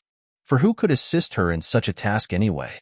A large quantity of herb powder was all mixed with water and honey into tiny beads the size of pearls and then stored in a jar. Tang Yusin estimated that the 4-season water that Qin Zhong kept was enough to prepare one prescription, which came out to be over 3,600 pills, enough for 10 years. And preparing these many pills had taken her half a month. Would they spoil over time? Tang Yusin held a small medicinal pill, trying to take it into her mouth, but couldn't. Qin Zhong glanced at her. The formulas of our Chen family don't spoil easily. Would it upset the stomach, since even medicines are known to be toxic? Despite her words, Tang Yusin held the pill to her mouth and swallowed it directly. It didn't taste bad. It had a subtle herbal flavor, and since the pill was small, it wasn't difficult to swallow. If she was to take one pill daily, it seemed like it wouldn't be an unpleasant experience. But she was afraid it might harm her. You think too much. Chen Zhong glared at her. For generations, our Qin family consumed these fragrant pills without any ill effect. Go on, take your pill. He patted Tang Yusin's head. When you get fairer, your father won't sigh at me every day like I was the one who made you dark. Even without me, you would still be dark. Tang Yusin nodded seriously.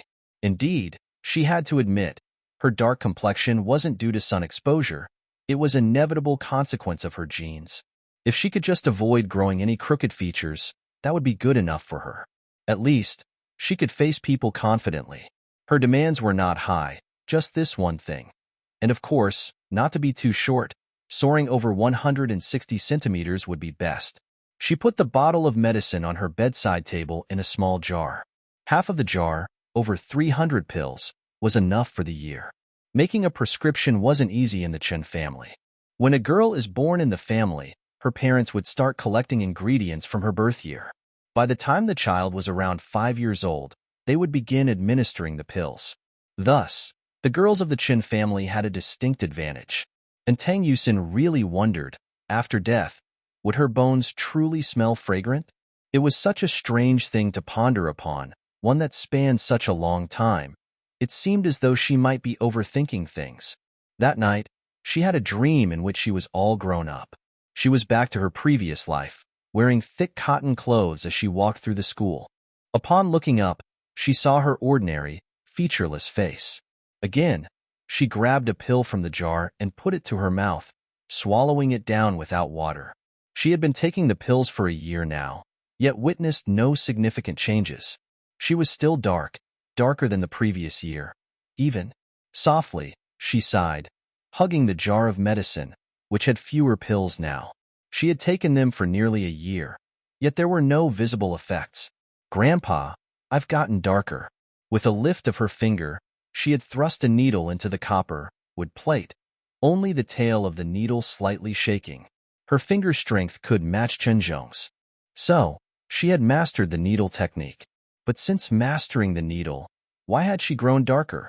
Do you think that's a divine medicine? Chen Zhong stretched out his hand and patted her head. Haste makes waste. Your foundation is too poor. You'll have to take it for at least 2 years before seeing any effect. Is this a blow? Tang Yusin touched her face. Actually, she really didn't want to eat it anymore, because she didn't believe too much in it. What pill in this world could magically make people fairer, prettier, and even smell better after eating it? She had decided not to believe Qin Zhong anymore. She was perfectly fine. Why should she take any medicine?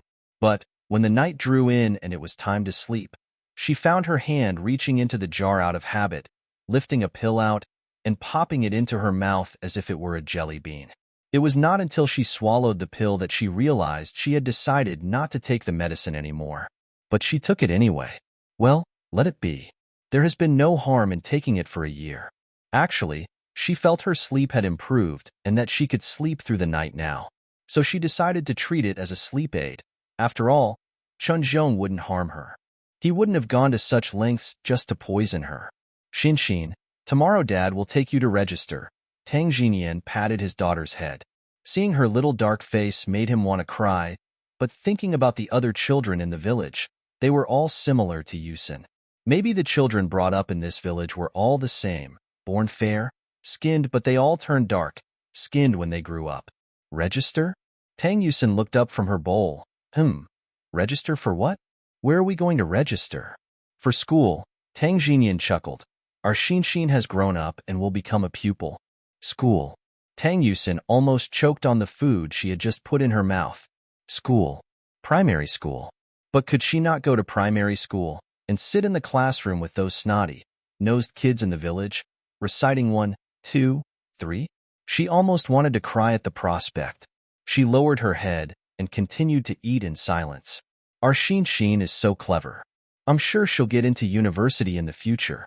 Tang Yusin let out a small sigh. All right then, she'll attend school and aim for university.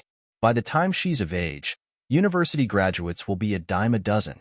The continued education wouldn't be so impressive, but if she could just keep studying at her current rate till graduation, she should be able to get a job in a good hospital.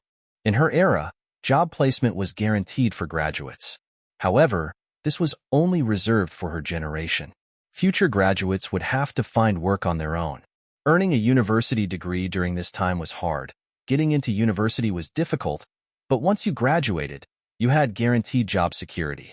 The next day, Tang Yusin, with a new backpack on her back, was taken to the village primary school by Tang Jinyan. At the time, schools were village-based. Each village had a primary school, each group of about 10 villages had a middle school, and only 3 high schools were available in the city. All students rotated between these few schools. There was no exception to this rule unless you stopped studying or moved out of the village. Otherwise, all students would attend these schools. If not this one, then that one. If not this school, then that school. Registration fees at the time were very cheap. The total cost for textbooks and various school fees was only about 10 yuan. Little black sister cracked her own mouth laughing, seeming not to be embarrassed by the rejection. Of course, it might be because she was so simple-minded, this half-grown girl, still so innocent. Little black sister hopped around happily. Children at this age dress indiscriminately, and the best fabric they had was called dakron. Only the little daughters-in-law from the wealthier families in the village could wear an outfit made from it. As for children, they wore clothes repurposed from adults' clothing. Tang Yusin had no mother. Her father and her uncle's clothes could not be modified into her own, hence, all of her clothes were bought. In comparison with other children in the village, she could be considered a noble. Little black sister laughed with her mouth wide open, while walking and picking wildflowers from the ground, placing them in her hair. Being such a candid and innocent girl, it was hard to imagine her as anything else. Yusin found it impossible to connect this naive girl before her with the noble woman she would become in the future. It seemed like it couldn't be her. It seemed like everything has changed. It seemed like she was still the same person, just wearing a different face. But in reality, they were not the same person. Even now, she didn't understand what Guning saw in little black sister that made him so dedicated to her, taking care of her all his life, even giving her his kidney, despite his own health deteriorating as a result. But his heart never changed. Sometimes she would remember a saying, to be united in heart until death. She thought it was just an idealized life in the fantasy. She had witnessed many separations at the hospital, yet Gu Ning was someone who would sacrifice everything for his woman. She really didn't understand that. Why could Zhang Xiaomei be so heartless, just turning and leaving, abandoning her husband without any remorse? And now Zhang Xiaomei was still little black sister, naive, silly, and of course, ugly. So, Tang Yusin believed, there are no ugly women, only lazy ones. Little black sister, Zhang Yindi turned her head, smiled with her mouth missing 2 front teeth. Yusin, why aren't you moving? Are you scared of class? Don't worry, follow me. There's nothing to be scared of, she said, patting her small chest. These were the most innocent feelings of a child, making such gestures, revealing her toothless smile. Even the words she uttered were spoken with a sense of straightforwardness. It was ridiculous, but also sentimentally touching. But Tang Yusin couldn't laugh, nor be moved. If she hadn't met the high-born lady in the future who was like a queen, she would never believe that she would eventually become Zhang Xiaomei. Tang Yusin lowered her head, having already reached school. Recollections from her previous school years were mostly forgotten. She seemed to have started school late, around 9 years old. While children in the city started school early, she started late initially because she had to take care of Wei Jiani, who was 2 years younger. Later, she didn't start school until Wei Jiani did. She didn't even go to kindergarten and had poor memory of school life. However, her school life wasn't as smooth as Wei Jiani's, who was beautiful, smart, and had a good foundation from attending kindergarten for several years. Everyone always compared her with Wei Jiani, without considering the reasons. Why is your sister so beautiful when you're so ugly? Your sister is so talented. She can play the electronic piano. Why don't you even know how to sing in a choir? Your sister is good at studying and always ranked among the top students, while you are always at the bottom of the class. Every time there was a parent-teacher meeting, no matter whether it was Sang Jilan or Wei Tian, they always proudly accepted others' praises, but they seemed to forget that Tang Yusin's parents never once came to a meeting. Therefore, going to school was not a pleasant memory for Tang Yusin. But she forgot about these unpleasant memories. The school in the village wasn't far from their home. Someone her size could get there in only 15 minutes. The village elementary school was quite dilapidated at the time. The legs of the desks were broken, and all that was left of the windows were mere frames. Gusts of wind would often pass through these frames and blow onto the delicate faces of the children. And Tang Yusin was one of those children. Their teacher was a middle-aged man who spoke a common Northwest dialect. His own Mandarin was not good, but to the children here, it was very endearing. Because most children in the village can't speak Mandarin, their daily conversations were all in the local dialect. Their teacher had assigned seats for each one of the little radishes.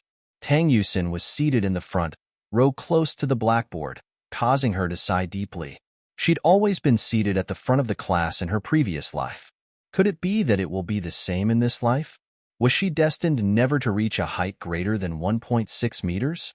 Then why had she worked so hard to eat well these past few years? Was it for horizontal development?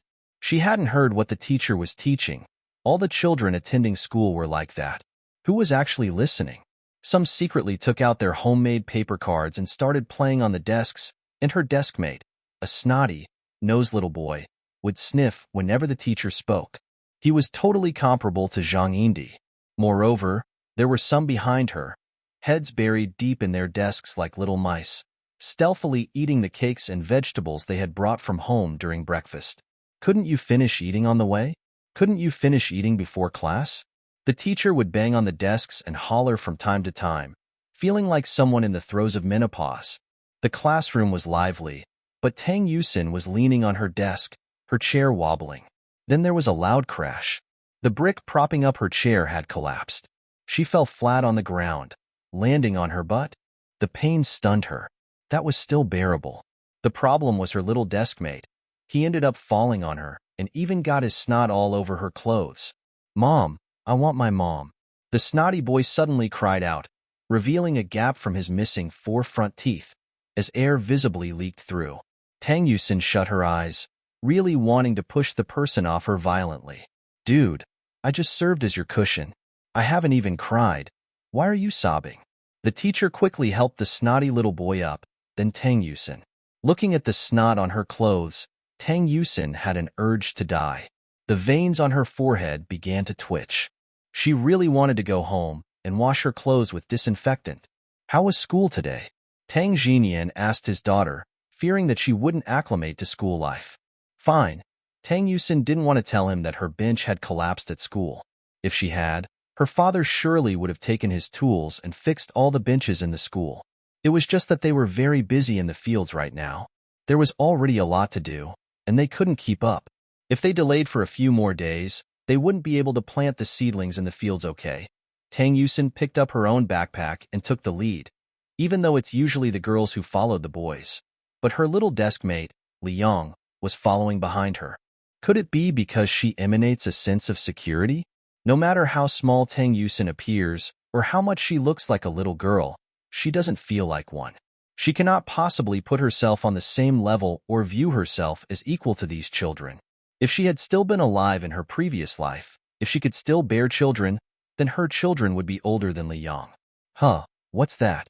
Tang Yusin suddenly stopped in her tracks, startling Li Yong. He sniffled. Tang Yusin, why did you stop walking? I have something to do. You go ahead. Tang Yusin turned her head and saw Li Yong wiping his nose, which honestly was a little gross. She quickly turned away and started repeating to herself that she didn't see it. She couldn't see it. Liang wiped his nose with his sleeve and said, "All right, I'll go first." Then he hopped away, his sniffing still faintly audible in the air. Tang Yusin felt as if this could become a persistent nightmare for her, and the nightmare would be filled with this kind of sound. She ran forward until she spotted a man wielding a spade and turning the soil. It was none other than her second uncle, whose life she had saved. In her past life, there was no Tang Jijun in anyone's living trajectory. Therefore, Tang Yusin did not know what his fate had been, although she knew about others to some extent. However, to her, Tang Jijun was an unknown enigma. How his life would unfold and what kind of life he would lead were beyond her knowledge. Regardless, as long as he stayed as Tang Jijun and maintained his character, things would not go too badly. People who love to laugh always have good luck. Hardworking people are seldom poor. At this moment, her second uncle was standing in the field, turning the soil vigorously. His muscles were rippling, showing how much effort he was putting in. His technique was right. His posture was right. Everything seemed right except for the fact that it was not their land. "Brother Tang." A woman's voice echoed from a distance. Tang Yusin quickly hid herself behind a large tree. Fortunately, her small body was perfectly concealed by the tree. Naturally, nobody would suspect that someone was spying. A woman approached. Her clothes were old and faded from numerous washings, and there was a patch on the corner. Although it was a patch, it had been sewn carefully, not a simple square patch. Instead, it looked like a little flower, and the stitches were fine and neat. It was well repaired. Tang Yusin had good eyesight, neither nearsighted nor farsighted, probably because she was young, or maybe because she had been drinking herbal tea. As a result, she had sharp senses, capable of both seeing and hearing clearly. She watched as the woman walked over, put down the basket she was carrying, and took out a tea bowl from it. "Brother Tang, have some water first." "Thank you." Tang Jijun took the bowl and began to drink heartily. After finishing, he wiped his mouth, ready to get back to work, hoping to plow the entire field today. By tomorrow, he could plant the seeds, and once they were watered, there wouldn't be much left to do. If he were to delay it any further, the seeds wouldn't make it into the ground in time, and rainfall would mean an extra few days of waiting, which was too late. "Brother Tang, eat something," a woman offered. She pulled out a steamed white bun from the basket. It looked good and round, and of course, everything made from white flour tasted good. People's lives had improved somewhat. They weren't as deprived as they used to be. Having white flour wasn't that rare anymore, though not many people could make buns that looked this good. "You eat it." "I am not hungry." "Take it home for Cece." Tang Jinian declined. The afternoon sun shone on him. His skin glowed with a vibrant bronze. As sweat trickled down his forehead, he looked both strong and honest. Everyone said that the brothers of the Tang family were decent, but Tang Jinian had a particularly charming face, with large eyes, double eyelids, a handsome young man. Even without education, even as a full-time farmer, he had a sense of cleverness that set him apart from others in the village. His smile revealed a set of bright white teeth. The woman took back the white bun. Her youthful face filled with the traces of time was touched. Just like the wind of the past few months, you could always feel the warmth that words couldn't express, even when it was cold. "Go home," Tang Jijun told the woman. "Cece is still young. She is scared being home alone." The woman's lips moved for a long time. Finally, she nodded. She left the thermos on the ground within his reach and then stood up. The most eye-catching thing about her was the piece of clothing she mended carefully. It wasn't until the woman's figure disappeared from view that Tang Jijun picked up his hoe. But before he could get to work, a pair of little feet appeared in front of him. He was stunned, and as he looked up, he saw a familiar small face. Tang Jijun dropped the hoe out of his hands. A drop of cold sweat emerged on his forehead. He fell on his rear, startled out of his wits. "Shinshin, when did you get here?" After wiping the cold sweat off his brow, he asked with a stutter. "Just now." Tang Yusin pulled one of the farming tools from the ground and sat on it. "Uncle, what are you doing here?" "Nothing much." Tang Jijun laughed awkwardly, clearly looking guilty. "Oh." Tang Yusin didn't bother to expose her uncle's clumsy lie. Tang Jijun stopped working, walked to the side, and poured some water from the thermos. "Uncle, was that Aunt Xiangcao earlier?" With a splutter, Tang Jijun spat out the water he had just taken into his mouth. "Uncle, were you two having a secret meeting here?" Cough. Tang Jijun hadn't recovered yet and started to cough violently. "Uncle, are you two in A?" Tang Jijun immediately covered Tang Yusin's mouth, saving himself from any further embarrassment. Xin, you can't say such things recklessly, understand?" Tang Yusin nodded obediently. Yes, she understood. She wouldn't spread this around. The girls he wanted were non-existent, but Tang Jijun never seemed to take a liking to any of them. Could it be? Tang Yusin bit her own finger, wondering if her uncle liked the young widow in the village. Well, she agrees. But her agreement is useless if her father disagrees. Tang Yusin is already bothered with this. If her father knew, he would definitely break her uncle's legs. The Tang family lineage depends on Tang Jijun. And for Tang Jijun, out of all the possible matches, to want to marry a widow who's also burdened with a child. Although her father was honest, he had a rather ingrained chauvinistic outlook. Some things can be compromised, but some can't, such as letting Tang Jijun marry a widow with a child. She'll need to think this through. Tang Yusin really felt overwhelmed by too many responsibilities. She's only 8, and felt she was aging prematurely due to all the stress. However, she had greatly underestimated the gossiping abilities of the women in the village. Their information disseminating abilities could rival the internet's efficiency. At dinner that day, Tang Jinyan's gaze was fixed on his younger brother, making Tang Jijun lose his appetite. Being watched constantly like this would make anyone feel uncomfortable and unable to eat. Bro, why are you staring at me like that? Tang Jijun straightened his body, subconsciously touching his face, wondering if he failed to wash his face in the morning and was now looking dirty. Jijun, how old are you now? Tang Jinyan lowered his head, asking his younger brother a seemingly irrelevant question. I'm 25, Tang Jijun responded with a wide, toothy grin. Oh, really? Tang Jinyan looked sharply at him. When I was your age, Xin was almost 3. I know. Tang Jijun, who was usually forgetful, could never forget this particular fact, that his brother had married early, and within a year, Sang Jilan had given birth to Tang Yusin.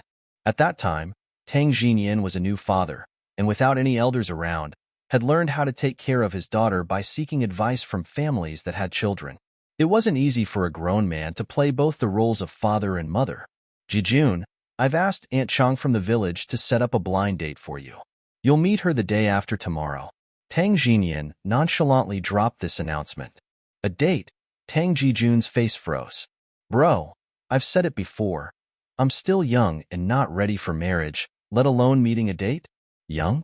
Tang Jinyan tossed down his chopsticks. Didn't you just say when I was your age? Xin was almost 3 years old? You're 25. How can you still consider yourself young? Don't use your age as an excuse. This time, you must meet her, whether you like it or not. Great. This felt like forcing a duck onto a perch. Their parents were no longer there, and now the eldest brother, in essence, acted as the father. He could decide matters related to Tang Jijun's marriage.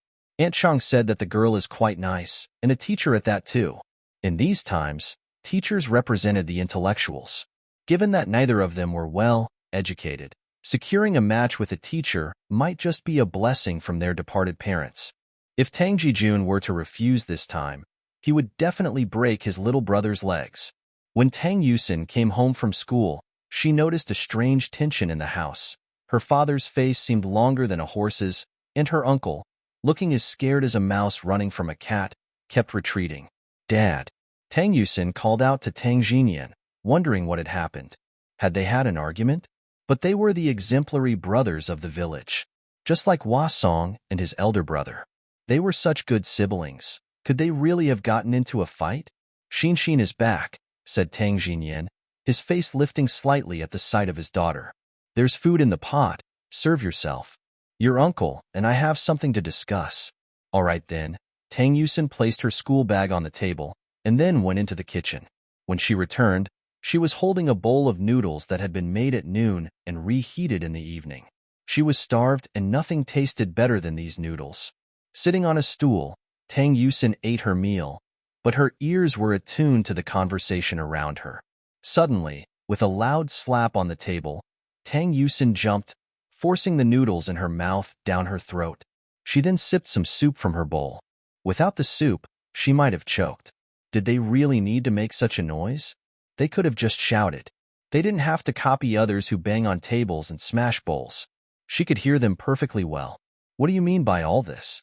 Tell me. Tang Jijun hollered at his brother, his face covered in spit. Poor Jijun was scolded like a henpecked husband and didn't dare retort. He didn't even dare to wipe away the droplets of spit on his face. Bro, what do you want to hear? Tang Jijun sighed as if he was resigned to his fate. What's going on between you and that widow? Tang Jijun's face looked even longer than a horse's now. When he heard this, he nearly blew his top. There's nothing. Tang Jijun lowered his head and wiped his face and bro, she's not a widow. She's divorced. Is there a difference?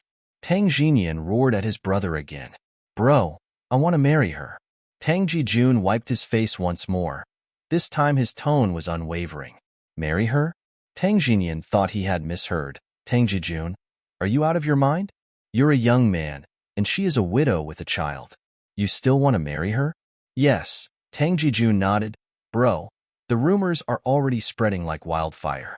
If I don't marry her, who else will? He found it very upsetting that he had been the subject of town gossip simply because he had helped her a few times. Rumors can be more violent than wild beasts. As a man, he didn't care. But how could a woman with a child survive such humiliation? Wasn't this equivalent to sentencing them to death? Yes, he had made up his mind. He wanted to marry her. Despite his previous hesitations, he was now firm in his decision. He would treat her well. He would be kind to her and her daughter. Tang Yusin pulled Tang Jinian aside, knowing that something needed to be addressed. It was likely that Aunt Xiangcao was already shut behind doors as gossip swirled. Women shouldn't make life hard for other women, women who were strangers. And why should men make life hard?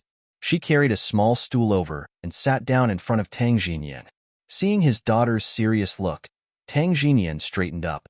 He knew his daughter's nature. Perhaps because she grew up without a mother's care, she was more sensible than most children, listened, but also had a lot of her own opinions. She voiced her thoughts clearly and was often seen as an adult in daily life. Dad, do you really despise Aunt Xiangcao? Tang Yusin tilted her head and asked. She wanted to know why her father disapproved of Zhang Xiangcao. Was it because she was divorced, because she had a child, or for some other reason? Kid, don't think too much. As Tang Jinian ran his fingers through her hair, he was instantly put off by the mention of Xiangcao's name, let alone her actual presence. What is a widow doing with a child, clinging to an unmarried young man like Tang Jijun? Dad, can you tell me? Tang Yusin tugged at Tang Jinian's sleeve. Her big eyes were sparkling. She was indeed very pretty, despite a slight tan, not as cute as when she was younger. All kids grow up, but couldn't she grow up pretty instead of growing uglier? Regardless of her looks, Tang Jinian still adored his daughter. Despite her tan, he thought she was the most well-behaved and beautiful amongst all the village kids. Were there any village kids who weren't tanned? Tang Jinian was also holding back a belly full of rage. Just look at your second uncle, he pointed outside. Thankfully, Tang Jijun wasn't there, or else he would have received a furious lecture from Tang Jinian. Why does he insist on marrying a divorced woman with a child? Isn't that the same as marrying a widow? In our village, families with more than one daughter are forced to have sterilizations. If they have another girl, they become such a family, and the Tang family line would end. As Tang Jinian voiced his concerns, his chest heaved with anger. If Tang Jijun really married Zhang Xiangcao, he would disown him.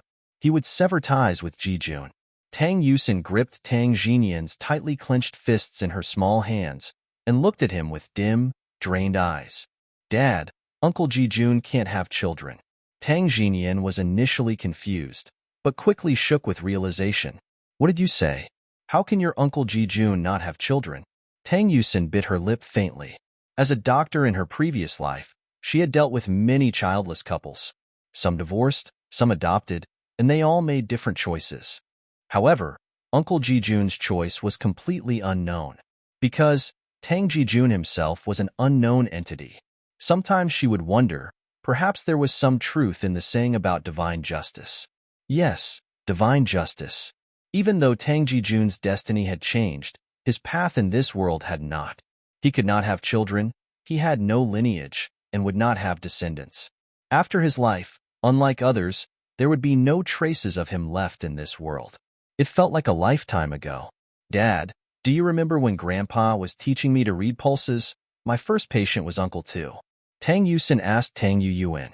She started learning to read pulses a year ago, all taught personally by Chen Zhong. Tang Jinyan nodded blankly. He remembered. Grandpa said, Uncle Tu is impotent. Tang Yusin lowered her head, kicking her small toes.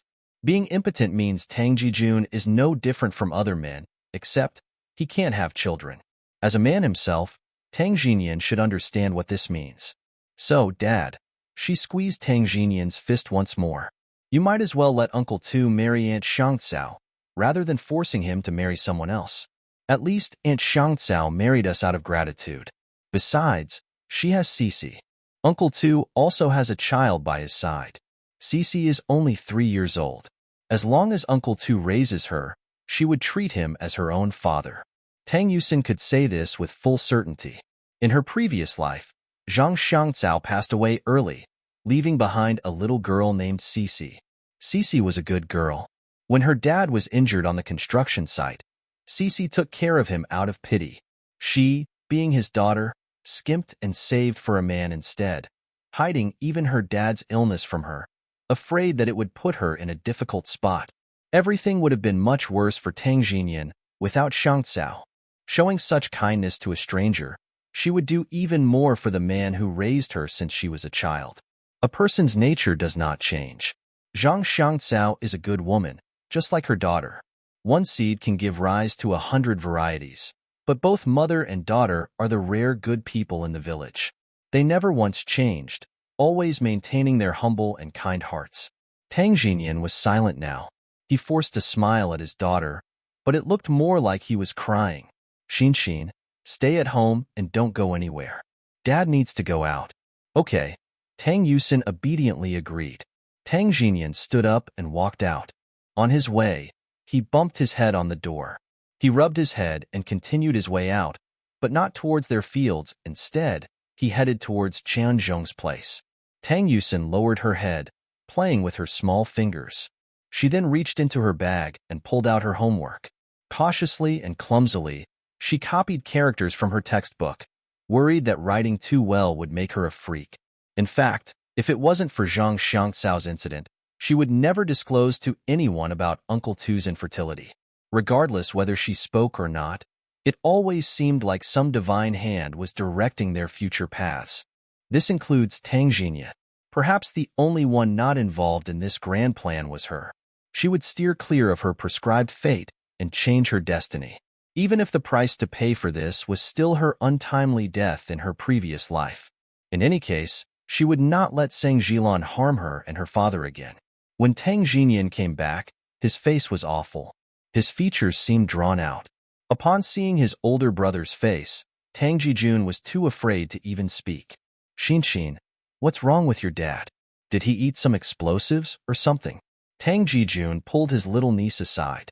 Inside, he was extremely nervous, dreading that his involvement with Zhang Shangcao offended Tang Jinyan so much that he wished to kill his own brother. Jijun, come in here with me.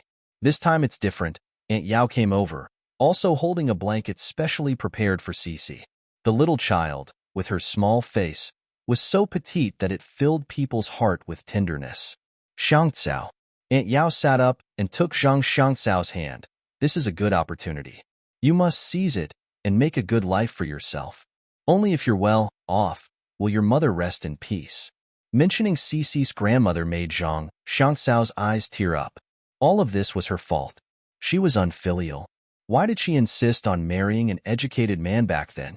If she had simply married anyone in the village, things wouldn't have ended up like this. Her mother wouldn't have had to work so hard all her life, and even when she passed away, she wasn't able to close her eyes in peace. Choking back tears, she nodded. Auntie, you don't need to say anymore. I'll marry. As long as he doesn't mind that I'm divorced and have a daughter, Cici, If he's willing to be good to my Cece, I would accept him no matter if he's disabled or blind. What nonsense are you talking about? Aunt Yao put on a stern face. She had watched you grow up, and no matter what, she wouldn't push you into such a situation. That wouldn't be saving you. It would be harming you. This opportunity is indeed a good one. It's Tang Jijun from the Tang family. That young man is not bad. A few days ago, didn't the rumor spread that he was working lands for you, letting others discuss the matter? Now, the elder brother asked me to propose this marriage for you, saying things have come to this point. Regardless of whether it's true or false, you should just accept. Zhang Xiangcao was startled. Is it him, Tang Jijun? Indeed it is, Aunt Yao nodded with a smile. It's that Tang Jijun. They're just two brothers. Previously, Jinyan's wife ran away with someone else, leaving behind a little girl, who's now 8 years old. She's quite sensible. Although the two brothers are not wealthy, they're diligent, and they get by just fine. What do you think? Zhang Xiangcao's heart was filled with complex emotions. She wasn't sure why touching her face made it feel warm. Auntie, do they feel like it's them who have ruined my reputation? Zhang Xiangcao's first reaction was not to anything else, but to the question of whether they were marrying her to salvage her reputation. If that was the case, then there wasn't any need. She gave a bitter smile. I'm already like this. What reputation do I still have? There's no need for them to spend their entire lives making it up to me. Cece and I can survive just fine. She was not worthy of him. Are you stupid? Aunt Yao felt that Zhang Xiangcao was simply too naive. Otherwise, she wouldn't have ended up in such a state with Cece. Initially, she should have sought out the educated youth, not let him decide whether to marry or divorce her at whim. In ancient times when a man wanted to divorce his wife, he had to have a reason. More so when Zhang Xiangcao was carrying Cece at that time. Aunt Yao has already accepted this proposal for you. She was a straightforward woman. This is such a good match. Auntie naturally has your best interests in mind. Zhang Xiangcao wanted to say something, but Aunt Yao didn't let her speak or oppose. I still have some money. I'll buy you some dowries first. We need to prepare some clothes no matter what. As soon as Aunt Yao said this, she left for less than half an hour before returning with a bunch of things for Zhang Xiangcao to display at the wedding. Originally, Aunt Yao thought the matter would be settled like this. The Tang family could separate out a room for them. It was fairly makeshift, but it would work. Everyone was from the same village. Who wouldn't know about their situation? Both Tang brothers are good men. Once Zhang Xiangcao marries into their family, she won't suffer, not even Cece, whom Tang Jijun won't disdain. What she didn't expect was that Tang Jinyan was planning to build a house for his younger brother in the village. He claimed that he had reserved this land for a long time, intending it for Tang Jijun. But Jijun had yet to find a suitable partner, so the land remained vacant. Now that he is about to marry, naturally, the house must be built. Upon hearing that the Tang family intended to build a house for Tang Jijun, Yao's aunt slapped her thigh and rushed to tell Zhang Xiangcao. Chow Chow, look, the match I arranged for you isn't bad, right? The Tang family is building a house, so you'll get to live in a new one. Zhang Xiangcao cradled Cece and lowered her head, gingerly stroking Cece's small face. Whether she gets a new house or not didn't really matter to her. All she wanted was for someone to treat Cece a bit better. Someone who would allow Cece to call him daddy. Someone that could forestall the village children from bullying Cece, calling her an illegitimate child with no father. Knock knock. There was a knock on the door. Zhang Xiangcao got up to open the door, only to find a small child of about 8 or 9 years old. Although his skin tone was as dark as the other village children, there was something different about him. The child seemed calm, with beautiful eyebrows and eyes, and tender, suspended red lips. If only his skin wasn't so dark, his facial features might have been more attractive. Are you Tang Yusen? Zhang Xiangcao could recognize Tang Yusen. Even though they didn't see each other often, she could identify who was who among the village children. Yes, Auntie. Tang Yusen stood in the doorway, not entering. Her address of Annie made Zhang Xiangcao's face flush. Thinking about the man with the upright posture, strong body, and handsome, smiling face made her heart race. Come inside. It's cold outside. Zhang Xiangcao quickly came to her senses and invited Tang Yusen in. When Tang Yusen entered, she saw a little girl hiding under a blanket. Seeing a stranger, She quickly buried her face. Cece, this is your sister. Zhang Xiangcao hastily pulled her daughter out from under the blanket. The nearly 3-year-old girl could barely walk. Sister, Cece called out in a silent whisper, soft as cotton, like a kitten's meow. Cece, good girl. Tang Yusin rummaged in her pocket and pulled out a piece of candy, placing it in front of Cece. This is a present from your sister. Cece looked at her mom. Seeing her encouraging smile, she cautiously extended her little hand to grab the piece of candy. Thank you, sister. Even though the child was small and didn't understand much, she had been taught well. Tang Yusin stroked Cece's small head and held her tiny hand, her fingers pressed on her pulse. There was no illness, just severe malnutrition. Zhang Xiangcao, looking gaunt with thin, brittle hair falling out, made Tang Yusin struggle to imagine how beautiful Zhang Xiangcao had been in her prime, or what she looked like with 2 big braids. The current Zhang Xiangcao no longer had the scent of fragrance. It was rather metaphorical to compare her to a withered plant or a wilted flower. Tang Yusin held Cece's small hand tightly once again, meeting Cece's innocent, transparent pair of eyes. The words Zhang Xiangcao wanted to say got stuck in her throat as she waited for Tang Yusin's decision. My father also suggested that I drink some. Perhaps I might be able to become fair? She touched her face, even though she no longer harbored much hope for becoming fair. After all, she had been dark-skinned all her life, and she had come to terms with it. All right, fine. Zhang Xiangcao was at a loss for words. It's not like she could say that even if she drank it, she wouldn't become fair. Although that was the truth, she was well aware of how much Tang Jinyan cherished his daughter. She hugged her own child, Cece, tighter. She thought, Tang Jijun would be the same, right? He would also treat Cece well, wouldn't he? Cece still had a look of confusion on her face, but she was extremely curious about the little lamb, clenching her small fists and swinging them around from time to time, and her little mouth was frequently breaking into giggles. And Tang Yusin now had an additional task, which was to shepherd the lamb. Every day after school, she would lead the lamb to the back hills where there was plenty of wild grass for it to eat. Since there was only one lamb, she would study while watching it graze. As for the taste of the lamb's milk, it was quite ordinary. Tang Yusin didn't understand how Cece was able to drink it, how the little girl drank it every day and even looked forward to it. As for herself, every day she felt like throwing up from it. She led the well-fed lamb back home.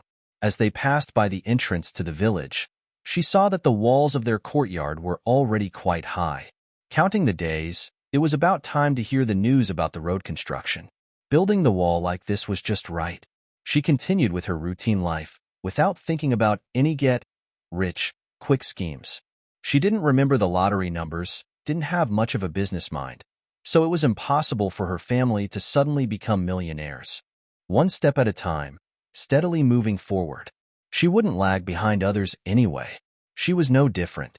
3 days later, when it was time for Tang Jijun's house to be built, the county sent people saying they shouldn't build it because they were planning to construct a road there. Both the homesteads of Tang Jinyan and Tang Jijun had been requisitioned. Of course, to compensate them, the government would pay to build 2 small 2-story buildings for them on both sides of the road. This certainly sounded great. In exchange for half of their courtyard, they got 2 in return. Although it was a bit bothersome, it was something everybody would accept. Both brothers agreed without hesitation. Such good luck would not strike every household. Essentially, without shedding much money, they had gotten houses on both their homesteads. Originally, Tang Jijun only planned to build one house for his little brother. Later, when he would have money, he intended to build another for himself. He didn't mind living in the old house with his daughter in the meantime. But now, things had taken a favorable turn. He could build houses on both courtyards at once. Building a house was a major event in a rural person's life. The villagers said, the luck of the Tang brothers was amazing. How did this good fortune strike them? This was akin to a pie falling from the sky. Many people started nurturing business prospects, wanting to build houses by the roadside, foreseeing its future importance. Instantly, those barren lands were in high demand, transforming from being ignored to extremely sought after. At first, Tang Jinyan was worried about the isolated location of the land, unattractive from both village and market perspectives. But now, it seemed like he had been overly worried. That area was going to be the best location in the village soon. The most important thing was, once the road was constructed, it would be much more convenient for the children to go to school. By the time Yusin was to go to junior high, the road would just be ready. It would be smooth and easy to traverse. Formerly, a bicycle ride used to take more than half an hour. Once the road was completed, they could simply walk. His heart was overflowing with satisfaction. As for the matter of the house, he wasn't as proud. He was more pleased about the road being built, which would make things easier for the child. The road was constructed along with the house by a team of workers. Not only were they experts at road construction, they were also proficient in building houses. When digging the foundations, they used long, armed machines and were able to complete it in just a day. The new bases were on both sides of the road, facing it. They all looked the same. They used cement and bricks, which made the process much faster compared to the few new houses built in their village. This was the work of dozens of people, and within a few days, the main structure of the houses was up. They were two-story buildings, with the exterior and interior walls both smooth with cement. If they were to build the house themselves, just 2 rooms would cost at least 5,000 or 6,000. But these people managed to finish it. They plastered both the insides and outsides of the houses. Even the entrances were smoothed with cement, and they built steps too. Now, they wouldn't need to worry about rainwater flowing into the house. The road construction started from their village and spread out in both directions. No matter how long the road was, the one outside their village was wide and paved with asphalt, unlike the rough, dirt roads typical in rural areas. Tang Jinyan and his brother put their farm work aside for now, as they had to sort out the new house. For the furniture, Tang Jinyan decided to do it himself as he was rather good at woodworking. During that time, the windows in the village were still made out of wood, without any metal alloy. Although Tang Jinyan was not a professional carpenter, he was still able to make windows without any problems. As for the furniture, he didn't have the skills for that, so he needed to buy them. Fortunately, the money that was originally set aside for Tang Jijun to build a house was still a lot, more than enough to buy 2 sets of furniture. The 2 brothers were either logging or making windows and were often too busy to eat. Zhang Xiangcao rolled up her sleeves and went straight to cook in the Tang's old house. Even though the ingredients were limited and the village folks ate simple meals without any fancy dishes, she managed to prepare varying dishes for the 2 brothers every day. It made Tang Jinyan more and more satisfied with her. Tang Yusin was carrying a basket and leading a little girl who was wobbling as she walked. "Cici, are you tired?" she asked the much shorter Cici. After having sheep's milk for a while, it was evident that Cici's health had significantly improved and she could now walk, albeit a bit unsteadily. But she loved walking. Her little face even looked chubbier, making her appear more pretty. Cici shook her little head. "Cici, go with sister to see Daddy." She bit her little finger. She was unfamiliar with the word daddy, but at her young age, she knew that she would soon have a daddy. Daddy would let her ride on his back, buy her lots of delicious food, sweet milk, and she would live in a big house. Tang Yusin let go of Cici's hand, gently touched her head, and then took her hand again, walking towards their new home. The new house was well built, similar to houses she had seen in other villages. They were also built along the road, 3 rooms per house, with a big courtyard in the middle for planting flowers or trees. However, the villagers didn't like planting flowers as they were delicate, difficult to maintain, and not as practical as cultivating vegetables. This was no trivial matter. It was about his brother's wedding. No matter what, they had begun building a house and spent money. Even if it meant grinding their teeth, they had to ensure the wedding was grand. His brother might only get married once in his life. She didn't want to face the snide remarks of others, or have people gossip behind her back. Jijun wanted to discuss further with Jinyan. Xiangcao won't mind. "Enough. Stop talking." Jinyan interrupted his brother. "No matter what, I won't touch that money." "But brother," Jijun really felt, if they didn't take action now, then there would be no time. They could still manage now, and soon after the greenhouse was built, they could start planting. Otherwise, even if they had money, it would be useless if they delayed any longer. They would have to wait until next year, and who knew what would happen then?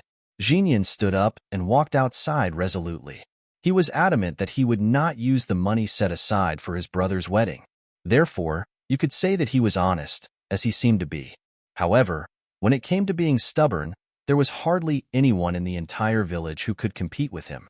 Otherwise, he wouldn't have remained single in his previous life, working like a beast of burden for Sang Jilan and her family all his life. Jijun looked at his elder brother's retreating figure and then turned to meet Tang Yusin's sparkling eyes. He reached out and patted Tang Yusin's head. When your father gets like this, nobody can talk him around. Tang Yusin nodded her head several times. She agreed with this completely, but she wasn't worried. Soon, they would be able to get the money back. By evening, Chun Zhong returned, handing Tang Yusin a small cloth bag. Tang Yusin hefted it. It was pretty heavy. After all, genuine wild ginseng that had grown for hundreds of years was very valuable in this era. I sold it for 6,500. Count it. Tang Yusin's eyes brightened. She was thrilled as she clutched the bag to her chest. Over 6,000. That was a lot. However, after she finished celebrating, she started contemplating. Over 6,000 yuan wasn't much in the future. It wouldn't even buy an iPhone. But this wild ginseng could potentially cost millions in the future. So, she was actually quite regretful. Alas, she had sold it at a loss. However, there was no choice. They really needed the money at home. As she walked through the village holding over 6,000 yuan, she was somewhat fearful. After all, this was a significant amount of money. Fortunately, she was still a child and no one had noticed what she was carrying. Thus, she returned home with as much caution as if she were holding a time bomb. Then she placed the bag in front of Jinyan. Jinyan took the bag and weighed it in his hands, unable to figure out what was inside, but it felt quite heavy. Jijun, on the other hand, swallowed hard. The money seemed to emanate a familiar scent. He recognized the smell of banknotes. Upon opening the bag, Jinyan inadvertently spilled the money out. There were exactly 6 bundles and a little more. Each bundle was 1,000 yuan. There were 6.5 bundles altogether. My God! Jijun hastily picked up the money and stuffed it back into the cloth bag together with Jinyan. Xin, where did you get this money from? Jinyan placed his hand on his daughter's shoulder. Where could such a little girl get so much money from? The money at home was all in checks, so it couldn't possibly be from their house. His daughter had always been a good child, so naturally he didn't believe she would steal from anyone. Besides, who in the village would keep over 6,000 yuan at home? You could build a house with that much money. Tang Yusin made a grimace. Father, could you please lighten your grip a little? Was he trying to crush her bones? Yet, she still had to put on an unwittingly honest expression. Dad, I found a ginseng yesterday. She indicated the size, which was quite large. Actually, it wasn't possible for it to be this big. She had exaggerated the size. If a ginseng actually grew that big, it wouldn't be a ginseng anymore, but a monster. I asked grandfather to help me sell it, and it made this much money. Dad, use it to grow tomatoes and cucumbers, okay? I want to eat them as well. These vegetables were considered precious, even if they were grown at home. The family was reluctant to eat them. Only during celebrations in the village could they afford to eat them.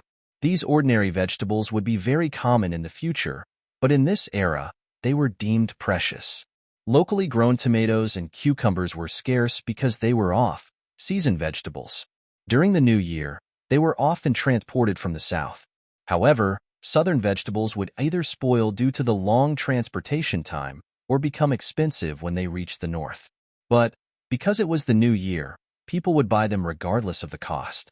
Jinyan broke out in a cold sweat, but when he looked into his daughter's innocent eyes, he knew she wasn't lying.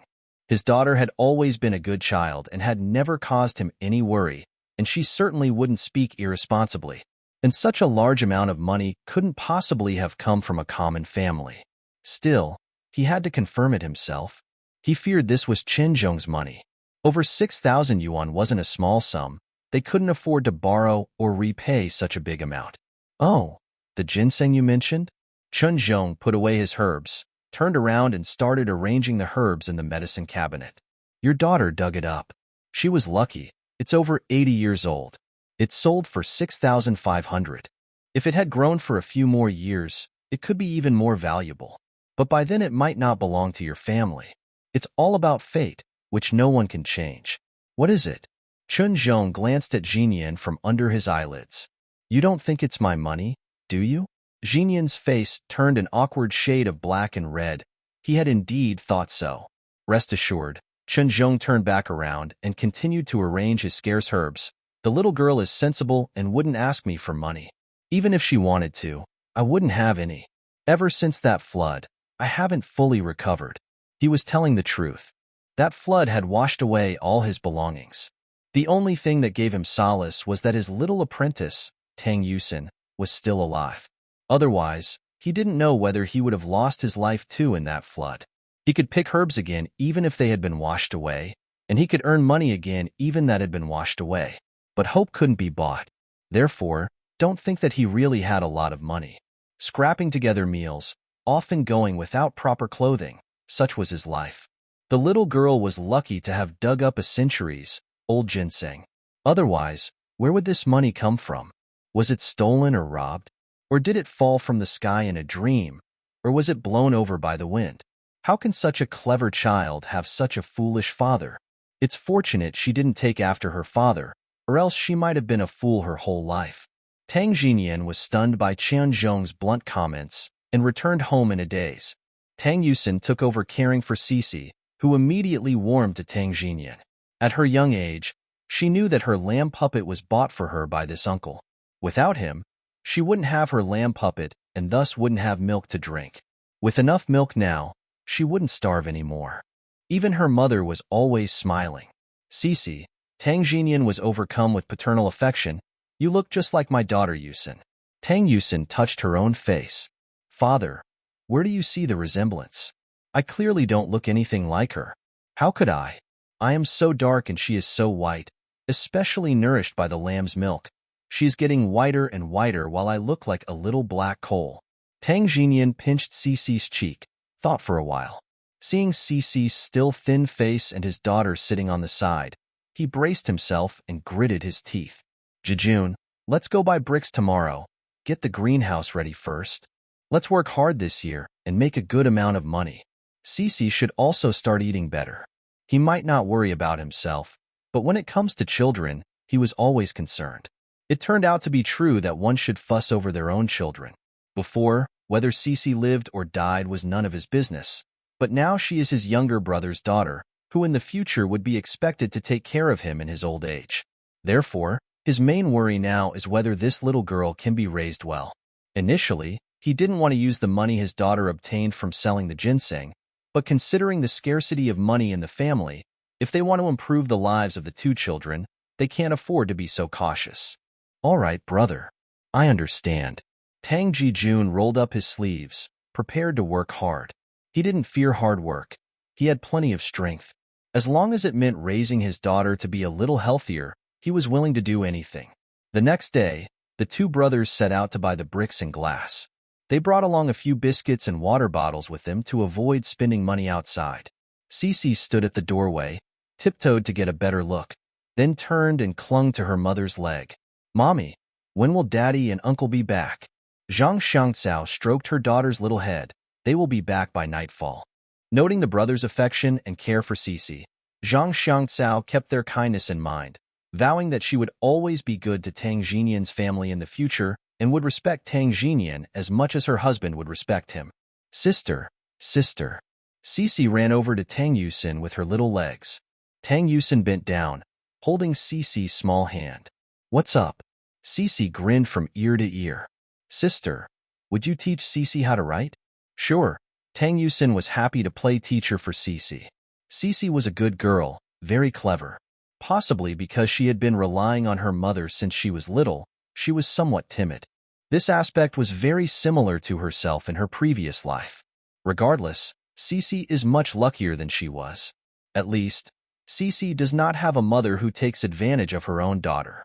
Cici's image was interrupted by the return of the Tang brothers from the city, carrying plastic paper and new bamboo poles.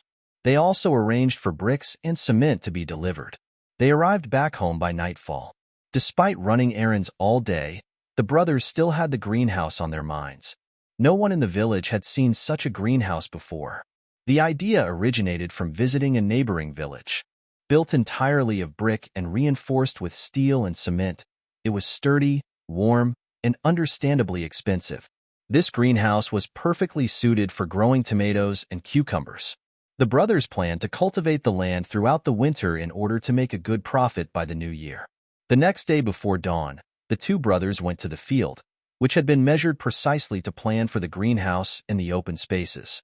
The fastest items to arrive were the bricks and cement, and the brothers promptly began work. Whenever they encountered difficulties, Tang Jijun would ride his tricycle to the neighboring village for guidance. Being a good-looking man and having a way with words, he quickly picked up what he needed to know. Before long, the greenhouse was taking shape. Although they were busy constructing the greenhouse, they didn't forget that Tang Jijun's marriage was fast approaching. As time went by, the weather gradually became colder.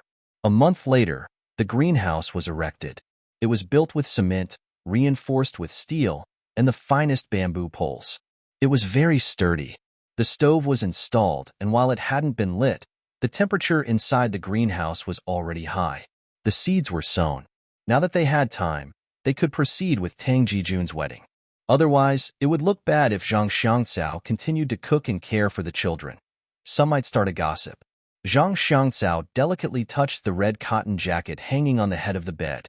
It was the best piece of clothing she had worn for years. It was specifically bought for her by Tang Jijun when he went to the city. The fabric felt so fine and soft against her fingertips, and the calluses on her hands seemed to scrape against the fabric.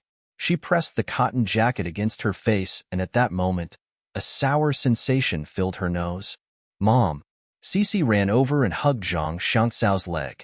Zhang Xiangcao put down the cotton jacket and picked up Cici. "Cici, good girl, you must remember to show filial respect to your father and uncle, understand?" "Yes," Cici affirmed with a firm nod. It was unclear whether she understood fully, but from a young age, she had been instilled with this principle. When she grew older, she needed to show filial respect to her father and uncle. The 9th was Tang Jijun's wedding day. He was grinning like a fool, laughing at every person he came across. It was the happiest day of his life, because he was getting married. Winter days are short, usually involving them rising before dawn and coming home only after nightfall. Now they often worked into midnight inside their own greenhouse. Upon entering the greenhouse, the two brothers removed their cotton, padded jackets. To be honest, besides feeling a little chilly on the road, it was warm inside the greenhouse and not cold at all. Without a break, the two brothers began picking tomatoes. By the time dawn arrived, they had picked about 2 big boxes. They also had 1 big box of cucumbers. While it was still dark, the brothers took 2 boxes of tomatoes and a big box of cucumbers left over from yesterday to the wholesale market across the street to sell. As soon as the Tang brothers' tricycle arrived, it was surrounded by a crowd of vegetable vendors. Once weighed, there were thousands of jin of tomatoes and more than 200 jin of cucumbers. Just from this sale, they made nearly 2,000 yuan. If this was in the past, earning 2,000 yuan would have rendered these two brothers stunned. However, after the initial success of growing coriander and having sold greenhouse vegetables for half a month, although the amount was large, the brothers were not that surprised. After counting the money, they went back to the field without taking a break. As the money was within sight, they were not worried about thieves. Because they were making money, they didn't feel tired at all. After they returned home, they continued to work in the field. Around 8 o'clock, Zhang Xiangcao came by with the 2 children. The Tang brothers had eaten and regained their strength. They still busied themselves in the field. Zhang Xiangcao rolled up her sleeves and went over to help. As for Tang Yusin, she sat with Cici on the side. If they were not messing around, it was the best help they could give. At noon, Zhang Xiangcao took the 2 children back home to cook. They had earned money recently, so of course they ate better. The work in the field was heavy and plentiful. They could not stand it if they did not eat well. "Mommy, Cici wants to eat meat," Cici demanded, lifting her small foot continuously. Zhang Xiangcao touched Cici's little head. "Okay, our Cici will have meat in a while." Cici laughed and split open her little mouth. "Meat is for daddy and uncle." Tang Yusin listened and couldn't help laughing along. Cece's sweet little mouth was better at calling Daddy and Uncle each passing day. At noon, after the brothers had eaten some food and rested for a while, they got up again in less than half an hour. Indeed, after making money, everything else was left behind. How could they sleep with so much money in hand every day? Even if they did fall asleep, they would wake up laughing. After about 10 days of such busyness, it was the 28th of the lunar calendar. The vegetables from the Tang family were still in high demand, and the brothers Tang Jinyan had more than 40,000 yuan in hand. After the new year, although vegetable prices would fall somewhat, these rare vegetables would still be expensive. The crops from these few acres would earn them 60 to 70,000 yuan. Now, not to mention 60 to 70,000, even 10,000 was a huge amount of money. Let's go. Cece, Daddy is taking us to buy new clothes for the new year. Tang Jijun held his daughter in one hand and draped his other arm over Zhang Xiangcao's shoulder. It's been hard on you these days. We won't deal with vegetables today. I will take you two to the city to buy clothes and prepare some New Year's goods. Okay. Zhang Xiangcao's eyes reddened. She truly saw a ray of hope in their lives. She did not think about how much money they could have in hand. All she had in mind was to have a man at home, like today, who could hold their daughter and tell her, "We are going to buy new clothes for the new year." With his family in tow, Tang Jijun rode the tricycle to go clothes shopping. Originally, he wanted to take Tang Yusin and Tang Jinyan as well, but Tang Yusin held back Tang Jinyan from going. Why? Xin doesn't want new clothes. Tang Jinyan was an honest person, of course not as cunning as Tang Yusin. Of course she wanted. Tang Yusin had new clothes every year. With so much money earned this year, how could she shop any less? Girls love to dress up, of course, and she was no different. Though she didn't grow up to be very good looking, she still wanted to buy new clothes. The point is not enough. Just use clothes to support it. Why don't you go then? Tang Jinyan touched his daughter's little head and asked. Tang Yusin really felt that her father was too honest. So honest it almost brought her to tears. No wonder he was deceived by the Wei family in his past life. Dad, it's the first new year for Uncle and Auntie. Let them go out as a family. What are we going there for? To act as third wheels? There are spare bulbs at home. We don't need to make them. Besides, we don't know how to. Tang Jinyan thought for a moment. He had bought several spare bulbs for the house. If they ran out, they could disassemble and use the ones in the field. He didn't have the skills to make bulbs. Tang Yusin covered her face. There really was a generation gap. Tang Jinyan sighed and no longer grappled with the matter of bulbs. Xin, it's already the 28th now. If you want to buy something next year, no one would sell it to you. Let's walk there and buy a tricycle when we arrive. The family didn't dare to spend money before, or to buy any household goods. Now that Tang Jijun had married and had a child, they could afford to buy another tricycle. One tricycle was not really enough. Plus, they would grow crops like tomatoes next year, so it was better to buy another. Let's go. Daddy will take you to see tricycles. Good. Tang Yusin, delighted, clung to Tang Jinyan's hand. Even if they had to walk, she was willing. Plus, it was almost the new year, and the festive atmosphere was everywhere. Everyone was happy, and even the road seemed to have become windier. Tang Yusin wore a very thick cotton, padded jacket today, looking like a little bear, so chubby that she could hardly walk. Tang Jinyan took his daughter directly to a place selling tricycles. At this time, a tricycle was about 300 yuan each. Which family in the village didn't have one? It was essential household goods. Even without other things, a tricycle was a must. Daddy, let's buy this one. Tang Yusin ran straight to a green electric tricycle. This was a very sturdy tricycle. Its manufacture quality was much higher than those made later. The materials used were very solid, and it was also very durable. It was no problem to use one for 10 or so years. Manual labor is hard, but an electric one is much easier, for everything in the future. Apart from other things, if someone in the house gets a headache or a fever and the village health center can't handle it, we have to go to the hospital in the city. If we walk, it takes 2 hours. If we ride a tricycle, it still takes an hour. But with this electric tricycle, it will take less than half an hour. Tang Jinyan was in agreement. Who wouldn't want such a handy asset? If anyone in the village owns an electric tricycle, it's enough to make others green with envy. He had always wanted an electric one, but he never had enough money. Wait, that's not right. In fact, he did have the money. All the money earned from selling coriander was saved without a penny being spent. But he didn't dare to touch that money because it was for marrying off Tang Jijun. They'd earned a lot this year, so he felt he could afford to spend a bit too. How much does this cost? Tang Jinian was more taken with it the more he looked. He touched the vehicle from corner to corner. Indeed, for a man, a vehicle is an irresistible attraction. Even a tricycle is still a vehicle. 1,600, the vendor came over and gave him a straightforward quotation. The price quoted was very real, without any padding. In reality, people these days are so honest that they wouldn't dare to quote too high a price. No one would dare buy something overpriced otherwise. 1,600? Tang Jinian was in a bit of a bind. 1,600 was no small sum. Though their household had earned a lot, spending such an amount all of a sudden was also heart-wrenching. But he turned back and glanced at Tang Yusin. She looked so small standing next to the tricycle, her little face appearing jovial, evidently also very fond of it. All right, let's buy it. He clenched his teeth. Purchasing it would indeed be convenient. In case there's any emergency at home, they wouldn't need to fret over finding a doctor. So, he paid the 1,600. Once the vehicle was selected and test-driven, Tang Jinian withdrew money from the bank and promptly paid it. Then he practiced riding it in the open space.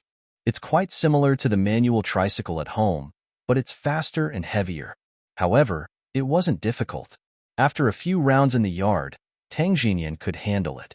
At that time of the day, there were only a few vehicles on the road, mostly tricycles and bicycles, so the road condition was good, with fewer people and vehicles around. Tang Jinian was bold.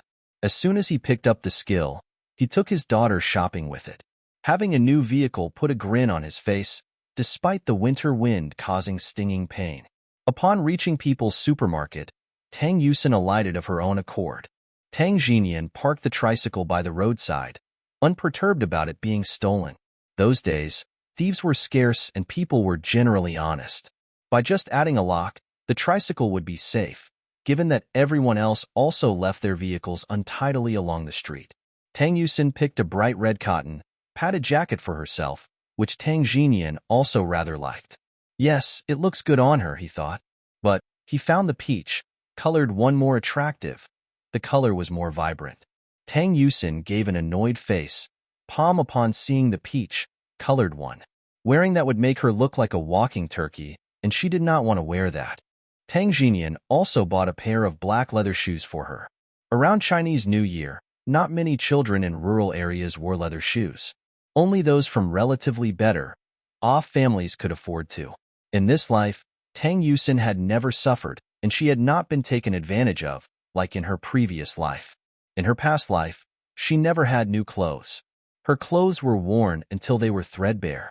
It was only when Wei Jiani grew taller that she had new clothes to wear, which were the ones Wei Jiani had outgrown. She pressed the sole of her new shoes against the ground. The shoes were very comfortable. Although there weren't many styles, by modern people's aesthetic standards, they were still pretty. Tang Jinian put the clothes in the sidecar and then went to buy other Chinese New Year groceries such as rice, flour, and cooking oil. If it were a manual tricycle, it wouldn't be possible to fit all this. But now, even after buying so much, it still only occupied a little corner. Tang Yusin sat in the sidecar, observing the street. People wore all sorts of colors, but most of them were very simple. The sulfuric explosives occasionally heard added to the strong festive atmosphere. Tang Jinian also bought snacks like sunflower seeds, peanuts, and candy that kids loved eating. He wasn't afraid that Tang Jijun might also bring similar items. Chinese New Year is for the kids. Adults can make do with whatever is available. When it was almost dark, Tang Jinian took Tang Yusin back to the village. She enjoyed shopping very much, and of course, she helped her father keep a close eye on their new tricycle, so it wouldn't attract any thieves. By the time they returned, Tang Jijun was already back. Uncle, uncle. Cece ran out from the inside. Wearing her new clothes, she came out very happily to show off her new treasures. Our Cece is growing up so nicely. Tang Jinian reached out and hugged Cece, touching her chubby little face. After a winter of nurturing, she had gained back some weight, her face looking rounder. But no matter how thin or chubby she was a beautiful child. Cece bit her little finger, feeling extremely curious about the good things Tang Jinyan brought back. You little rascal, you have your part too. Tang Jinyan held Cece in one hand and rummaged through the tricycle with the other, pulling out a big doll to give to Cece. Cece, warmly thanking her uncle, took the doll and held it tightly in her arms, absolutely delighted. It felt as though she had another little companion to play with. She struggled out of Tang Jinyan's arms, holding the doll, and went off in search of her mother. Come on over and try it. Tang Jinyan called over his younger brother to try out their newly purchased electric tricycle. All right. Tang Jijun rubbed his hands together. Without even unloading the items from the tricycle, he hopped onto the vehicle. He had ridden other people's electric tricycles in the village before, so this was not new to him. In fact, he picked it up more easily than Tang Jinyan. In a matter of moments, he could already ride the tricycle around the village. Tang Jinyan called both his brother and sister in-law together. He then took out their bank books. With such a large amount of money, they had kept it in the bank and not left much at home. The previous flood incident had given them quite a scare. If not for Tang Yusin unintentionally finding the money, he wasn't sure how long it would have taken for them, the brothers, to save 10,000 yuan. Now, Tang Yusin finally understands why people once said that Zhang Shangcao was the village belle. She didn't believe it back then. But when this woman blossomed into a woman of flesh and blood and gained a soul, the transformation in Zhang Shangcao was earth-shattering. She is really a beautiful woman, and she has a gentle temperament because of her worry-free life. However, the pain she suffered in the past makes her eyes seem kind, making people like her and not wanting to hurt her. A woman's appearance is indeed important, so being beautiful indeed means having an advantage. Tang Yusin picked up her bowl. What they were eating at home was white rice, and all the vegetables were from their own garden. There were dishes like tomato and eggs, stir-fried peppers, stir-fried small greens, and a soup made with vegetables and tofu. The food that Zhang Shangcao prepared was delicious. Even though they were simple home-cooked meals, she poured her heart into each one. They didn't lack money now, so there was always meat in every meal. Little wonder, even Cece, the young girl, was gaining weight. The Tang family's life improved after Zhang Shangcao married into the family. Every family member gained weight. Your father and I saved some for you. You eat first. We don't want you to go hungry. Zhang Shangcao touched Tang Yusin's head, pushed some food towards her, then served Cece some in a small bowl. Cece might have experienced hunger at a young age, so even now when they had better times, Cece knew how hard it was to get food. She carefully spooned rice into her mouth, not wasting a single grain. Cece probably noticed her sister looking at her. She raised her face, grinned at Tang Yusin. Cece's chubby little face looked like her mom's. She's going to be a beautiful girl when she grows up. Tang Yusin could not help but pinch Cece's small face. Should we consider sending Cece to the nursery? She thought of the newly opened nursery in the village. Most children of her age were there. It's $10 a month. They don't expect her to learn much, but at least she would have some peers to play with. Tang Yusin felt Cece should go. She has few playmates, always staying here. I'm worried that she might become introverted. When your uncle comes back, I'll discuss it with him. Zhang Shangcao lovingly touched her daughter's face. Cece smiled at her mother, then continued eating her rice with her small spoon. Cece's tiny figure was so lovable and pitiful that people couldn't help feeling for her. Suddenly, Tang Yusin felt a slight bitterness in her heart. The sourness that welled up in her nose reached her eyes. She blinked hard, forcing back the wetness in her eyes. Cece is much happier than she was in her previous life. Even though their lives were hard, Cece has a mother who truly loves her. Even if Zhang Shangcao does not eat, she makes sure that her daughter is full. But she, Tang Yusin, was murdered by her own mother in the end, and even after her death, her mother continued to play with the lives of others for money. Having such a mother was the biggest failure of her life. She could not choose her parents or her birth, but this time, she will choose her own path. This life, she will not hand her fate to others. She will take charge of her own life. She lowered her head again and started eating. The rice was fragrant, and each grain was clean and loose. This was far tastier than what her father made. Women are more skillful with their hands. She feels she could do better than her father. However, she was too young, and Jinian didn't let her cook. She was too small to even handle the pot. So, she wanted to wait until she was older to take over cooking at home. She just didn't expect Zhang Xiangcao to appear and leave her no place to show her abilities. When she got home from school, it was somewhat late because she was on duty. It was almost dark. Zhang Xiangcao was busy in the kitchen, and Tang Jijun was holding Cici. Cici was enthusiastically telling her father a little story she'd heard somewhere, possibly with some additions of her own. Though her words were sometimes stuttered and unclear, her father listened with rapture. Xinshin, you're back. Seeing Tang Yusin, Tang Jijun hurriedly greeted her. Why are you back so late? Yes, I was on duty. Tang Yusin stowed her school bag. There was no homework to do in the evening. She finished all her homework in school. After all, as an adult, even after years of not holding a pen, she should be able to handle elementary school homework. At night, she studied the medical books that Chen Zhong had given her. She had experience, after all. She had been a doctor for 10 years. So coupling theory with practice, she understood the content easily. After dinner, Tang Yusin was lying on her small bed, flipping through those ancient books. Thanks to Chen Zhong teaching her the Chen family's annotations from childhood, or else she wouldn't be able to read the twisted characters in these books. Then, she opened her eyes, rubbed them, and looked at the electronic clock on the side. It was already 11 o'clock. She had fallen asleep reading the books. She put the book under her pillow, pulled the blanket over herself, and prepared to sleep. They didn't have a computer, but they did have a TV. However, at night, there were no interesting programs. Most people went to bed early around 9:30 due to lack of anything entertaining to do. Such a lifestyle, coupled with a pollution-free environment, eating vegetables grown by themselves, drinking water from the well. No wonder people from this generation often live long lives. It's hard to say about the future, though. As she was sleepily napping, a noise echoed from outside. She opened her eyes and sat up. What's the matter? She yawned, ready to snuggle back under the blanket and continue sleeping. But unexpectedly, the crying voice of her uncle came in. Brother, look at Xiangcao. She was fine in the morning. How could she be in such pain now?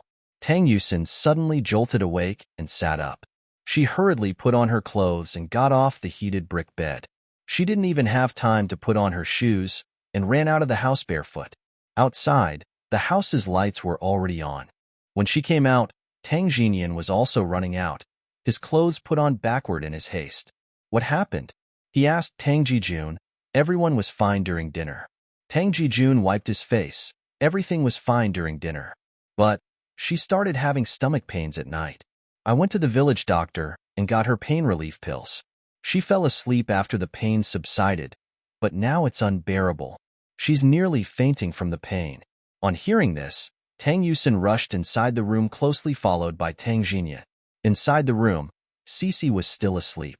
Even the noise didn't wake her up. Thankfully, if she woke up, no one knew how distressed she might become. Zhang Xiangcao's forehead was drenched in sweat. She looks deeply pained. She gripped the quilt tightly, moaning with discomfort. Her face was pale, with no hint of color. Large beads of sweat trickled down her forehead. Tang Yusin rushed over and reached out to take Zhang Cha's wrist. She then furrowed her eyebrows and placed her hand on Zhang Cha's stomach. Does it hurt here, second aunt? She asked. Perhaps because Zhang Xiangcao was in so much pain that she was delirious. She didn't know where it hurt. Everywhere hurt. The ripping pain was unbearable for her. Dad, take Cici away. Tang Yusin called Tang Jinian over. With all the commotion, it wasn't suitable for a small child, in case it frightened her. Okay. Tang Jijun quickly walked over, scooped up Cici along with the blankets, and lifted her. Cici rubbed her eyes, probably still half asleep. Tang Jinian placed her head on his shoulders and patted her small shoulders. Good girl, keep sleeping, Cici. Okay. Cici responded weakly, and then fell back into sleep. Tang Yusin's fingers moved down until she reached a certain spot. Zhang Xiangcao writhed in pain, her whole body spasming. Even her muscles stiffened and twitched. Tang Jijun stood by the side, his eyes reddening from anxiety. He knew that Tang Yusin had always been studying medicine. Regardless of her expertise, at the very least, she knew something. Otherwise, he really wouldn't know what to do. Second uncle, help second aunt get dressed. Tang Yusin stood up and immediately began packing things. Cups, towels, etc., stuffing them all into a bag. What's happened? Tang Jijun quickly moved forward and hastily helped Zhang Xiangcao get dressed. Acute appendicitis. She needs surgery. Tang Yusin spoke without stopping her packing. What's acute appendicitis? Tang Jijun might not know what the disease is, but the words "need surgery" brought a drop of cold sweat on his forehead. He froze on the spot. Uncle. Tang Yusin turned and saw that Tang Jijun was still frozen. She reached out with her foot and kicked him on the leg. What are you standing there for? Hurry up. Having said that, she put the things she had packed to the side. They would take these for now, and anything else needed could be figured out later. Tang Jijun finally managed to pull on Zhang Xiangcao's clothes, but seeing how much she was suffering, he looked like he was about to cry. How much must a man love a woman to react this way? How much must he care for her to allow tears? Zhang Xiangcao tried to open her eyes to reassure them that she was all right, but the pain was tormenting her nerves so severely that she wished for relief, yet couldn't find it. All she could do was curl up her body and endure wave after wave of pain. Tang Yusin quickly gathered the blankets and other things from the heated brick bed, ran outside and spread them out on the electric tricycle. Uncle, hurry up. Tang Yusin urged Tang Jijun. Thankfully, they had an electric tricycle at home. Otherwise, it would take over an hour to get from their house to the hospital. In an hour, who knows if a perforation might occur. She was a doctor in her previous life. This kind of symptom indicates acute appendicitis. They didn't need to say anything else. Direct surgery is needed. No medicine could relieve it. Acupuncture and other treatments couldn't cure it either. The simplest and most direct approach was surgery. However, she was unsure. In her past life, her second uncle died early, and Zhang Xiangcao, with a child, got no one to marry her. She wondered how Zhang Xiangcao then survived. Or, did she die from appendicitis? Tang Yusin shook her head. She dared not think about it, truly dared not think about it. She did not grow up in Litang village, so she was not very clear about what happened there. She only knew what she heard from people in the village. Rarely anyone mentioned Zhang Xiangcao. All she knew was, during her dad's illness, kind Cece took care of him for some time. Perhaps she could assume that Cece, a 3-year-old child left alone, was taken care of by Tang Jinian then. Zhang Xiangcao had already been placed on the tricycle. Tang Jinian followed. He put his hands on Tang Yusin's shoulders. Xin, stay here and watch Cece. Your second uncle and I will go. All right. Tang Yusin nodded in agreement. It didn't matter whether she was there or not. When they got to the hospital, the doctors would take care of everything. Somebody needed to be at home. Cece was still small. Tang Jinian hopped onto the electric tricycle, asked Tang Jijun to look after Zhang Xiangcao, and, in the middle of the night, started towards the city hospital. Tang Jijun used his body to block the cold wind rushing towards them. He held on to Zhang Xiangcao's hand all the way. Don't be afraid. We'll be at the hospital soon. Zhang Xiangcao was in so much pain that she was almost unconscious. She wanted to nod but could not. She wanted to speak but could not say anything. Tang Jijun didn't know if Zhang Xiangcao had the disease that Tang Yusin mentioned, but whether she did or not, going to hospital was the right thing to do. She was in so much pain. Where else could they go if not the hospital? Tang Jinian drove the tricycle at high speed. The streets were almost empty, so he could go very fast. It usually took around half an hour, but this time they reached the hospital in less than 20 minutes. Upon reaching the hospital, the doctor on duty rushed over to help as soon as he saw how much pain Zhang Xiangcao was in. It is acute appendicitis. Prepare for surgery immediately. After a quick check, the doctor identified the cause and instructed the nurses to prepare for surgery. It hadn't been even 5 minutes since Zhang Xiangcao arrived at the hospital, and she was already wheeled into the operating room. Doctor, is acute appendicitis serious? What's wrong? Are you feeling unwell? Tang Jijun placed his hand on Zhang Xiangcao's forehead, thinking that she was feeling ill due to her wound infection. Jijun, I need to tell you. Zhang Xiangcao was about to mention Sang Jilan's presence, but she was interrupted by a child's voice calling for its mother. She quickly turned around and saw Cece, holding her sister's hand, walking toward her. Upon seeing her, Cece's little face lit up with a smile. Cece. Zhang Xiangcao tried sitting up abruptly, but was halted by the pain in her wound. Be careful. Tang Jijun hurriedly pushed her shoulder down. Cece ran over, kicked off her little shoes clumsily, and scampered onto the sickbed but sat still. Zhang Xiangcao shook her head at Tang Jijun, indicating that she was fine. She then carefully sat up and laid her hand on Cece's chubby face. Cece's round and tender face was flushed, indicating good health, a stark contrast to the pitiful little monkey she used to look like. She was bones and skin, without any flesh to soften her appearance. Tang Yusin came over and pulled gently at the little braids that were neatly combed on Cece's head. Cece, didn't we agree before? Mommy's sick and needs to rest. Cece needs to be good, right? Cece turned her head to look at her sister, then stretched out her tiny hand for Tang Yusin to hold. Tang Yusin picked up her little sister and gently stroked her head. She insisted on coming. Otherwise, she would have cried. Only then did she realize how inseparable a child really is from their mother. At first, they were able to trick Cece, and the little one seemed aloof, carefree, and able to enjoy her meals and sleep peacefully. But by the third day, Cece couldn't take it anymore. She cried and screamed for her mother until she lost her voice. Left with no other choice, Tang Yusin decided to bring her here to see Zhang Xiangcao, thinking that it had already been 3 days, and that Zhang Xiangcao should have recovered from her minor surgery. Yet things hadn't gone as she planned. Tang Jijun lifted his daughter. A small child like her could easily be picked up single-handedly. While a mother's love was important to a child, a father's love was no less significant. Cece has already begun to have little tantrums, most of which were spoiled by Tang Jijun himself. Uncle Jijun. Tang Yusin was a little confused and had questions to ask. What's wrong? Tang Jijun freed one hand and flicked his niece's forehead. He found it unbelievably how mature and serious she was. His cheerful and bright niece from the past had grown up so quickly that she no longer resembled a child. Uncle Jijun, when I was a kid, did I also long for my mother? Tang Yusin couldn't remember much of her past life or her current one. Even her entire life seemed to have passed in the blink of an eye, ending before she had time to savor it. Of course, you did, Tang Jijun recalled.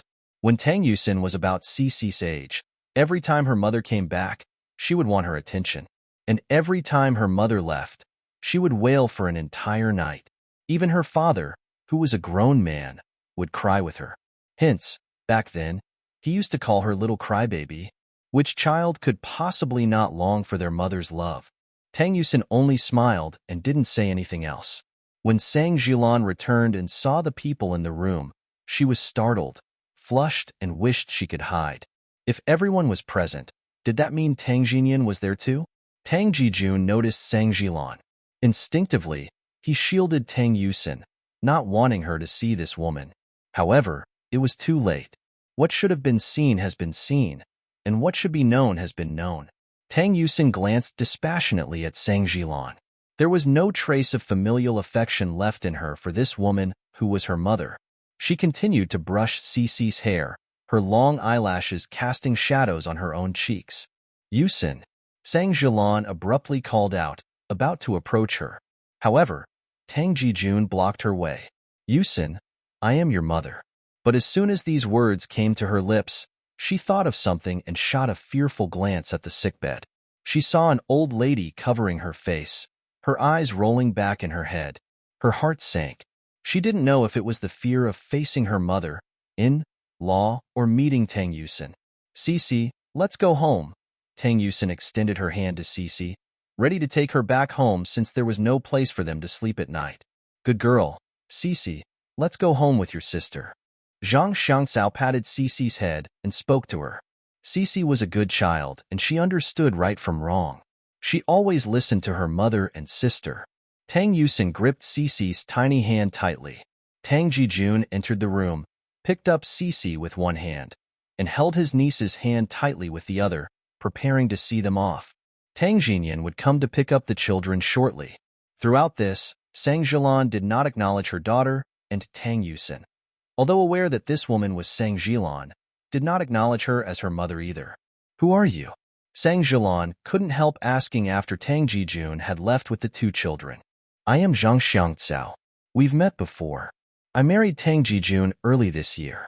Zhang Xiangcao adjusted the blanket around her. She wasn't interested in talking with Sang Jilan, but since she was Tang Yusin's mother, she had to show her some respect. Sang Jilan chuckled awkwardly. She had actually been a bit jealous earlier, thinking that this woman was Tang Jinyan's new wife. "Is that girl Yusin?"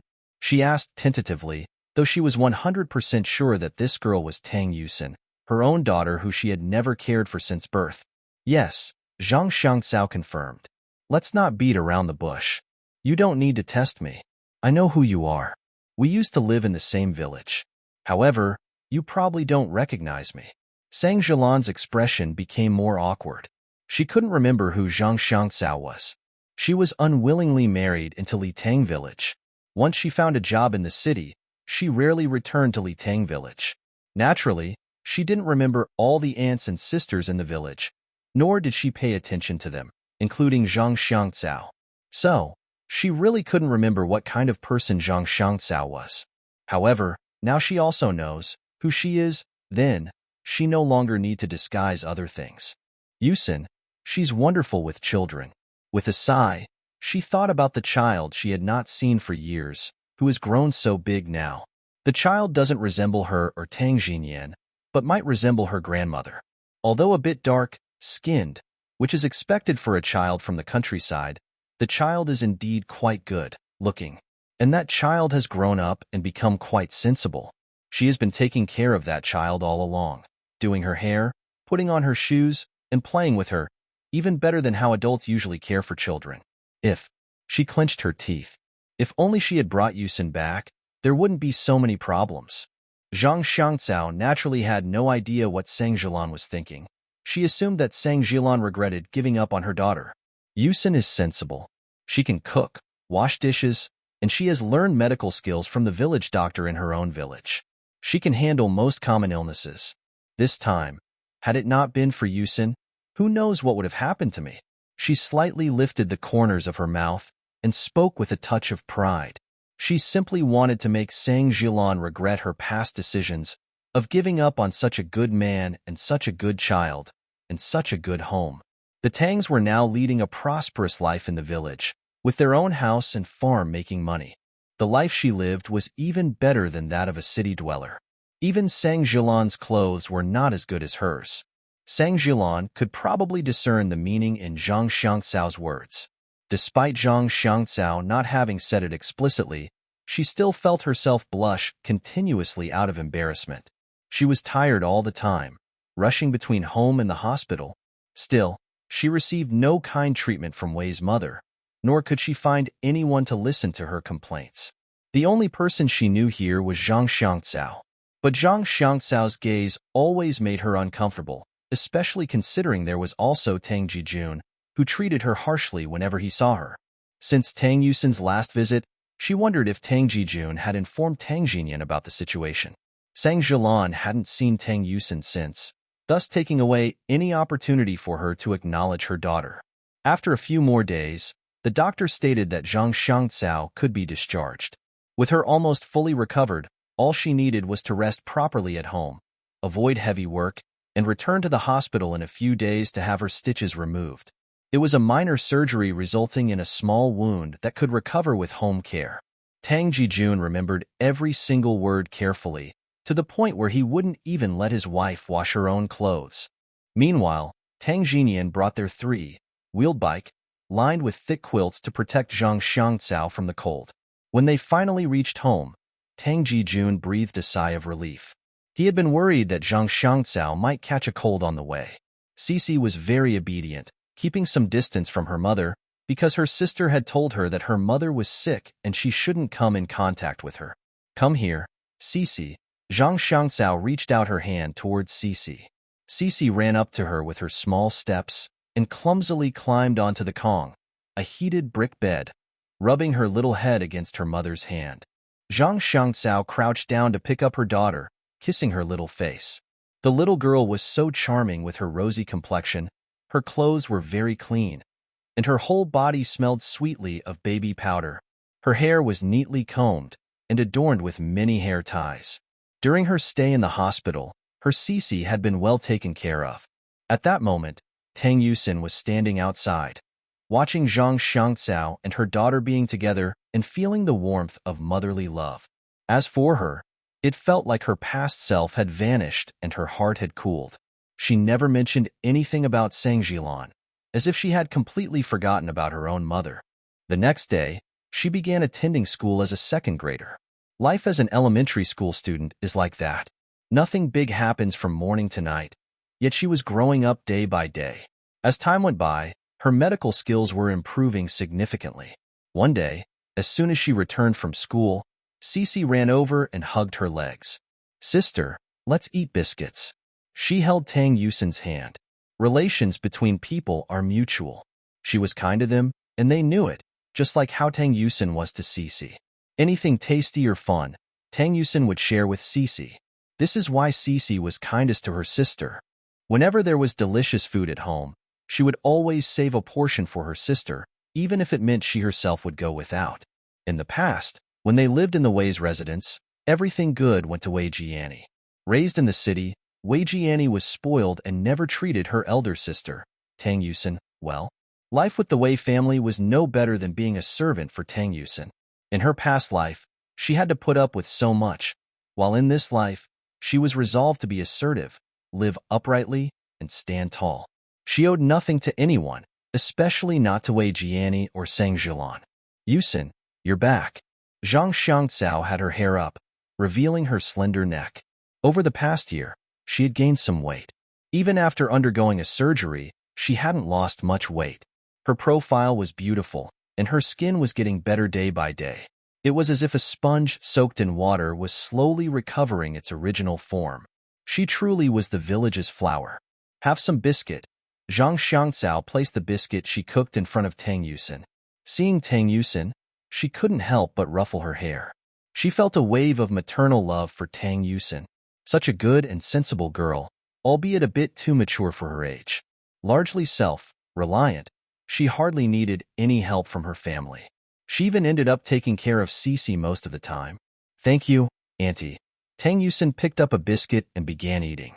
Cece sat in front of her sister, leaning on her little hands and watching her sister eat. "Sister, is it tasty?" she asked with a childish pronunciation. "Yes, it's delicious." Tang Yusin broke a piece of biscuit for Cece. Cece had obviously eaten her fill, but children's thoughts are hard for adults to understand. Receiving the biscuit felt like getting a new toy, causing her to start nibbling happily. The Wei family lived in the oldest communal housing, where each unit consisted of one room and one living room, partitioned by a small room and shared a common water pipe and toilet. As soon as the door opened, Tang Yusin heard someone inside calling for Mom. Then, a small figure came barreling over to hug Sang Jilan's legs. "Mom, where did you go? Why are you back so late? Dad's food isn't good. I want Mommy's food." The little girl was soft, adorable, and tender like a sprout. How could any mother not love her? "Nini, look, your mom's back." Sang Jilan hugged her daughter. Even though her daughter had grown, she still felt small in her mother's heart, just like she was when she was first born. No matter how big she got, her mother could still lift her, could still carry her. Wei Jiani was being held by her mother. She was dressed in the most fashionable clothes, wearing small pink leather shoes, and her hair was styled into 2 braids with huge flower-shaped hair accessories, each larger than her head. This is what was currently considered aesthetically pleasing. Upon noticing Tang Yusin standing behind Sang Jilan, Wei Jiani's face immediately puffed up.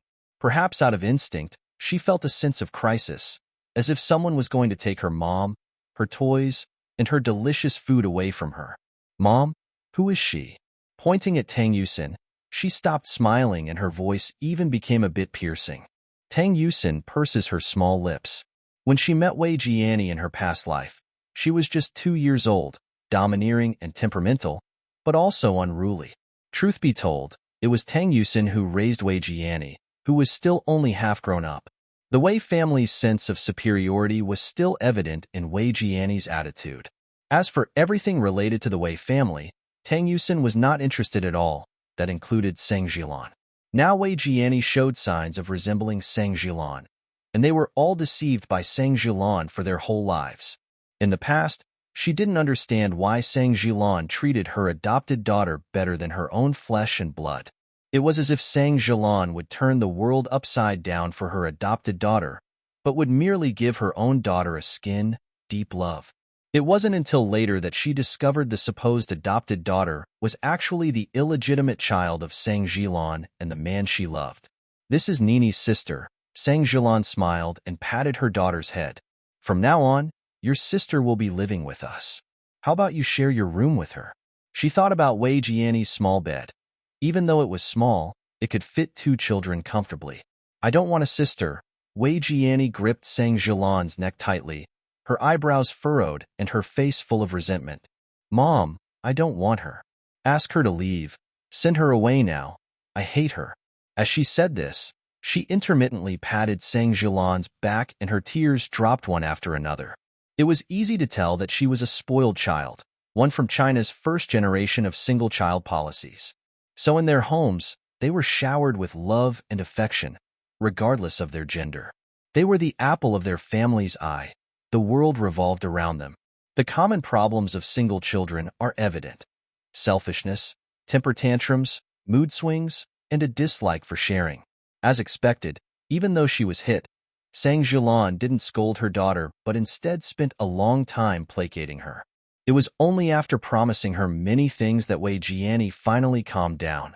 "Don't worry, your sister won't take your clothes, your toys, nor will she snatch what you like to eat." While comforting her daughter, Sang Jilan kept giving hints to Tang Yusin by sending her signals with her eyes. Sang Jilan had told Tang Yusin when they first came that there's a 7-year-old pampered little girl at home and asked Tang Yusin to accommodate her due to her young age. She wanted Tang Yusin to admit that she will not take Wei Jiani's things, otherwise Wei Jiani won't stop. Sang Jilan knew her own daughter. Wei Jiani's behavior had become spoiled through pampering. On normal days, she acts like a little princess at home.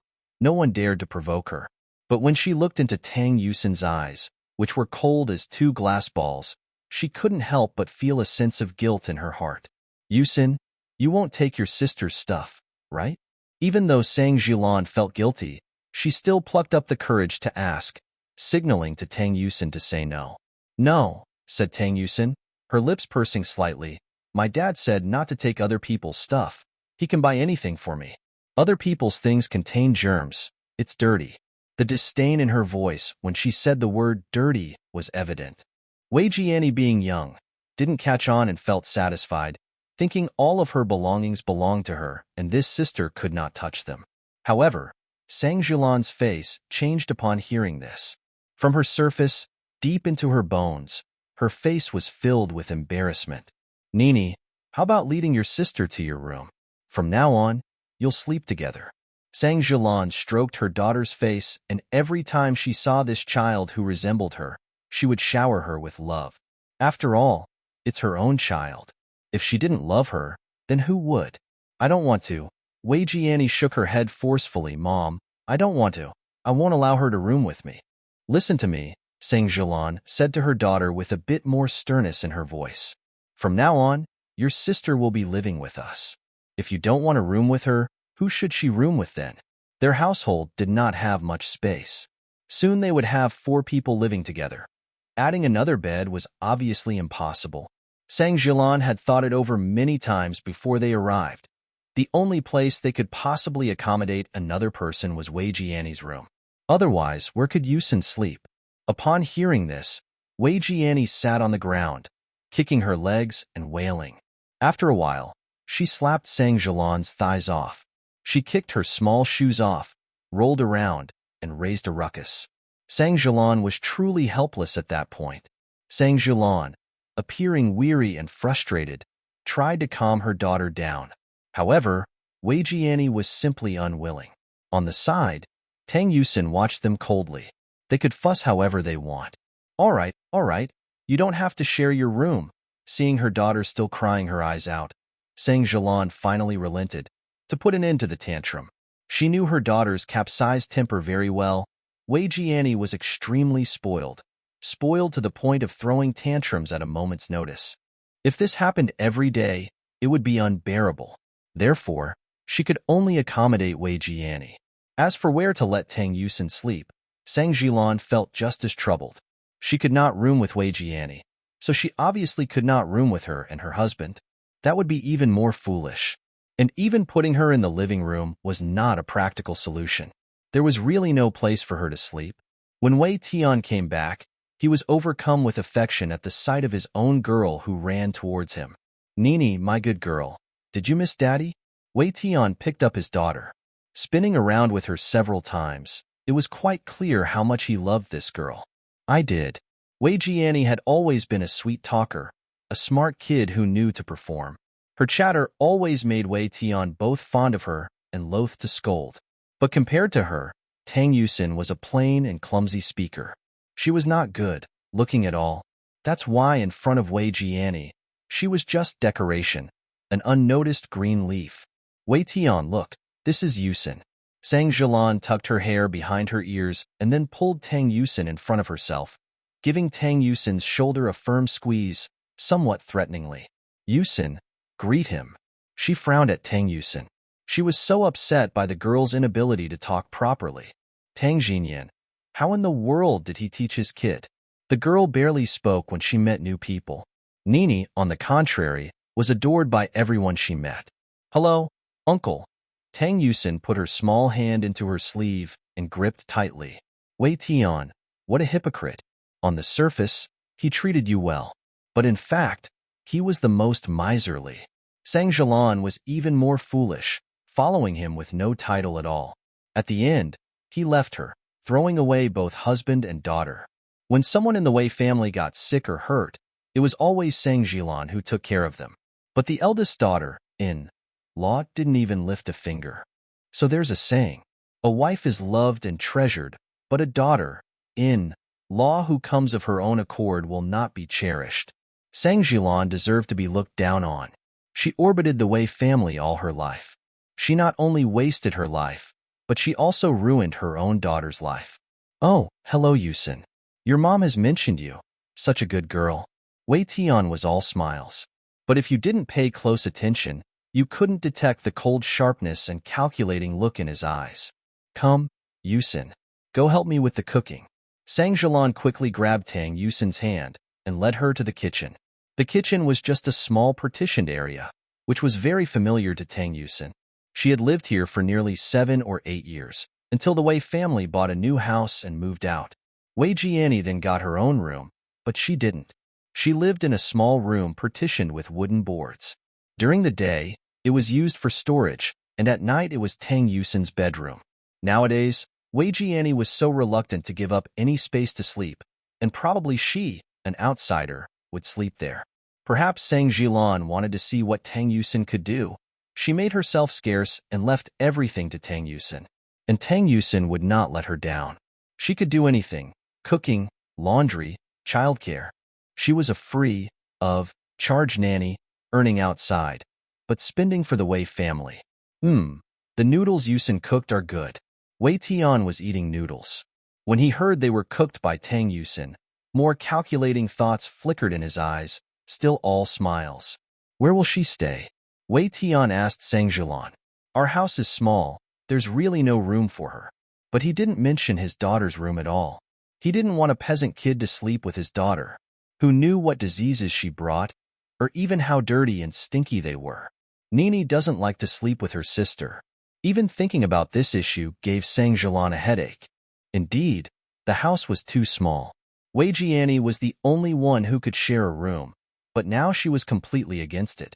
What about cleaning up the mop storage? Wei Tian thought and suggested to Sang Jilan. "Though it's small, it's okay to sleep a kid in there. We won't be so tight when we get bigger houses." Honestly, Sang Jilan did not agree. That small corner, known for mop storage, was actually used to keep dogs before. It was a small, confined space, damp and musty. Not even a dog could fit comfortably there, let alone a human. She didn't want to put Yusin in such a place. But in the end, there was no other place for Tang Yusin. She had thought it through, everything except the housing. She originally thought Tang Yusin could sleep with Wei Jiani, and that would be no problem. But now, Wei Jiani firmly refused. And she did not want to push her daughter. But it seemed she had forgotten something now. She didn't force Wei Jiani because Wei Jiani was her daughter. Did that mean Tang Yusin was rock or stone, and not her birth daughter? Yusin, could you stay here for now? Sang Jilan opened a small door and tidied up inside. She laid rotten cotton wadding on the clammy and cold floor.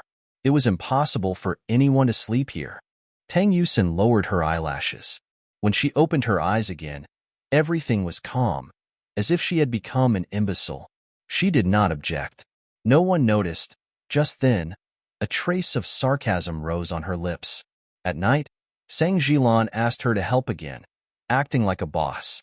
She wanted to see exactly what level Tang Yusin could reach.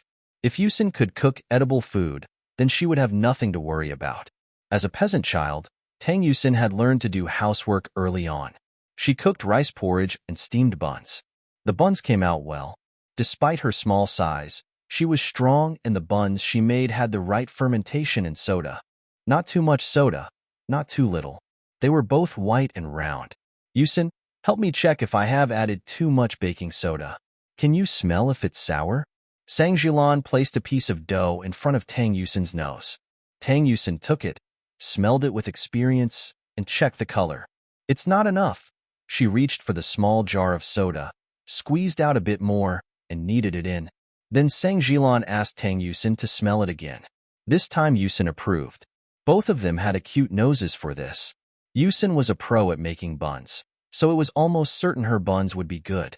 In this respect, Sang Jilan was no match for her. The eldest daughter, in-law, is the heroine, while the second daughter, in-law, is the one to be scolded. Obviously, the three of them couldn't possibly include Tang Yusin in their family. What did Tang Yusin count as? If she weren't somewhat useful, if she couldn't nanny for Wei Jiani, cook and wash their clothes, she might have been kicked out of the Wei family long ago. With a push of the small of her doghouse, like room door, Tang Yusin stepped out, only to find the table cluttered with bowls and plates. So, this is the current Sang Jilan. She doesn't even need to clear the dishes anymore. This is because she knows Tang Yusin will tidy up and clean the dishes. Tang Yusin walked over, opened the pot lid, finding there was not even a grain of rice left, while the dishes on the table were also leftovers. She carried all the bowls to the kitchen, then secretly cooked instant noodles for herself. Last lifetime, it was like this too. Their family would sometimes eat all the rice. Even if they didn't finish it, they would dump the rest away, whether deliberately or unintentionally, always seeming to want to starve her. Despite her meekness, she never stole food. This time around, it's different. No matter how aggrieved she feels, she will not starve herself. The next morning, when she had just woken up, the sky was already beginning to brighten. Sang Jilan had laid down the rule that she had to wake up early because she had to cook breakfast. The adults might not eat, but Wei Jiani absolutely needed to. Wei Jiani still had to go to school, but she didn't. She didn't know if Sang Jilan had intentionally forgotten about her schooling, or if it had simply never occurred to her. Tang Yusin rolled up her sleeves and silently went to the kitchen to cook porridge and steam the buns from a few days ago. Sometime later, she heard the sounds of people talking outside and Wei Jiani crying. She didn't know how Sang Jilan had finally managed to pacify her this time. But Wei Jiani's crying time was shorter. Wei Jiani is a pampered girl, and everything she wants, she gets. Her temper is bad as well. Every morning when she wakes up, she cries. One can only wonder at what age she will stop. When Tang Yusin emerged from the kitchen and saw Sang Jilan, her small lips immediately tightened. On seeing her, Sang Jilan awkwardly shielded Wei Jiani behind her. Yusin, your little sister wants to wear this set of clothes you have. I think they are too small for you now. Let your sister wear them. In a few days when Mom gets her salary, she will buy you new clothes, okay? Mom, I want new clothes too. Wei Jiani pitched a fit as she demanded new clothes for herself too. Okay, Mom will buy them for you. Sang Jilan kissed her daughter's face. Seeing Wei Jiani wearing the clothes made her look even more radiant. Sang Jilan felt that the clothes really suited Jiani. Tang Yusin's dark complexion didn't look good in red, so it was better that she didn't wear it.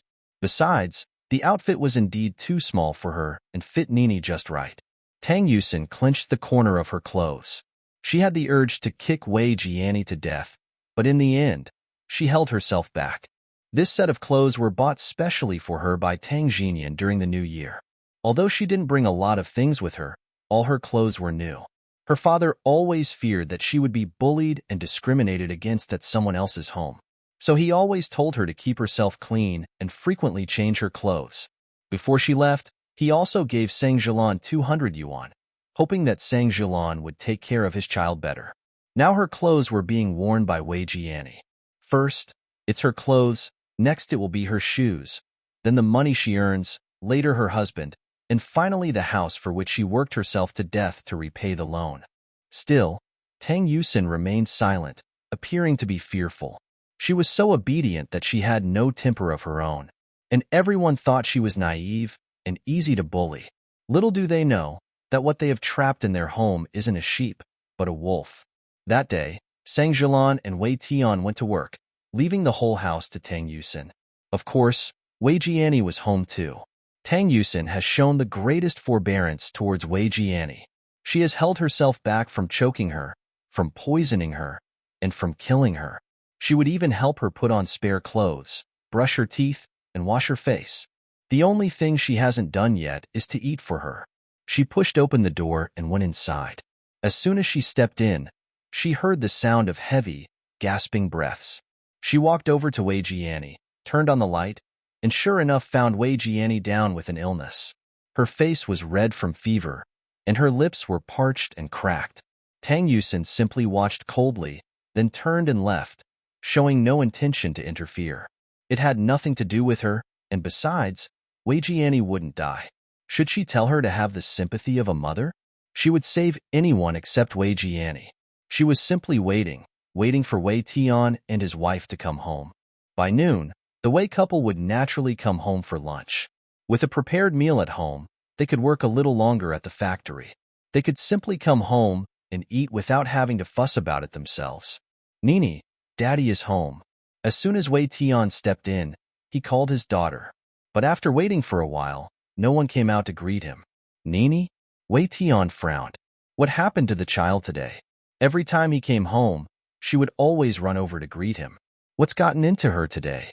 Nini, Daddy is home. Wei Tian called again, but Wei Jiani still didn't come out. Yusin, where's Nini? Wei Tian asked in a dark tone, directing his question to Tang Yusin, who was serving the food. Tang Yusin pointed to the room inside. She didn't get up. On hearing this, Wei Tian's heart gave a leap. He had a bad feeling. He rushed into the room, turned the handle, and a moment later he dashed out, carrying Wei Jiani in his arms. Wei Jiani was already delirious from the fever. Her face, fevered to a deep red, looked like it was on fire, and she was crying intermittently. What happened? Sang Jilan also came out from the kitchen with a bowl of noodles. She saw Wei Tian running out with Wei Jiani in his arms, his face fraught with worry. She quickly put the bowl aside and rushed over. But catching sight of Wei Jiani, she received a terrible shock. She put her hand onto Wei Jiani's forehead, her touch so hot that Sang Jilan quickly pulled her hand back. Wei Tian glared fiercely at Tang Yusin in the kitchen. What happened? Just look at what your daughter has done. Can't she even provide basic care? Didn't you say she studied medicine from others?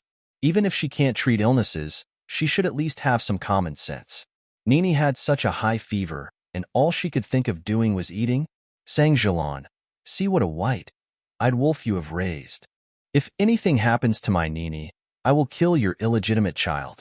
Having said that, he hurriedly carried Wei Jiani out of the house. At that moment, Tang Yusin came out of the kitchen carrying another bowl. You're eating again? Sang Jilan's eyes were red with fury, her heart pounding with anger. She knocked over the bowl in Tang Yusin's hand, spilling the freshly cooked noodles and broth over Tang Yusin. With a smack, she slapped Tang Yusin across the face. A thankless wretch, you are. If anything happens to Nini, I swear I will kill you. Anger coursed through her veins, making her body tremble. Believing that Tang Yusin had done it on purpose, she grabbed a broom and began to hit her relentlessly. Tang Yusin remained standing, her fingers on the hand, now soaked with the broth, trembled slightly, blistered from the heat. Her eyes were teary, but she didn't cry or beg for mercy. Sang Jilan showed no mercy. She treated Tang Yusin, not as her own daughter, but as her archenemy. After she had tired herself out, it was then that she hurried to find Wei Tian, to check on their daughter, Wei Jiani, not even bothering to close the door behind her. Tang Yusin looked up. All she saw was emptiness. Yes, she had been waiting for this day. A day indelibly etched in her memory. The day, when she was 9 years old. Wei Jiani fell ill. She was blamed, beaten up by Sang Jilan, and left starving. At that time, she was merely a disgusting lowly creature to the Wei family, no better than a dog. The worth of her life was less than a single strand of Wei Jiani's hair. She touched her arm. It was a burning pain. There were things she had forgotten, but one thing she could never forget was the pain inflicted by Sang Jilan. She looked up at the calendar on the wall, an old, fashioned one with red numbers. She walked to the door, shut it with a slam.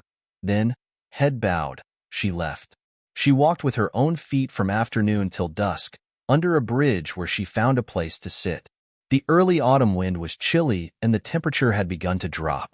The wind brushed against her face, seeming to take away the scorching pain, yet the pain still lingered on her body. She hugged her knees, not shedding a single tear. She was waiting for someone who would appear on this day, a stranger whose face and name she had forgotten. A young boy spent the night with her, giving her his clothes. He carried her on his back, searching for food and water, and took her home. To this day, she only remembered that he was a young boy, forgetting everything else. She hugged her arms, her small red lips tightly pursed. She knew that right now, Sang Jilan and Wei Tian were at the hospital taking care of their daughter. Whether she lived or died did not matter to them. Hadn't they intended to half-kill her, a mere 9-year-old, and leave her to her fate? She had to endure the dual torment of physical and psychological pain. She had forgotten how she survived her previous life, yet she still remembered their cold faces and hatred, which made her remember the pain for the rest of her life. She embraced her legs, her head almost buried between her knees. Her face hurt, her whole body throbbed. The wind occasionally blew against her body, drying any sweat on her skin. She felt lonely, scared, and frightened. Although she had grown up, although she was not really 9 years old, although she had already lived a lifetime, but people instinctively fear the darkness. They might get used to loneliness, but they can never get used to the fear that loneliness brings. There seemed to be footsteps coming from afar. She slowly lifted her head, and there stood a boy of about 15 or 16. He was tall, probably about 1.7 meters, and his face, though young, was filled with determination. He was wearing a simple coat and trousers. She didn't know why he was there, but he appeared right at that spot. Tang Yusin sniffed. He had appeared again. This time, she could clearly see his face under the dim streetlight. His features were young, yet resilient. The boy took off his coat and draped it over Tang Yusin. He then gently touched her face. "Does it hurt?" Tang Yusin sniffed again and shook her head. Then she stared at him under the dim streetlight, memorizing his face for the first time. He had long, slender eyes. His features were not particularly outstanding when viewed separately, but when combined, they were incredibly harmonious. She thought that he'd look handsome in a suit when he grew up, like Mr. Gu. His face seemed somewhat familiar, but she couldn't quite place it. The boy rolled up Tang Yusin's sleeve, revealing her little arm, bruised and swelling. Some of them were blue, some were oozing blood. Then he rolled up her trouser leg and noticed similar injuries. "Who hit you?" The boy helped Tang Yusin up. Tang Yusin was small, only 9 years old, and smaller than the average child of her age. Last time, the boy had carried Tang Yusin on his back, walking for a long time before they found food. By the time Tang Yusin woke up, she was already at the door of the Wei's house. If possible, she never wanted to return to that hellish place in her lifetime. Tang Yusin blinked, clutching the clothes of the boy. This garment had been with her for a long time, serving as a blanket and a pillow in her dark and cramped doghouse, losing its initial smell that belonged to the teen. The boy stopped, looked at the little girl with half of her face swollen. "Tell me, who hit you? Who had beaten a child to this state? Who would be so heartless?" He had thought his father was ruthless, capable of beating him to death.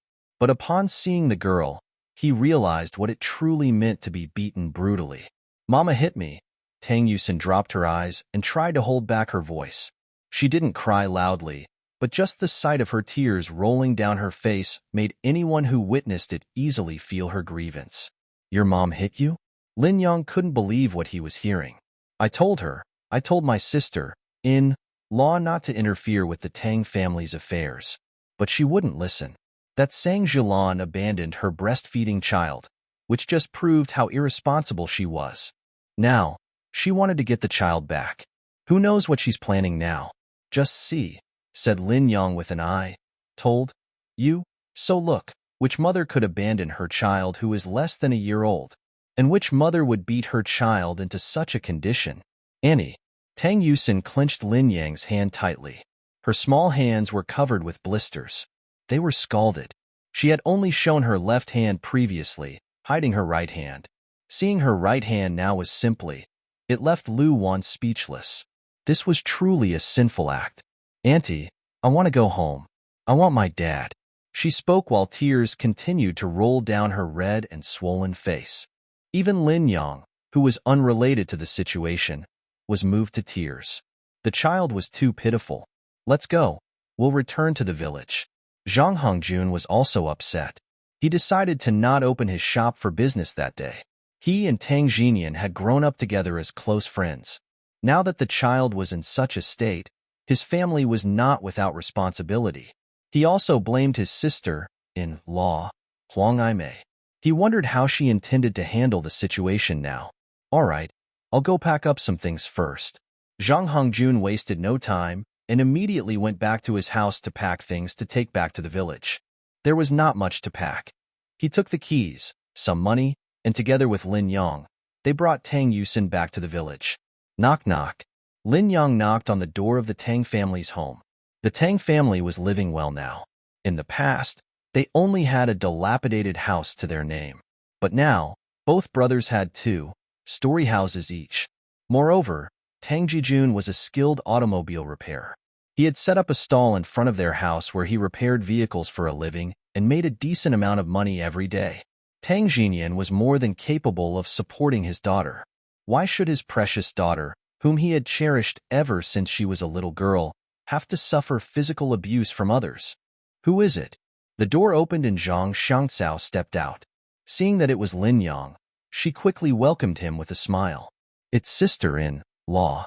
Come in and have a seat in the house." Zhang Xiangcao and Zhang Hongjun were familiar with each other. They had always been friendly, even though they seldom visited each other.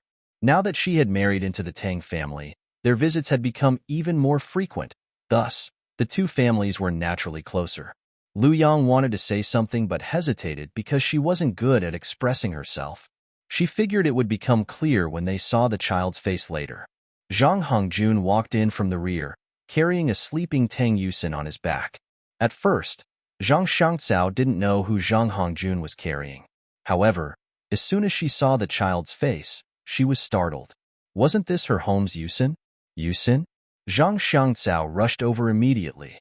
However, when she saw Tang Yusin's swollen face and the various injuries and blisters on her body, she almost blacked out from fear and immediately burst into tears. Yang, go to the field and call Xinyan and Jijun back home."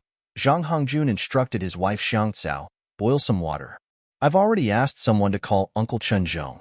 Let's not argue about who's responsible for now. We should take care of the child first." Okay. Zhang Xiangcao covered her mouth and quickly ran into the kitchen to boil water. While Tang Xinyan and his brother were busy in the field, a man rushed over. "Xinyan, hurry back home. Something has happened to your daughter." "What?" Tang Xinyan was confused at first. "What happened?" "Your daughter." The man's impatience was apparent. He was almost out of breath. Tang Xinyan flashed a quick grin, exposing his white teeth. "My darling Yusin? Her mother missed her and took her home to stay. Each time I mention this, I feel gratified. I reckon I did the right thing. Yusin now has both a father and a mother. At least during Yusin's growing years, her parents will always shower her with love. Xinyan, hurry back home." The man became more anxious. so much that the pressure ulcer in his mouth seemed ready to burst. Your daughter was brought back by Zhang Hongjun. Tang Jinyan was stunned and immediately discarded his hoe before he sprinted back home. Tang Jijun had just stepped out of their house when he saw his elder brother running home as if he had seen a ghost. He didn't understand what was going on and scratched his head in confusion. Jijun, you should return home too, said the messenger who had intended to leave but lingered upon seeing Tang Jijun. Your Yusin has returned home. Apparently, there's been an incident. What? Something happened to my Shinshin? What could have happened? Without giving another thought to fieldwork or the hoe, Tang Jijun dashed back home with all his might. By then, their front porch was already crowded with people, all of them whispering among themselves. Seeing Tang Jinyan and his brother returning, everyone fell silent. But as soon as both men entered the house, whispers started buzzing again, almost as if everyone was privy to some insider information. Inside, Tang Yusin was fast asleep, her cheeks an unnaturally bright red. She had spent the entire night outside in the cold, and her body was covered in injuries. There were blisters all over her hands as well. Chun Zhong had already treated her wounds and bandaged her hands. She was currently applying medication to the other injuries on her body. Half of her face was grotesquely swollen, and the corner of her mouth was split open. Tang Jinyan never in his wildest dreams thought that his beautiful and healthy daughter would return in such a state. It was almost as if she had no skin left intact. Don't worry, it's not serious, Chun Zhong said, placing his calloused hand on Tang Yusin's forehead. She's not too badly burnt. She's much better than she was earlier. It's just superficial injuries. A period of recuperation should heal her. His apprentice had never been wronged since she was young. As for good medicine and secret remedies, he hadn't hesitated to give her the best of what he had.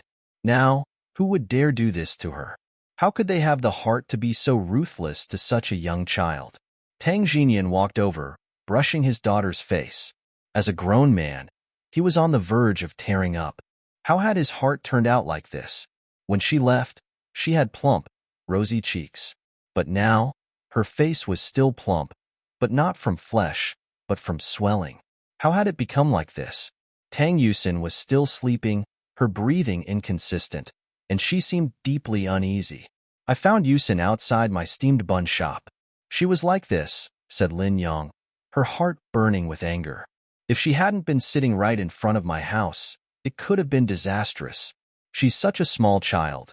It's dangerous for her to be out on the streets alone. What if she had been kidnapped? She remembered a couple living next door to the place she was renting. The wife had gone mad after losing their child, and the husband, who was always at her side, seemed to have aged more than a decade overnight. She really couldn't imagine what would happen to Tang Jinyan if Yusin was lost. Tang Jinyan only has this one daughter. If he were to lose the child, wouldn't that be taking the life of an adult? Sister-in-law, how did our Yusin end up like this? Tang Jijun was ready to kill. Yusin had been perfectly fine when she left. When she returned, she was covered in injuries. As soon as this was mentioned, there was a gnashing of teeth in Lin Yang's voice. How did this happen? What else could have happened? The child said her mother beat her. Is this still a mother?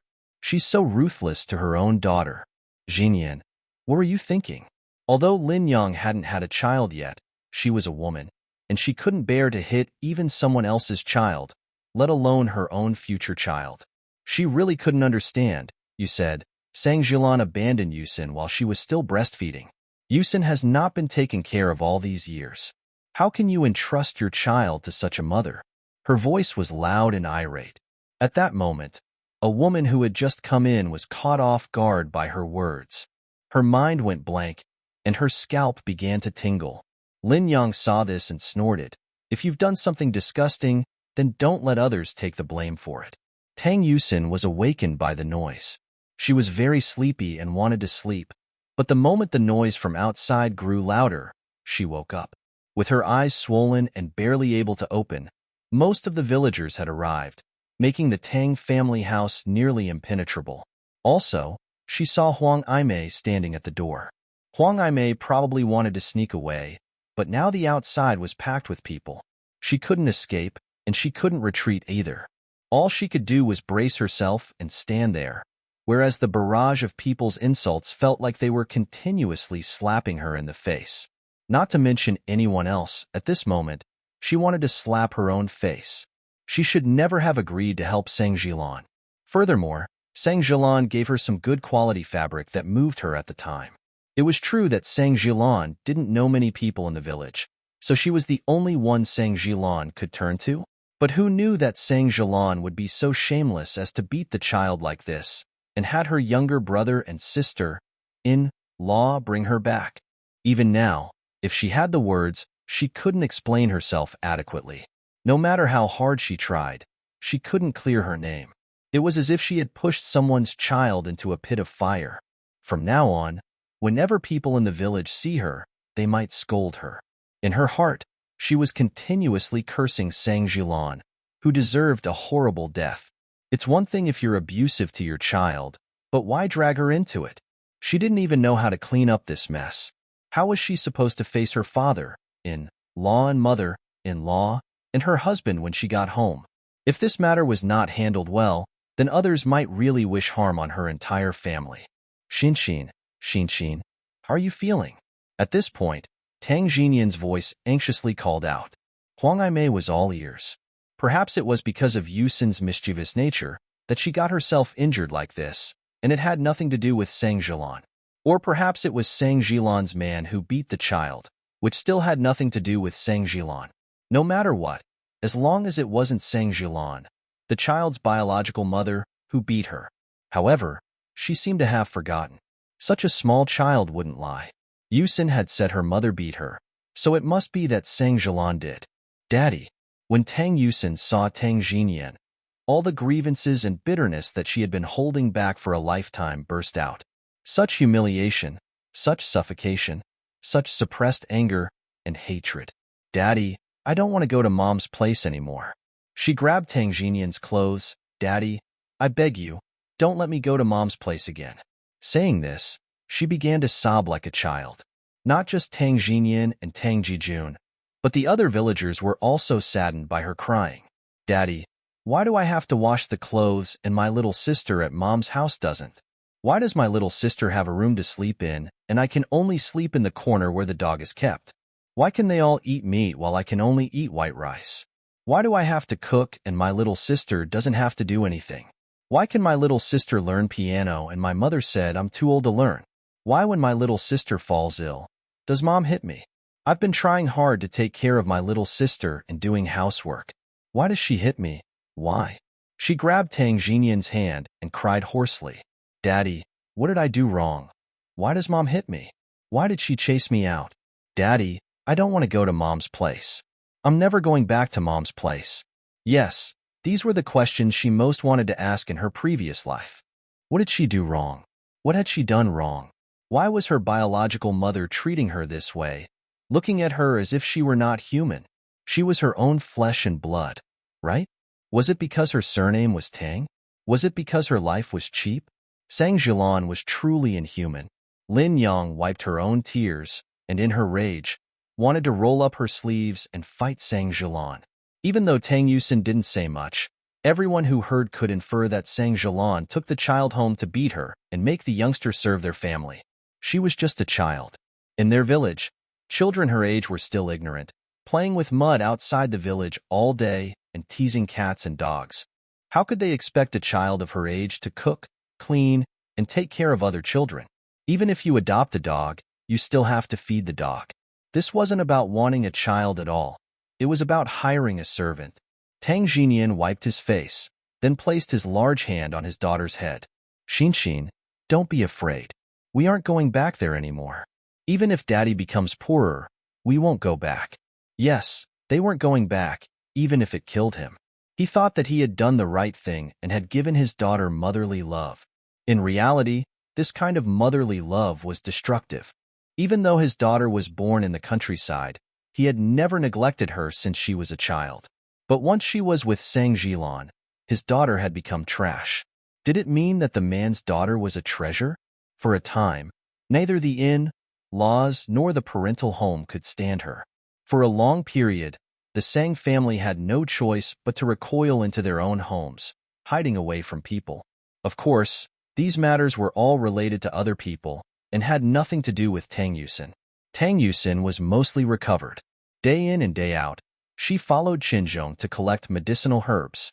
Her hands were in contact with herbs every day, acquiring a scent of medicine. You know how important your hands are to a doctor? Qinzhong picked up a bamboo stick, sometimes tapping the table. Tang Yusin, can you be a doctor without agile fingers or complete hands? Tang Yusin was admonished till she could only hang her head, daring not to retort. If she did, she knew she would be reduced to ruin. Look at your claws. Upon seeing the hands of Tang Yusin, Qinzhong was so angry he almost vomited blood. How much effort has he put into her since she was a child? The 1,000-year-old secret medicine and the unique formulas of the Chen family had all been used for her, but to no avail. It was a waste of energy and years. You're already dark and ugly. Who will come to you for treatment without a pair of good hands? Tang Yusin sighed softly. This was like a stab to the heart. It hurt. She put her hands behind her and dared not look at them. Her hands used to be soft and youthful. Now they were rough and calloused. The back of her hand was even scarred from burns. Why are you still standing? Qinzhong hit the table again with the stick. Tang Yusin looked up, baffled. What was she supposed to do if not stand here? Go home? Go boil the medicine and soak your hands. Qinzhong hit Tang Yusin's head with the bamboo stick. You were quite clever as a child. How did you become like this? Not only are you growing uglier, but you've also become more foolish. Did you truly damage yourself beyond repair? Qinzhong mumbled to himself. He apologized to their ancestors and his grandfather for his lack of judgment in choosing a disciple. Tang Yusin went into the medicine room. She put the herbs into the medicine pot, a handful at a time without having to weigh them individually. After the concoction was ready, she lifted the pot and poured it into a basin. As soon as her hand touched the water, she quickly pulled them back. It's so hot. This was not soaking her hands, but scalding pig trotters. However, she had no choice. As a doctor, it would hinder her work significantly, hence, learning the Qin family's acupuncture method required her to take great care of her hands.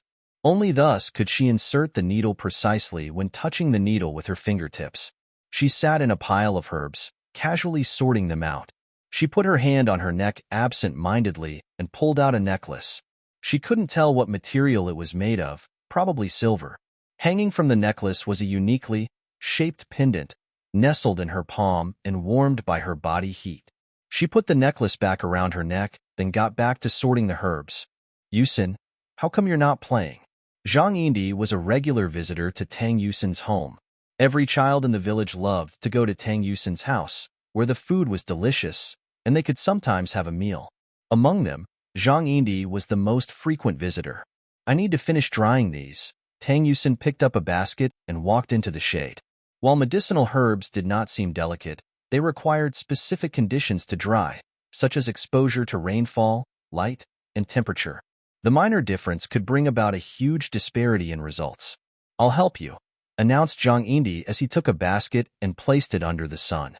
Meanwhile, Tang Yusin merely pursed her lips and resumed her drying work after Zhang Yindi left.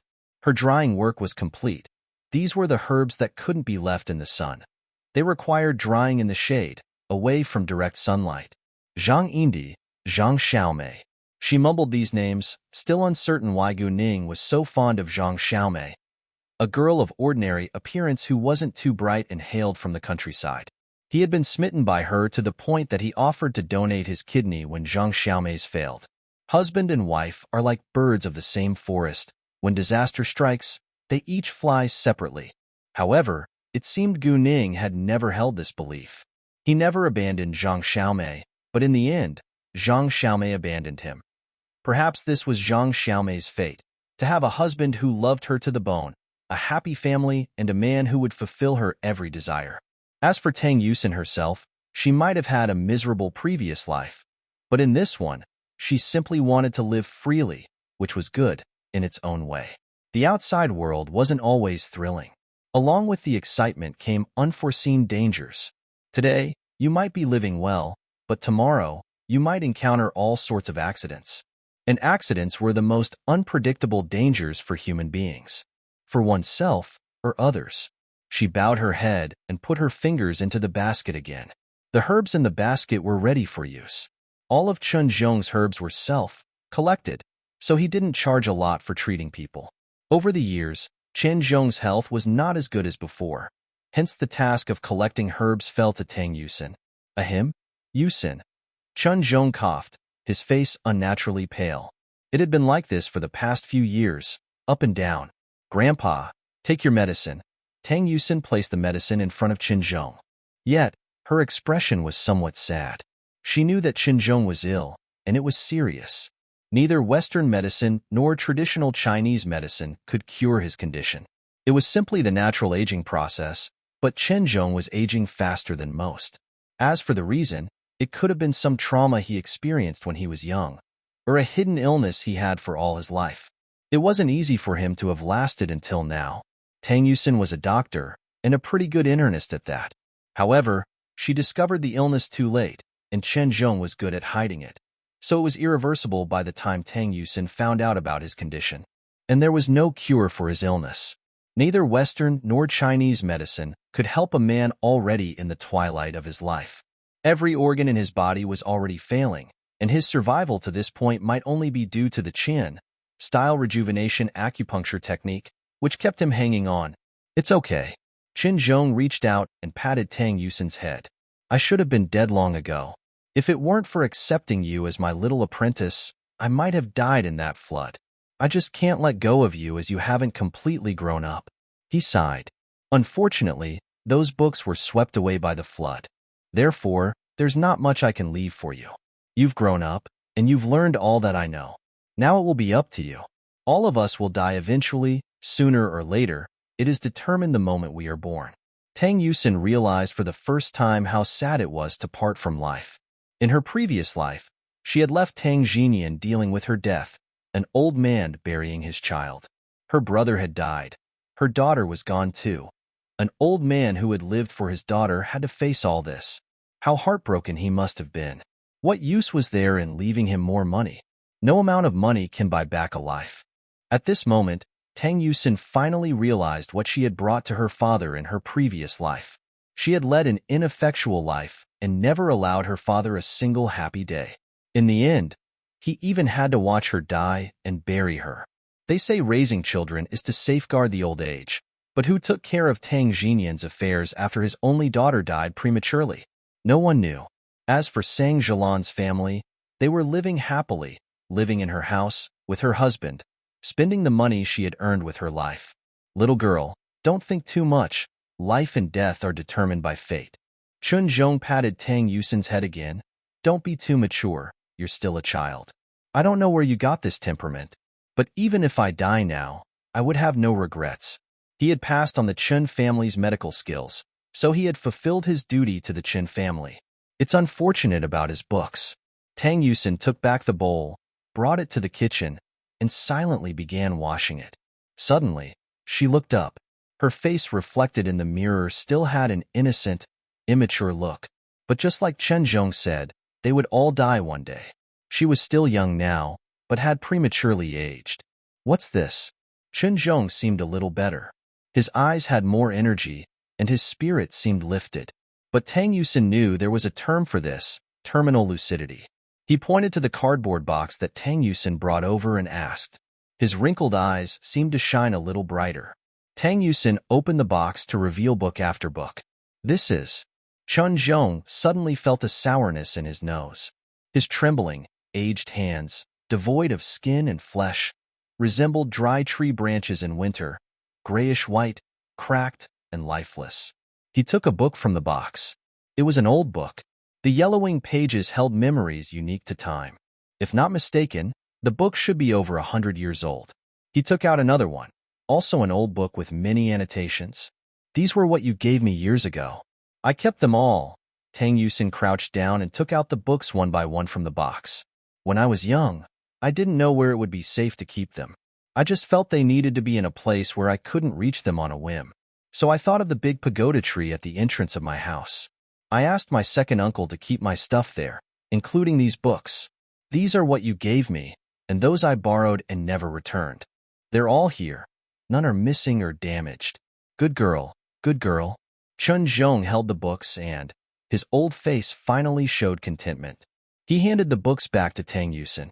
I have nothing valuable to leave you in my life. Even this house belongs to the village. After I die, it will be returned to the village. These herbs were collected by me over the years. You can take them. And these books. He caressed the books. Through the passage of time, it seemed as if he was transported back to a long time ago, when he was a child picking medicinal herbs on the mountain with his grandfather. Back then, he was a young boy, and now he was about to die. However, having lived a full life, he was content. I leave these books to you. One day, when you have a child, pass them on. The medical skills of our Chen family are passed down from generation to generation. Although it stopped with me, without a direct Chen family successor, at least the Chen family's medical skills survive. And these books, they're still here. He now truly believed that Tang Yusin was a child sent by the ancestors of the Chen family. She was the rightful one to learn their medical skills and inherit everything of the Chen family. Tang Yusin put the books away. Her hand, holding the pages of the books, tightened, resisting the bitter and sad feelings of the imminent parting. Chun Zhong's health started to deteriorate half a year ago, and during this time, he taught Tang Yusin everything he could. When she was young, he had already fed her a lot of knowledge. With Tang Yusin growing up, she had now learnt 70% of his medical skills, and the remaining 30% would simply come with experience over time. She refused to acknowledge such a sister and did not want such a blood relation. Oh, by the way, Zhang Yindi suddenly reached out and gripped Tang Yusin's arm. Yusin, I've given myself a new name. I will not be called Indi anymore. I want to be called Xiaomei.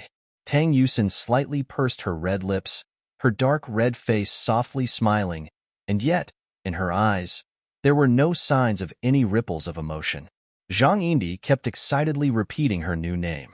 She couldn't stop talking all the way from home to school, perhaps because she had been silenced at home and felt the need to say all she had to say in one day.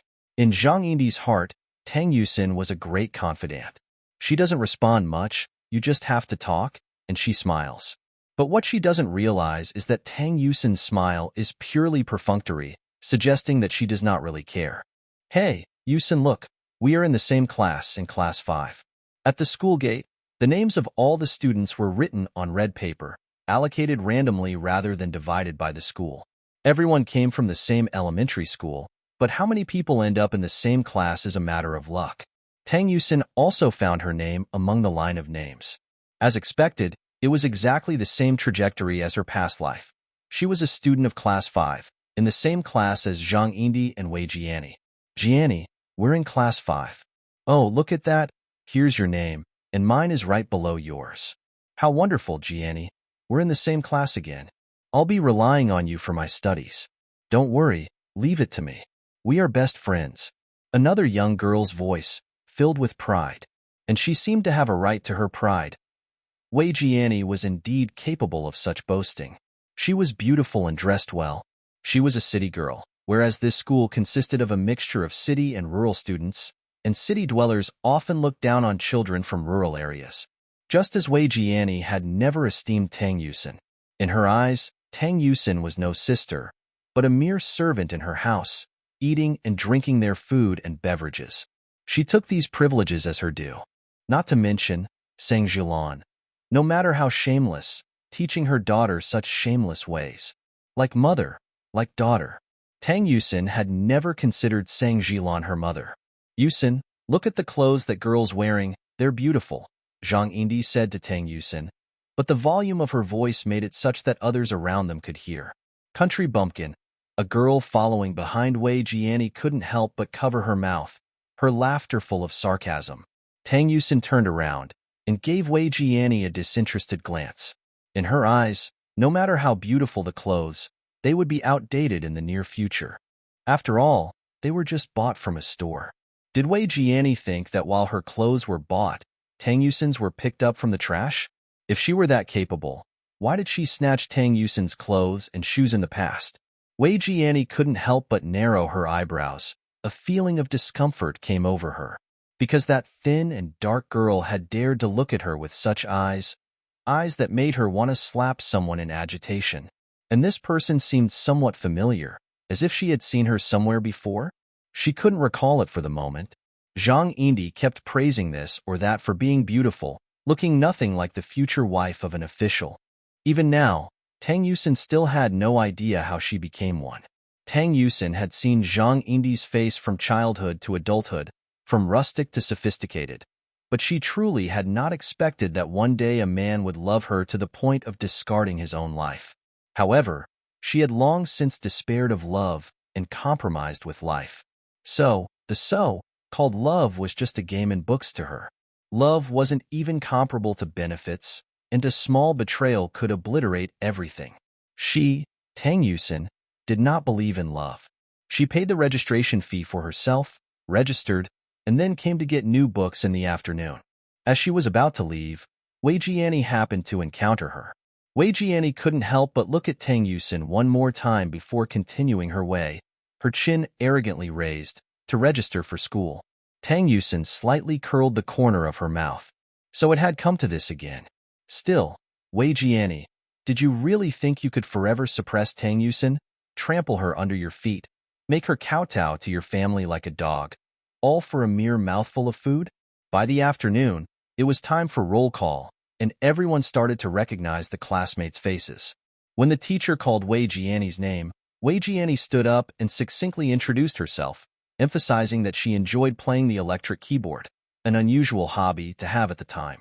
It would be considered extravagant for a child from a rural area to even own a harmonica. Naturally, the teacher took note of Wei Jiani. Expectedly, she would become a leading figure in their class's cultural activities. When it came to Tang Yusin, she stood up. "My name is Tang Yusin," she smiled, her dark red face and unremarkable features offset by her profound eyes. "I am from Tang Village," and that was all she had to introduce. Tang Yusin was a nice-sounding name, much more sophisticated than the popular names parents were giving their children nowadays, like Yanni, Meiyin, Xiaowan, or Xiaohua. Upon hearing this name, Wei Jiani couldn't help but widen her eyes, as if somewhat startled.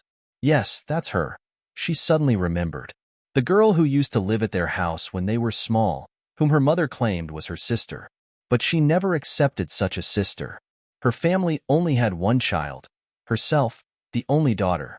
What did she have to do with a girl with the surname Tang? She lifted her chin and snorted dismissively through her nose. There were 43 students in the class, from all walks of life.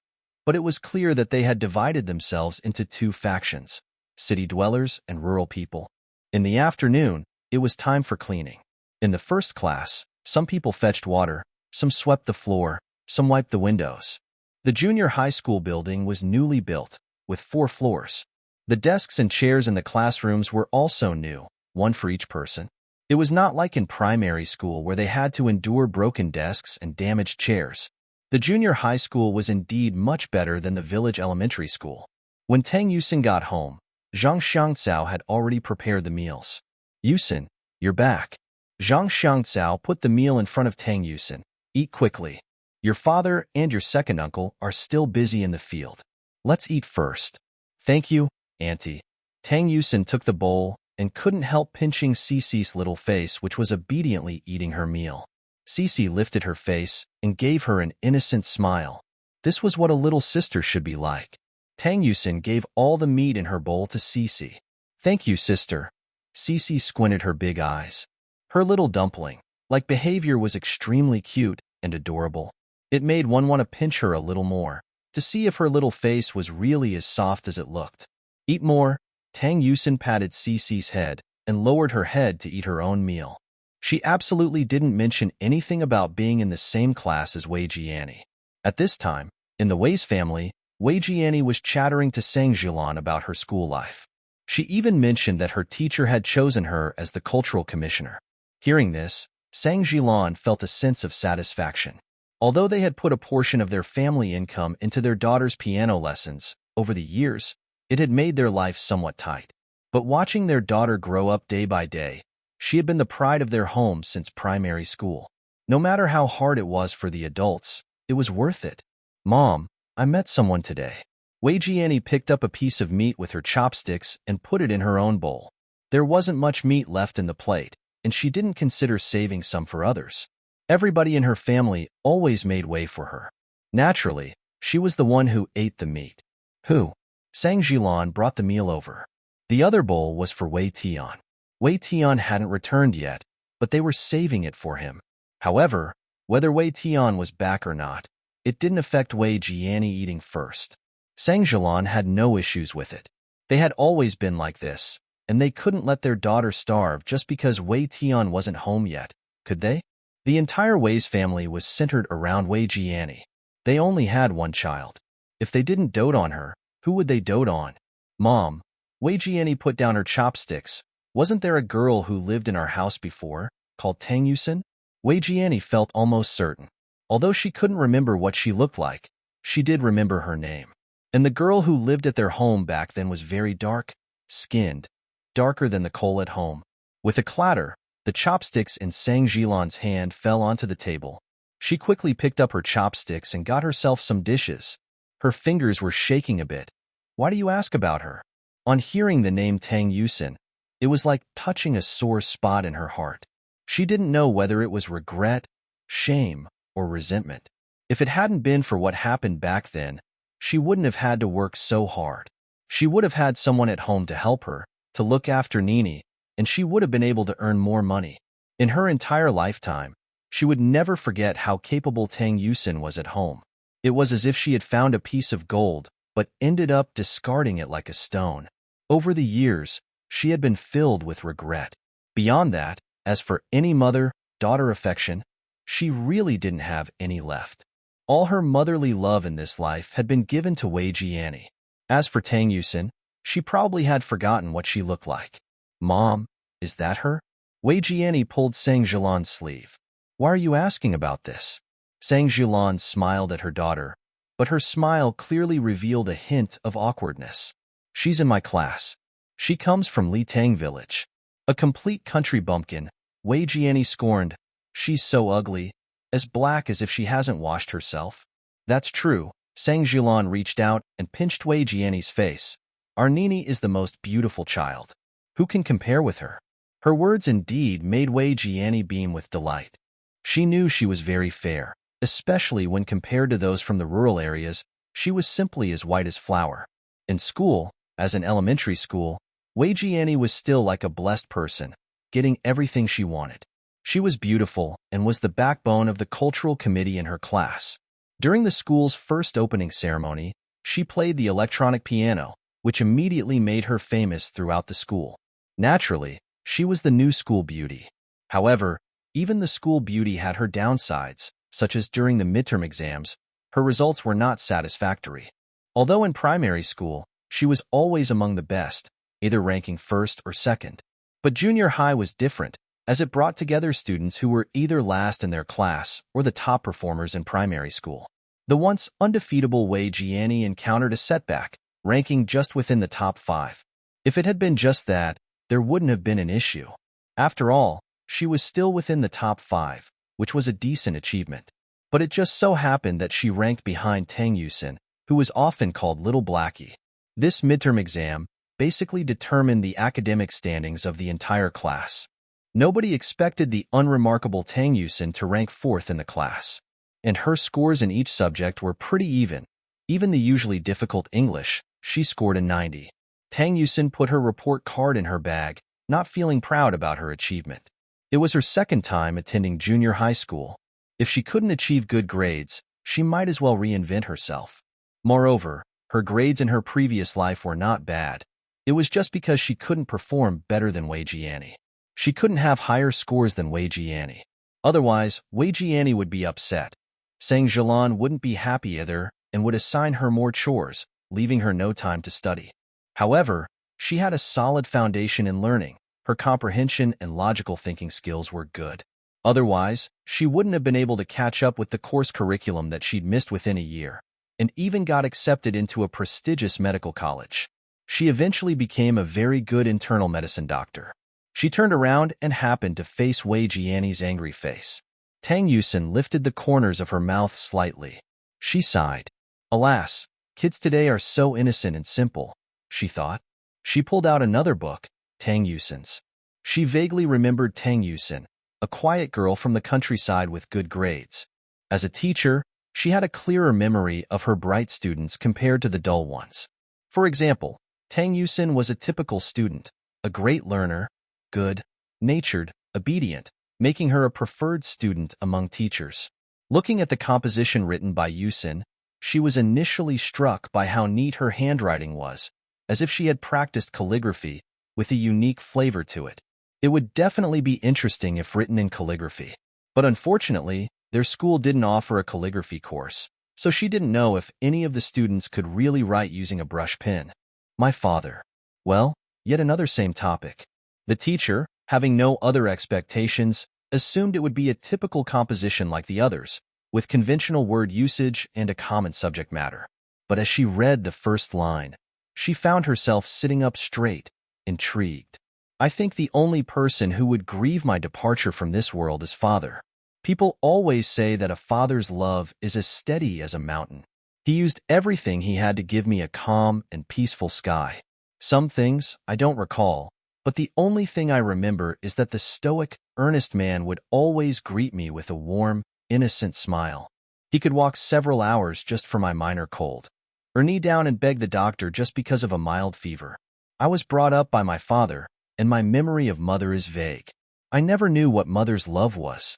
People from the village kept telling Jinyan, my father, to abandon me because I'm a girl who can't take care of him when he is old.